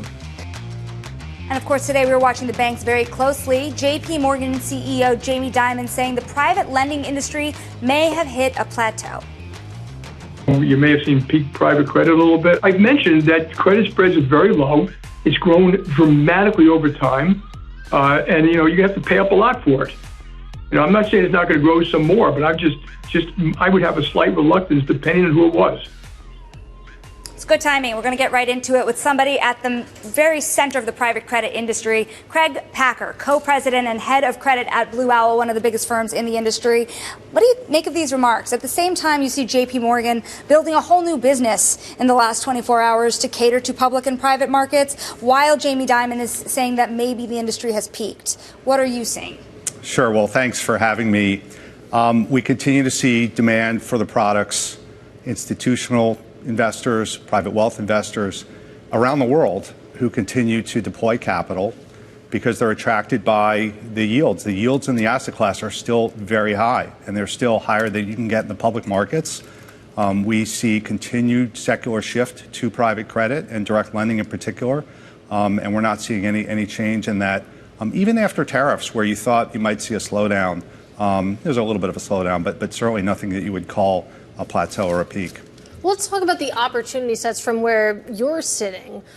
Is there still a viable enough space to invest in? Actually, I wasn't speaking to JP Morgan's JP Diamond, but JP Morgan Asset Management CEO George Gatch, he made the point to me that there's a lot of money and investors chasing finite opportunities in the private credit space. I wonder what that looks like from where you're sitting. Well, we're finding plenty of investments to do. We'd like to see more. M&A, particularly private equity LBO, continues to be modest. But we have a significant investment in origination, and we are very successful at financing some of the biggest deals. Just in the last few days, there was announced an acquisition for a company called PCI. It's in the healthcare space. We are leading that financing. It's a $4+ billion financing and a $10 billion company. This is at a time where the syndicated public loan markets are at record highs. So there's enough to do for the larger firms that have invested and have the relationships. We also have 400+ portfolio companies that constantly need financing. So we'd like to see more, but our funds are in their target leverage range, and we're able to deploy the capital at attractive returns. Some numbers. I stole these from Goldman, which is also forming a new or bigger private markets business, rather private credit.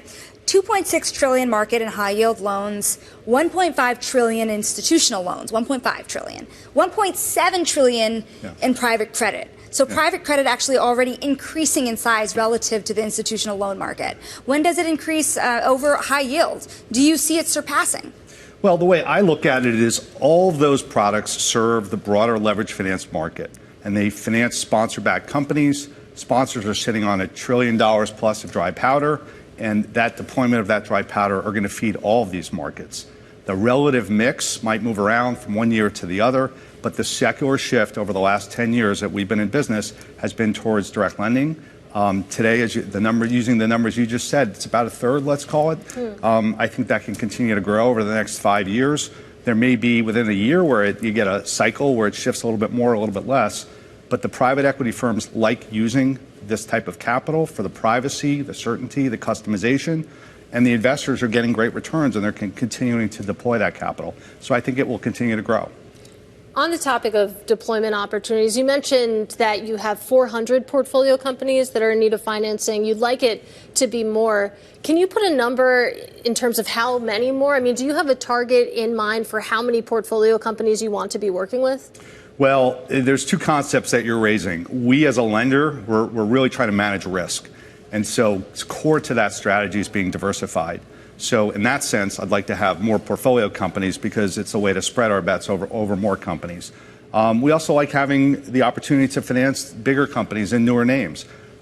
We built this business from scratch 10 years ago. We're at 400. In the next couple of years, I'd like to see that be 500, 600. But look, we only close on about 5% of the deals we do. So I don't want to confuse the concept. We're only going to do the deals that pass our screen. We're very selective. But I'd like to find more that work for us and continue to de-risk the portfolio. Speaking of de-risking, being choosy here, there's a lot of worries about the broader economy still. I think it's really reflected in the private capital firm stocks. Apollo down more than 10% this year. Blue Owl down another 17%. Ares is roughly flat on the year after big gains last year, to be very sure. But what is that reflecting? You look at investors and they're saying, what's got to crack here? Where are you seeing strains in the broader market, if not your own portfolio? So our portfolio is doing really well. We're cautious like everyone because you worry about the economy.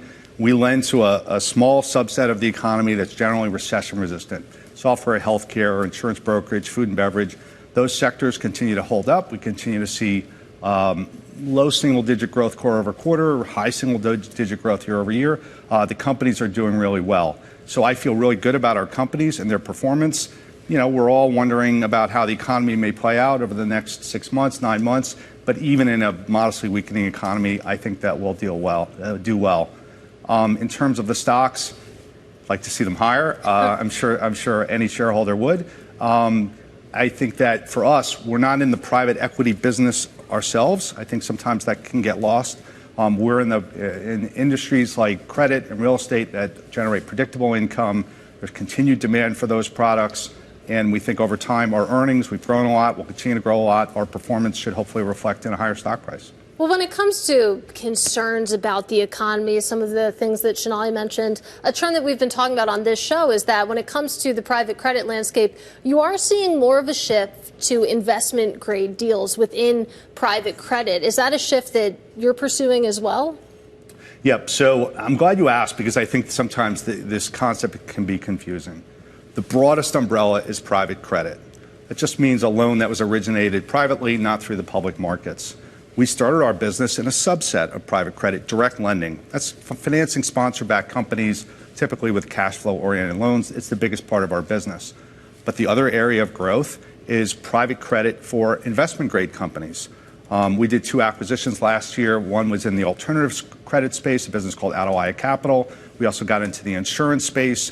And in those 2 businesses at the intersection, there's the opportunity to make private loans to companies that are investment grade. Obviously, you don't earn as much, but we're seeing growing appetite, particularly in the insurance space, for those types of solutions. And so we're relatively small in that space. It's an area that we can grow. Some of our peers are in it in a substantial way. But this private credit market in the investment grade space, there's tremendous growth potential measured in trillions of dollars.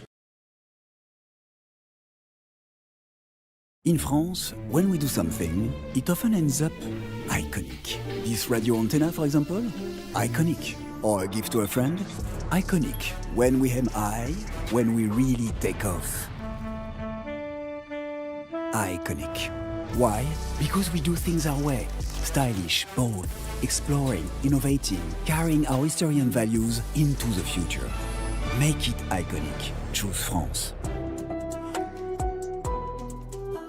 Announcements last night were very much expected by the markets, to be fair. We saw the market reaction quite muted. One area that we look at very closely is the OAT to Bund spread, 10-year, and that did not move. It's still trading around 70, which again is tight compared to what we've seen historically. So I think it was a well-flagged development in the market that this debate would be starting. I think now what we will expect is that the coming months will lead to a more, let's say, volatile environment, because the debate will start. The positions will be made very clear, and hopefully a common ground will be found. But Fabio, overall, I mean, what is the markets actually looking at? So if the government falls, do they care? Are they looking for a budget, or are they just looking through everything to look at the presidential election to see if there's just a more competitive France and therefore a more competitive Europe? I think what investors would like is very much a budget which is agreed upon and a government that is able to stand. That will be very much a function of the debate that will occur. If one actually looks at France and the revenues of France as a country and the amount of debt that it sustains, it is actually quite healthy compared to what we see in other jurisdictions such as US and UK. So it's not so much about debt sustainability, it's very much about the ability of France to put a control around its debt and come to an agreement on a budget which will allow for more debt sustainability in the future. How will tariffs, which could be as high as 30%, although the European Union is thinking of retaliating or certainly negotiating, how would it impact, French markets, but European markets and companies in general? Yeah. So I think on the tariff debate, we've seen quite a constructive, although there's a lot of concern, we have seen a constructive dialogue between the administrations, US and EU, and we are hopeful that a common ground is found, which is constructive to the market. I think on the European side, we see tariffs as being deflationary, and actually Europe, if you look at where it is from a growth perspective, our economists, because of the fiscal spending that has been announced and because of the defense spending that has also been agreed, will actually benefit from a growth in GDP. Next year we've increased our forecast to 1.3% GDP growth in Europe, and that's up from 0.8%. So I think the tariff debate is a very healthy debate, and we are confident that a solution will be found. But Europe, I think, especially also because of the German fiscal injection, will see growth over the coming years. And actually also our strategists, if I look at what they are estimating, they do see a 3% per annum EPS growth in Europe over the next 5 years. Fabio, I feel like the markets are looking through a lot of things. I mean, if there's a retaliation from Europe, do markets fall, or will they just look through because essentially Germany with the defense spending can carry Europe for quite some time? So I think the markets are very much looking for an accord to be reached and a reduction of uncertainty and elimination of uncertainty. That's what the markets are looking for, and that's what I believe the policymakers are very much working towards. And markets are hopeful that that is indeed the case.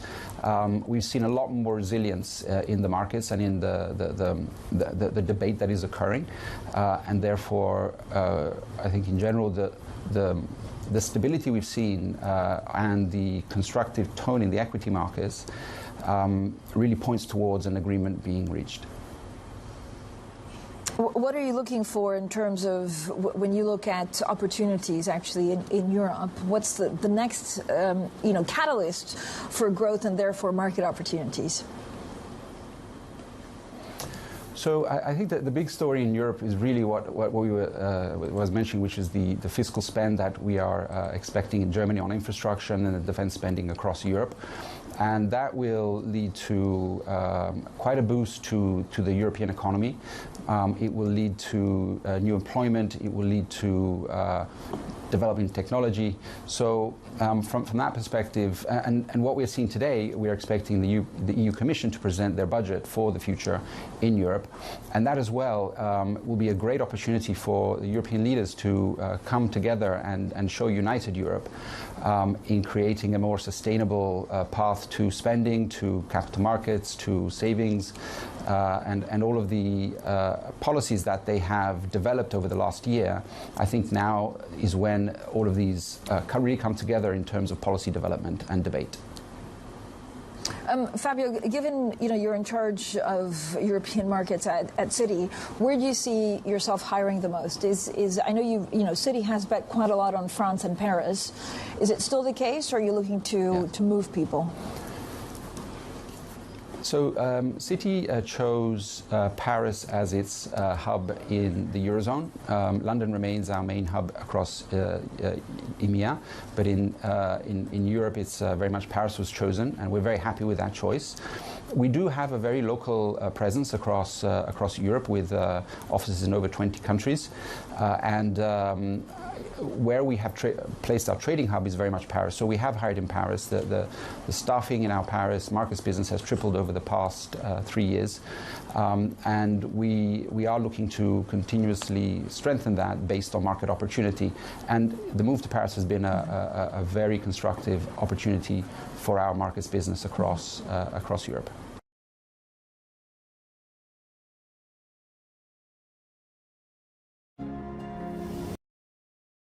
In a world of seismic change, will your business shape the future or be shaped by it? How will we capture the imagination of tomorrow's consumers? Harness technology and AI to shape the way we live our lives and unlock economic and social prosperity through environmental responsibility. With EY's full spectrum of services across sectors, we're all in to shape the future with confidence.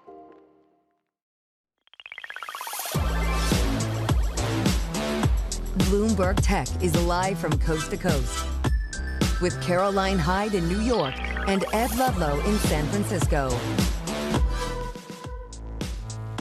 This is Bloomberg Tech. Coming up, a US reversal as Nvidia and AMD are set to resume some AI chip sales to China. Plus, we're live from the inaugural Pennsylvania Energy and Innovation event. Our conversations with US Energy Secretary Chris Wright and White House AI and crypto czar David Sachs. An AI startup, Cognition, has agreed to buy what remains of Windsurf for an undisclosed sum. Both CEOs join us later this hour. Let's get back to our top story, and that is that Nvidia and AMD will start selling some AI chips back into China after the administration and US government signaled that they would secure the licenses and approvals to do so. Nvidia continues to push higher. Fresh record highs, $4.2 trillion market cap company. We know the story there. Jensen Huang right now is in China. AMD trading at its highest level since October. There are many questions about why now. Let's get out to Washington, D.C. Bloomberg's Mike Shepard. And that's where I start. The timing of this, Mike, very interesting. What do you make of it? Well, it's fascinating. This announcement today from Nvidia in the overnight hours comes less than a week after Jensen Huang sat down with President Donald Trump in Washington at the White House for a closed-door meeting. Now, we don't know what was said in private between the two men, but one thing we do know is that Jensen Huang has been clear in his message that U.S. export controls that have hit his company particularly hard have been a failure and that put U.S. competitiveness at risk. His vision is that if Nvidia is unable to sell a modified and slowed down version of its AI chip into China, the U.S. will be ceding that market, in essence, to Nvidia's chief Chinese rival, Huawei Technologies. And that would set the stage, potentially, Ed, for Huawei to then start exporting some of that AI technology into other countries where Nvidia would also like to have a toehold and bigger footprint. For Jensen Huang, he really wants the global rollout of AI to be defined by what he calls the American stack of technology rather than the Chinese one, Ed. I think we need to talk about Nvidia's business here as well, right? This is the H20 chip. And when they stopped shipping the H20 to China, we were able to quantify the impact, at least to the top line of Nvidia's business. What do we know will happen in the second half of this year in terms of sales and what business they can claw back?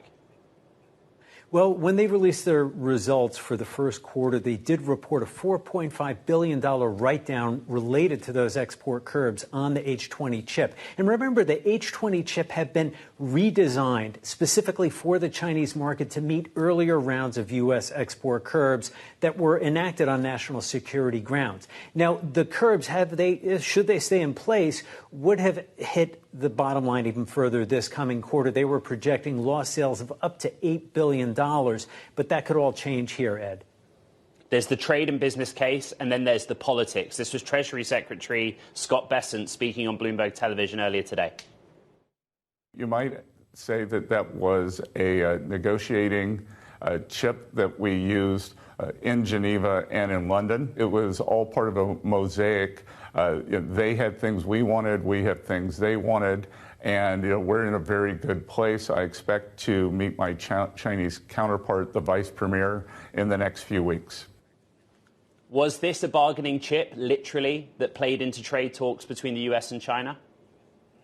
Well, it certainly is something that Chinese officials would have raised during the talks. And for the first time, U.S. officials are indicating that the chip export curbs actually emerged as something in the negotiations. It's unclear where they rank, but certainly it helped the U.S. gain access to those rare earth exports from China that American customers had suddenly found difficulty buying as China began to slow down its sales of those crucial products to automakers and other buyers here.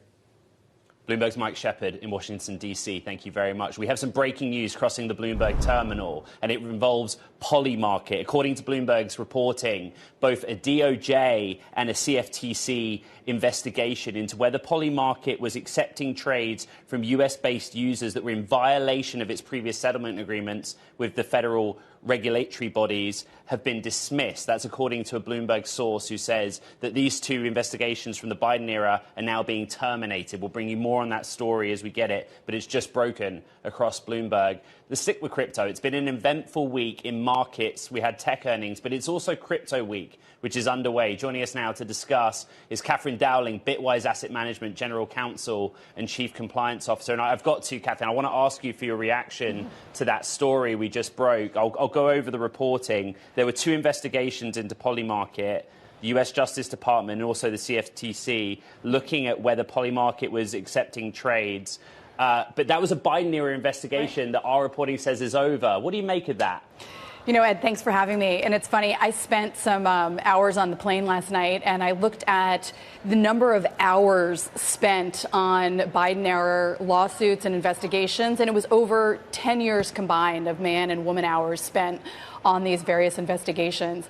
What I make of that is part of what we've seen as this tectonic shift of let's get back to fundamentals and let's make sure that if we're investigating different businesses, that there's really some there. And that really plays into the whole theme of Crypto Week, which is getting to the clarity that the industry has been asking for years. You're a former assistant U.S. attorney in the economics crime unit, so it's great timing to have you on the program.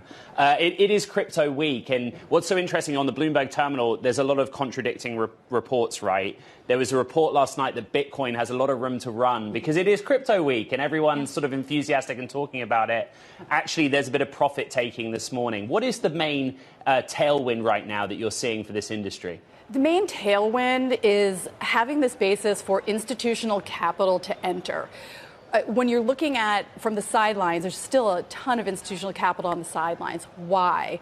Because although there's been talk for years, as I just said, about getting to this clarity, we're really finally seeing that momentum actually happen. We're seeing that momentum happen in legislation. We're seeing that momentum happen in bipartisan support and voting behind these key legislative initiatives. And that's key. All of the complexity that we saw behind some of these cases that have been dismissed, that we've just been talking about, that complexity is what breeds the insecurity. It's what keeps capital out. They're looking in, they're waiting for that moment. They see the promise of the technology, but they just can't get their arms around the regulatory insecurity they see and they sense. So now we're heading in that direction. You know, someone asked me yesterday, Crypto Week, is this just the crypto industry being loud? And I said, no, this is actually coming from Congress. That is a huge difference. And that's the momentum shift we're seeing. We have bipartisan support with the realization, knowing from years of work from many in the industry that we need to get that clarity, and we're heading finally in that correct direction. Catherine, this week the House will vote on bills to regulate stablecoins during Crypto Week. Your expectation quickly of what's going to happen? Expectation is that stablecoin is heading towards signature. That momentum's been there. It's something. It's a piece that you can understand. These are centralized intermediaries that should be regulated. It's hard to have a bipartisan disagreement about that fact. Yes, you can quibble about the language and how we write it up, but I think there's no disagreement that this is an area that should be regulated. And this is all on the heels of the Circle IPO, so we can see that moving forward. Clarity that hopefully will get through the House, and then we'll see what the Senate does with that. Will they take clarity? Will they create their own? We've been hearing about the Senate version that's going to come out, so we'll see whether those two get squashed together or whether the Senate will look at clarity. And some of that will just depend on the politics that plays out over the next few days during the Crypto Week. Catherine Dowling of Bitwise Asset Management. Great to have you back on the show. Thank you very much. Now, coming up, we go live from Pittsburgh, where we speak with the U.S. Energy Secretary, Chris Wright. That conversation you do not want to miss, and it's coming up next. This is Bloomberg Tech.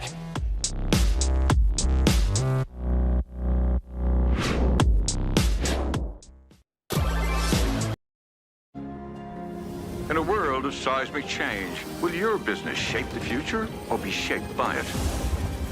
How will we capture the imagination of tomorrow's consumers? Harness technology and AI to shape the way we live our lives.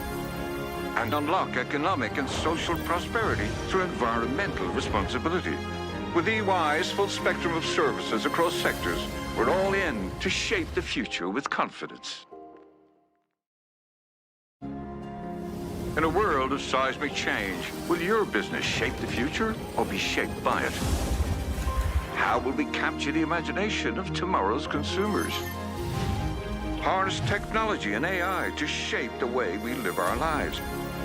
And unlock economic and social prosperity through environmental responsibility. With EY's full spectrum of services across sectors, we're all in to shape the future with confidence.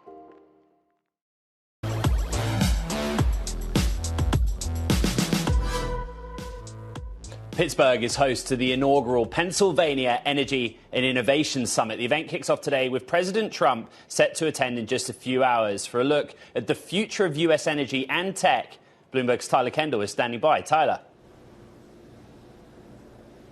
Thanks so much, Ed. And I'm pleased to say that I'm joined by the U.S. Energy Secretary Christopher Wright. Secretary Wright, thank you so much for joining Bloomberg. And I want to start with one of the main reasons why we're here in Pittsburgh. There is this surging demand for energy to help power artificial intelligence. And the administration focuses a lot on its deregulation agenda. Do you think that you can accomplish your goals fast enough to keep up with what has been a surge in energy consumption?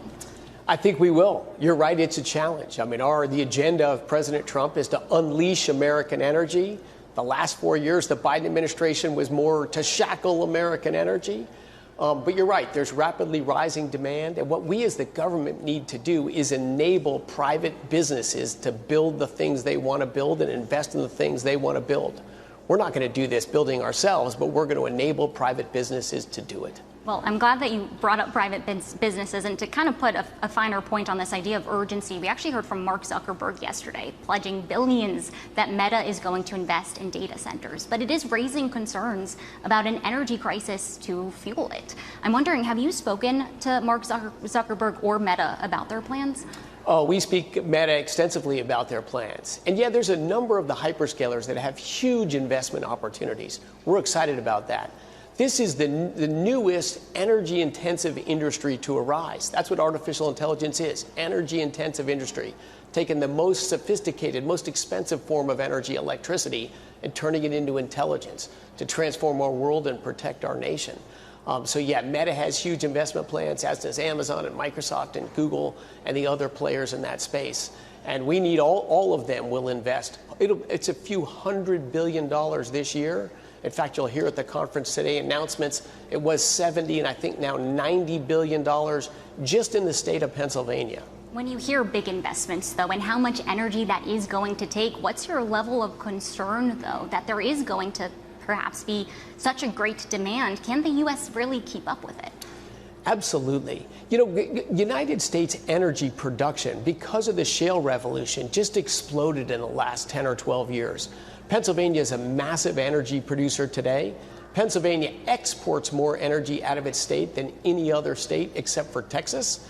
And Pennsylvania could massively grow its energy production, just doesn't have enough pipeline capacity to move that natural gas out of the state. So what's going to happen is more of that gas or additional gas will be consumed in Pennsylvania, turned into electricity, generated intelligence, and keep the United States ahead of China in the AI race. So I want to talk about oil, and I also want to welcome in our audience that has just joined us. We are talking to the U.S. Energy Secretary Christopher Wright. I'm Tyler Kendall. I want to show you some of these statistics that our analysts at Bloomberg pulled, that the U.S. oil rig count has dropped 13% since late February. It's in the midst of its longest contraction since 2020. I know that there were some incentives in the reconciliation package, but what further incentives is the administration considering to help get forward these oil rigs to continue drilling?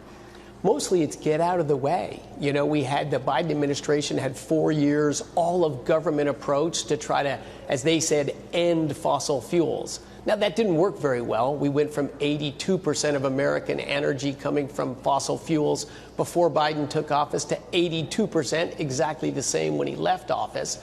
Those are just simply the energy sources that power our country and our world today. But it's get out of the way of the marketplace.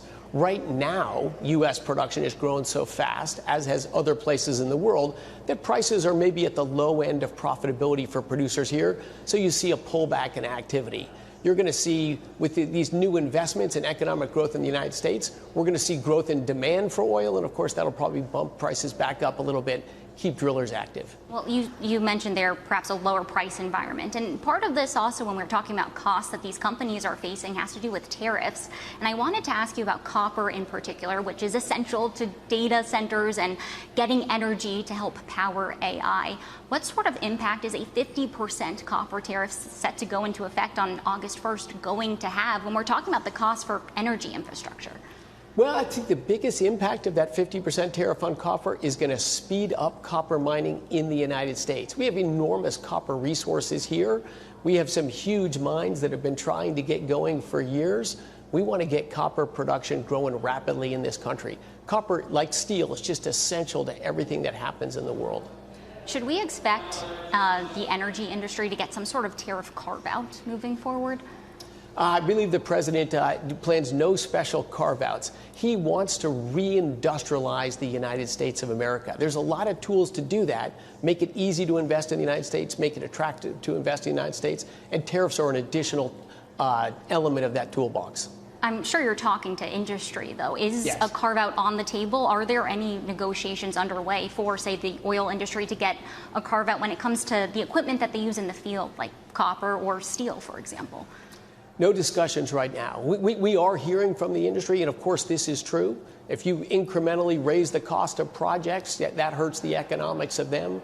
We want to do everything we possibly can to maximize investments in the United States so jobs and opportunity come here to our country. Lastly, I just want to ask you a geopolitical question, because we did hear from President Trump yesterday threatening 100% so-called secondary tariff on countries that import Russian energy supplies. If that were to go into effect, what would that do to prices in the global energy market?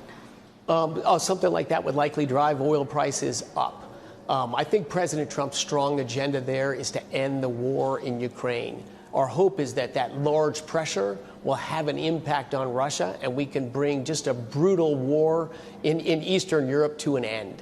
That's President Trump's goal, is prosperity at home and peace abroad.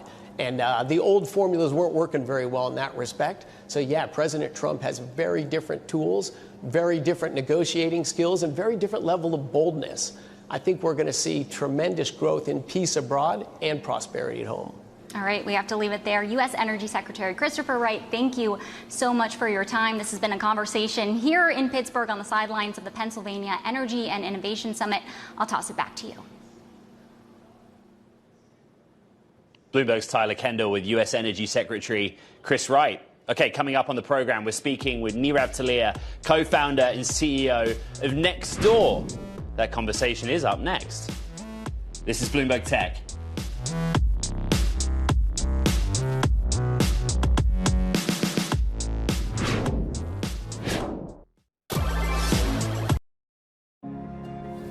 In a world of seismic change, will your business shape the future or be shaped by it? How will we capture the imagination of tomorrow's consumers? Overcome operational constraints to focus on future growth, and unlock economic and social prosperity through environmental responsibility. With EY's full spectrum of services across sectors, we're all in to shape the future with confidence.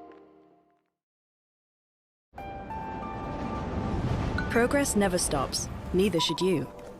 At PwC, we make sure you're ready for what's next, with the expertise and technology you need to outthink and outperform. We're with you, sleeves rolled up, start to finish, so you can stay ahead, so you can protect what you built, so you can create new value. We build for what's next, so you can get there now. PwC, so you can.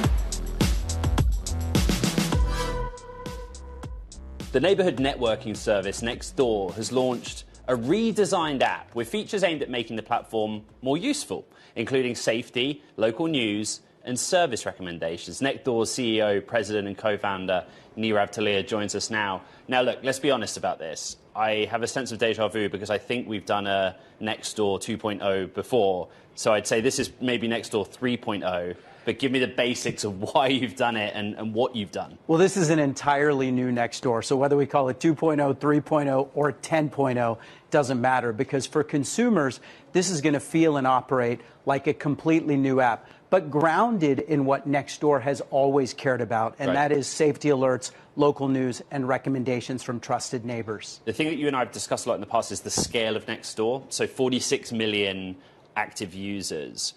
Going forward with this new focus, what's the metric that you judge success by? Is it the user base or something else? Well, it is engagement, and you're right. We have over 100 million verified neighbors who've joined Nextdoor, but the potential for Nextdoor, we believe, is much greater. We can and should be one of those social networks that has over 1 billion users. And so we have work to do. And over the last year, the work that we've done is to create a better product to enable more engagement, which will translate into more users, translate into more revenue, translate into profits, et cetera. The thing I hear a lot in the moment in the domain of social media is time spent, actually including generative AI tools. So how do you do the conversion, somebody that is a registered user or active user to somebody that spends a lot of time on the platform, but using the new offerings that you've put in place? Well, ultimately, the real ambition of any consumer application is to turn into a daily habit.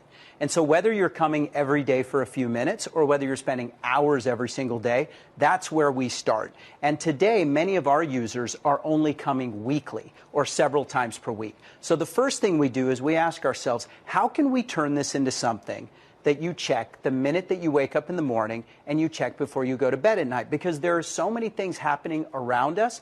And if things are happening on the neighborhood, they should be on Nextdoor. So that's been our focus and our ambition for the new Nextdoor. That begs a very interesting, almost academic question, which is if you want Nextdoor to be the first thing someone looks at when they wake up and the last thing before they go to bed, who's Nextdoor's closest competitor?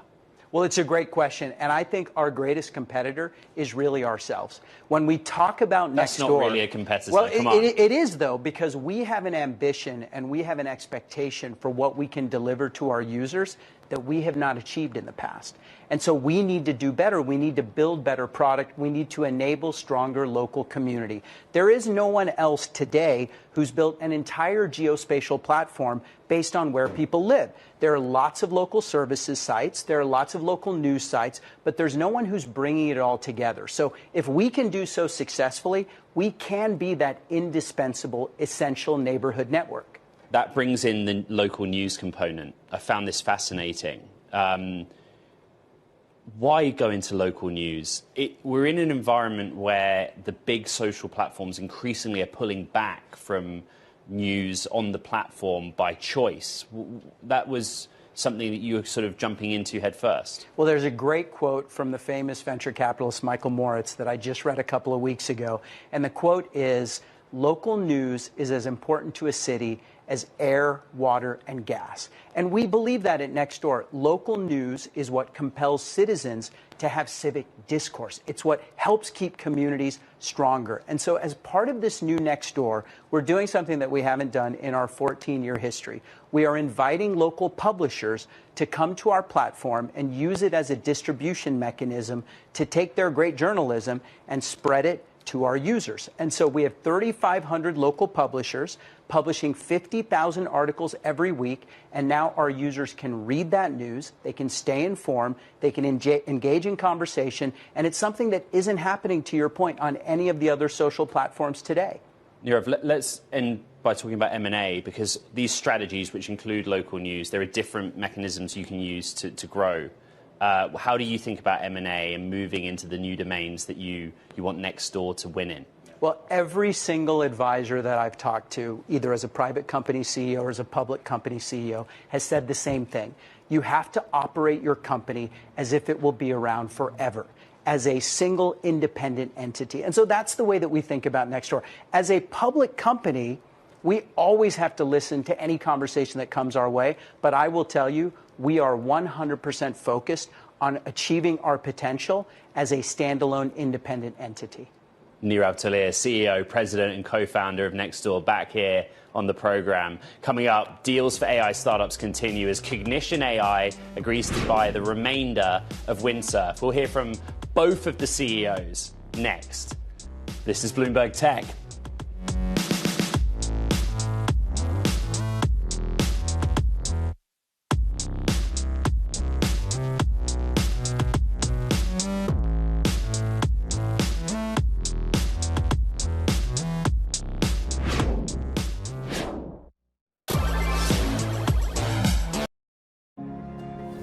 In a world of seismic change, will your business shape the future or be shaped by it? How will we capture the imagination of tomorrow's consumers? Overcome operational constraints to focus on future growth, and unlock economic and social prosperity through environmental responsibility.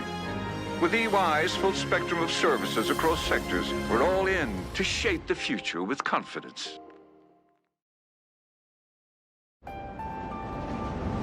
Progress never stops, neither should you.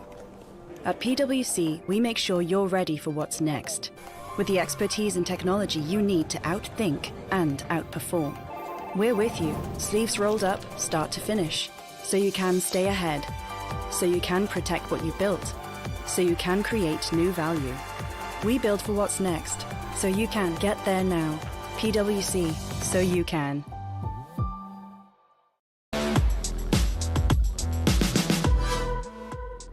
Welcome back to Bloomberg Tech. There is so much happening in the AI domain that is moving markets as well. Let's start with CoreWeave. CoreWeave pushing a lot higher. There's news out of Pennsylvania this morning that the company's going to invest $6 billion into an AI data center there. Now, remember, Pennsylvania, Pittsburgh in particular, is all the focus this morning as Senator McCormack hosts that inaugural Innovation and Energy Summit. We're going to get to a lot more of that, but the stock really pushing higher, a lot of momentum for CoreWeave, up 8%. There is our top story, and it is a clear top story. Nvidia and AMD shares both pushing higher after announcing plans to resume sales of some AI chips into the Chinese market. Why? They've secured assurances from Washington and the administration that they will get the approvals and licenses needed to do so. We'll get much more into that throughout the remainder of this program. Now, as chip stocks saw on that news that semiconductors will be able to sell more of their product to China, the Trump administration is still working out its trading relationship with Beijing. Earlier, Bloomberg's Anne-Marie Horden spoke with Treasury Secretary Scott Bessent. Listen to this. I can tell you the one thing that we do not want is a digital Belt and Road springing up around the world because other countries or China are substituting for our American chip manufacturers. This is the same chip, though, that the Trump administration blocked with export controls in April. So why the change in policy now? Anne-Marie, you might say that that was a negotiating chip that we used in Geneva and in London. So this was part of the trade talks when it comes to Washington and Beijing? Yes. Was it a quid pro quo then? As you said, it wasn't, but was it potentially to make sure that you can get the licenses when it comes to rare earths? Yeah, I think it was all part of a mosaic. They had things we wanted, we have things they wanted, and we're in a very good place. I expect to meet my Chinese counterpart, the vice premier, in the next few weeks. So when and where will that meeting take place? We're still working on that. The Chinese leadership has a big conclave at the beginning of August, so we're trying to work out whether that could be in a third country before or after that conclave. Will the administration release the framework of the Geneva and London talks? Well, we have released some of it, and I'll tell you that now having settled on tariffs, on the export controls, we can move on to the next stage of talks. And I think it's very important, both for the global economy, for the U.S. economy, and for the Chinese economy, for us to move on and talk about China opening its markets and the increased domestic and consumer production there. Are you hoping to get to that next phase before August 12th, when that's currently the détente between these two economies? Yeah, I think we're in a very good place, and I tell market participants not to worry about August 12th. That was Treasury Secretary Scott Bessent speaking with Bloomberg's Anne-Marie Horden. Let's get back to Pittsburgh, where the inaugural Pennsylvania Energy and Innovation Summit's underway, and we're going to speak with AI and crypto taking center stage of the energy and its digital future. Joining us now, delighted to say, David Sachs, White House AI and crypto czar, senior policy advisor to the president. David, welcome back. It's great to have you, as always, on the program. The focus is good Nvidia Thank you, David. The focus is Nvidia and AMD's ability to now sell in a limited way chips back into the Chinese market. Just your reaction generally to that. Well, Ed, we still have a policy of not selling our state-of-the-art advanced semiconductors to China. And the H20 is not that. It's a heavily deprecated chip. And that's why the Biden administration allowed the sale of the H20 to China. And this is a continuation of that policy in the larger rubric of the trade negotiations that Secretary Bessent was talking to you about. So this is a heavily deprecated chip. I think that, like Secretary Bessent said, there are some things that China wants from us, there are other things we want from China, and this was all part of the overall trade negotiation. David, you advised the president on AI policy as well as crypto policy. Do you have any sense of when he met with Jensen Huang last week at the White House, what case Mr. Huang made to the president that it was the right thing to get the American technology stack back into China? Well, Jensen's been making the case publicly for competing in China, and I think there are a lot of merits to the argument. If you look at developments over the past year, Huawei has advanced very rapidly. They have a new technology called Cloud Matrix, which networks together 384 of their Huawei Ascend chips. Now, the Huawei chip is not as good as the Nvidia chip. The Nvidia chip is 3 times more powerful, but if you network together enough of those chips, you can brute force your way to a similar kind of result. And that is what Huawei has been developing as this Cloud Matrix 384. And there have been reports, including from Bloomberg, that they've started exporting that technology, or they've been seeking to export it. So Huawei is becoming much more competitive. And if you give the whole Chinese market to Huawei, it's a huge subsidy for their R&D. Right? And it basically forces Chinese companies that might be willing to use the H20 to use the Huawei chip and to basically figure out the bugs, work out the kinks of the Cloud Matrix system, and help Huawei scale that up. So I think there is a compelling argument here that you just don't want to hand Huawei the entire Chinese market when Nvidia is capable of competing for a big slice of it with a deprecated, less capable chip. Again, we're not selling our latest, greatest chips to China, but we can deprive Huawei of basically having this giant market share in China that they can then use to scale up and compete with us globally. So I think this policy is nuanced, and I think it makes a lot of sense. The reporting you were referring to that Bloomberg had was that Huawei was going out to some of the Gulf nations and also some of the Southeast Asian nations and offering prior generations of their chip, but also the Cloud Matrix that you mentioned. The concern being that in dealing with third countries, that there'd be some Chinese access to other nations' technology. How involved have you been, David, in these kinds of talks, in framing the president's thinking that actually just having direct access to lower performance compute is okay with China right now?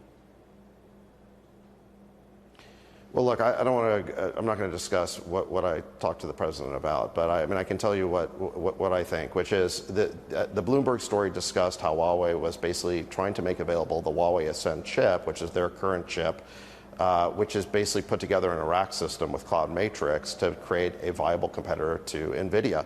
And I think it is a viable competitor. I think Nvidia and AMD and other American companies have a better product. But if we don't compete across the world, then we will hand the market to China.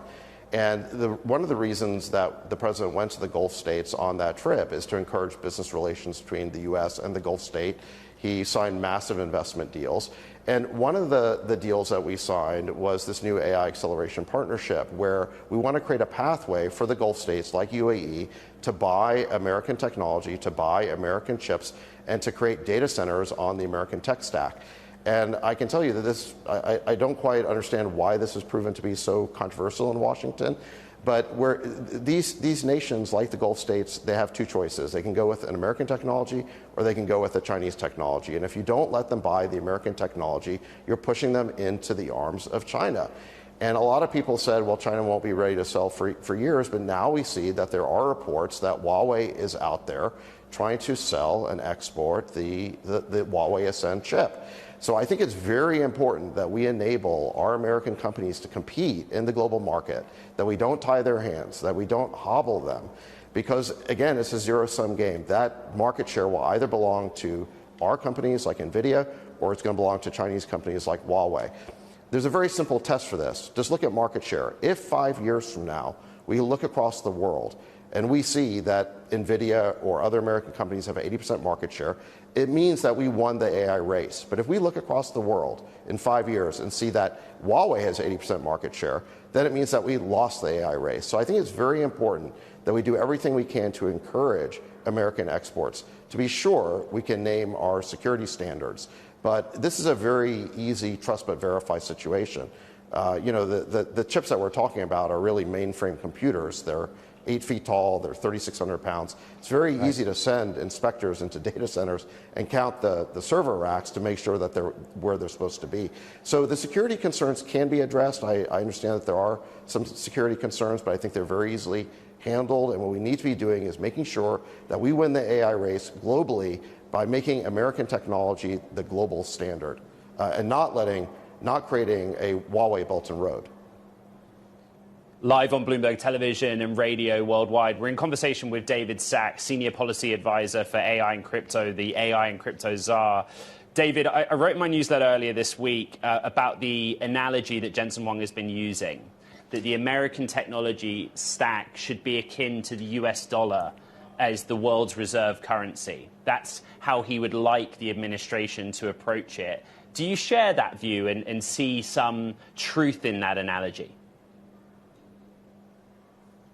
Well, here's the way I see it, and this is really, I think, a Silicon Valley view, because I've been a founder and investor in Silicon Valley for 25 years. And what we see is that the winning technology companies are always the ones that create the biggest ecosystem. They have the most developers on their platform. They have the most apps in their app store. And so they work very, very hard to create a partner ecosystem. And I think that the United States needs to do something similar with the American technology stack. We want the most other countries using our technology because, again, it's a zero-sum game. And it's not just the chips, it's the operating system that runs on those chips. It's the AI models that then are run in these data centers. We want all of that to be American-made and American-powered. And, look, to be sure, there are security concerns and we can address them. I don't think that's that hard. But if we hobble our American companies and don't let them participate in the global market, again, we are playing into China's arms and playing into their digital Silk Road. So I think, to me, this is a pretty easy question. I think we do want American technology to be the global standard. It is a little bit like the dollar. There is a network effect there. The reason why everyone loves the dollar is because they know that everybody else will accept it as well. So we do want to have the strongest dollar. We want to be the reserve currency, and we do want our technology to be the global standard. David, Bloomberg reported this morning that on July 23rd, the president's going to speak in an event titled Winning the AI Race, which you and the rest of the All In Pod team will be hosting, essentially. I guess that's going to be a moment where we'll have a fuller sense of what the president and this administration's big picture AI policy is going to be, what the big goals are going to be. That's right. So the president will be giving a keynote address at that. It's a one-day AI conference in Washington, D.C. on July 23rd. It's co-hosted by All In and Hill and Valley Forum, which is also a D.C. and Silicon Valley policy group. And the president, I think, will be giving his first major address on the topic of artificial intelligence, building on the remarks that he's giving here in Pennsylvania today, which are also AI-related and related to energy investment, the kinds of investments we have to make to power the next generation of AI. David, you've been speaking there in Pittsburgh this morning. What's the main focus on the energy side of this AI story? Energy security is a national security priority, but just simply whether we will have enough energy resources to power the goals of Meta and the other hyperscalers. Well, Pennsylvania is a huge energy producing state. I think it's our second biggest energy producing state. They have abundant natural gas, which I think in the near term is going to be the power source for these data centers. I think, in about 5 years, we could start seeing nuclear scale up, and the administration believes in that too. We want an all of the above approach. But Pennsylvania is very big in natural gas, and there are major investments being announced here for more fracking, for more grid infrastructure, for more power generation.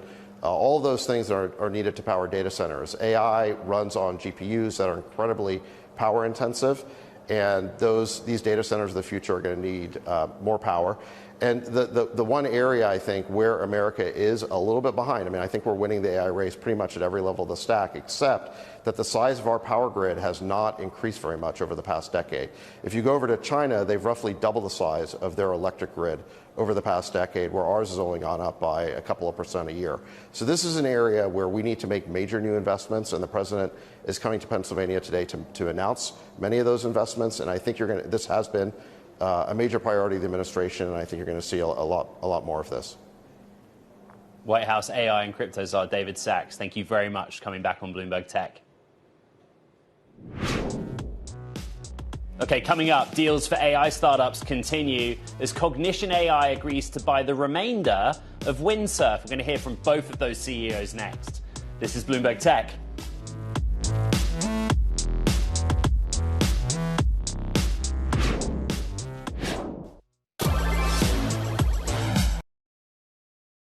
Technology is embedded in every aspect of our lives and laying the foundation for the future. From finance to defense, AI to entertainment, and from the road to the stars. Bloomberg brings you the latest stories from the people and companies pushing the tech sector to new frontiers and the politics that shape global tech markets. I'm Annabelle Drulers in Hong Kong. I'm Sherian in Tokyo. Watch Bloomberg Tech Asia. New episodes every month, only on Bloomberg Television.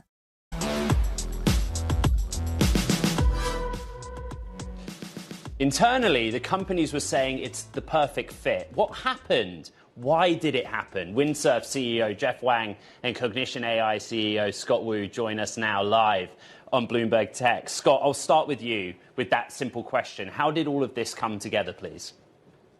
Yes, absolutely. And so I think we all, found out about the news around the same time on Friday afternoon. And we were looking at this and just saying, wow, there's such a clean fit of all of these things, both in terms of kind of the products, which is Windsurf is one of the leading IDEs. Cognition builds Devin, the first AI software engineer agent. And so there's a clear offering of IDE and agent. At the same time, both of us have a very clear enterprise focus in terms of how we do business and even kind of the customers that we have, the team that we have, and so on. And it just seems like such a great fit. Jeff, what I was hearing over the weekend is that some of the investors on both sides might have played a role in sort of brokering that this was a good idea. Is there some truth to that? Actually, the way that the other deal panned out was it should have been a clean cut. So there were kind of like conversations going, but as job as interim CEO, you have to find a lot of options for the future of the company. And I think after talking to Scott, it was a done deal in my mind. It was just a perfect fit. Scott, what's so interesting is like the conviction that Cognition had. Why were you able to move so quickly and just say, you know what, this is a great deal for us? Yeah, absolutely. Look, I think we are in the AI code space. I think Windsurf is a very kind of different, complementary offering in the space. But naturally, we see it. We've tried the product ourselves. We've used it a lot. And it helped us just get to conviction very quickly. And Jeff and I talked. And I think, especially with everything going on, it was clear that, the sooner that we could get to an outcome, I think the better for the team and for the customers as well. What role did Google or even Varun play in this, Jeff? We're trying to unpick a series of deals and chronologies that kind of happened very quickly. I have to say that the whole Google situation was meant to be a clean cut. So everything at Windsurf was intact. The product, the IP, the go-to-market team, the marketing team, even the enterprise engineering team. And it just so happened that these are the components that Cognition was looking for.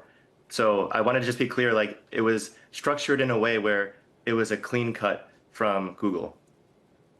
What was the mood at Windsurf, Jeff, on Friday when the Google licensing and acqui-hire was confirmed?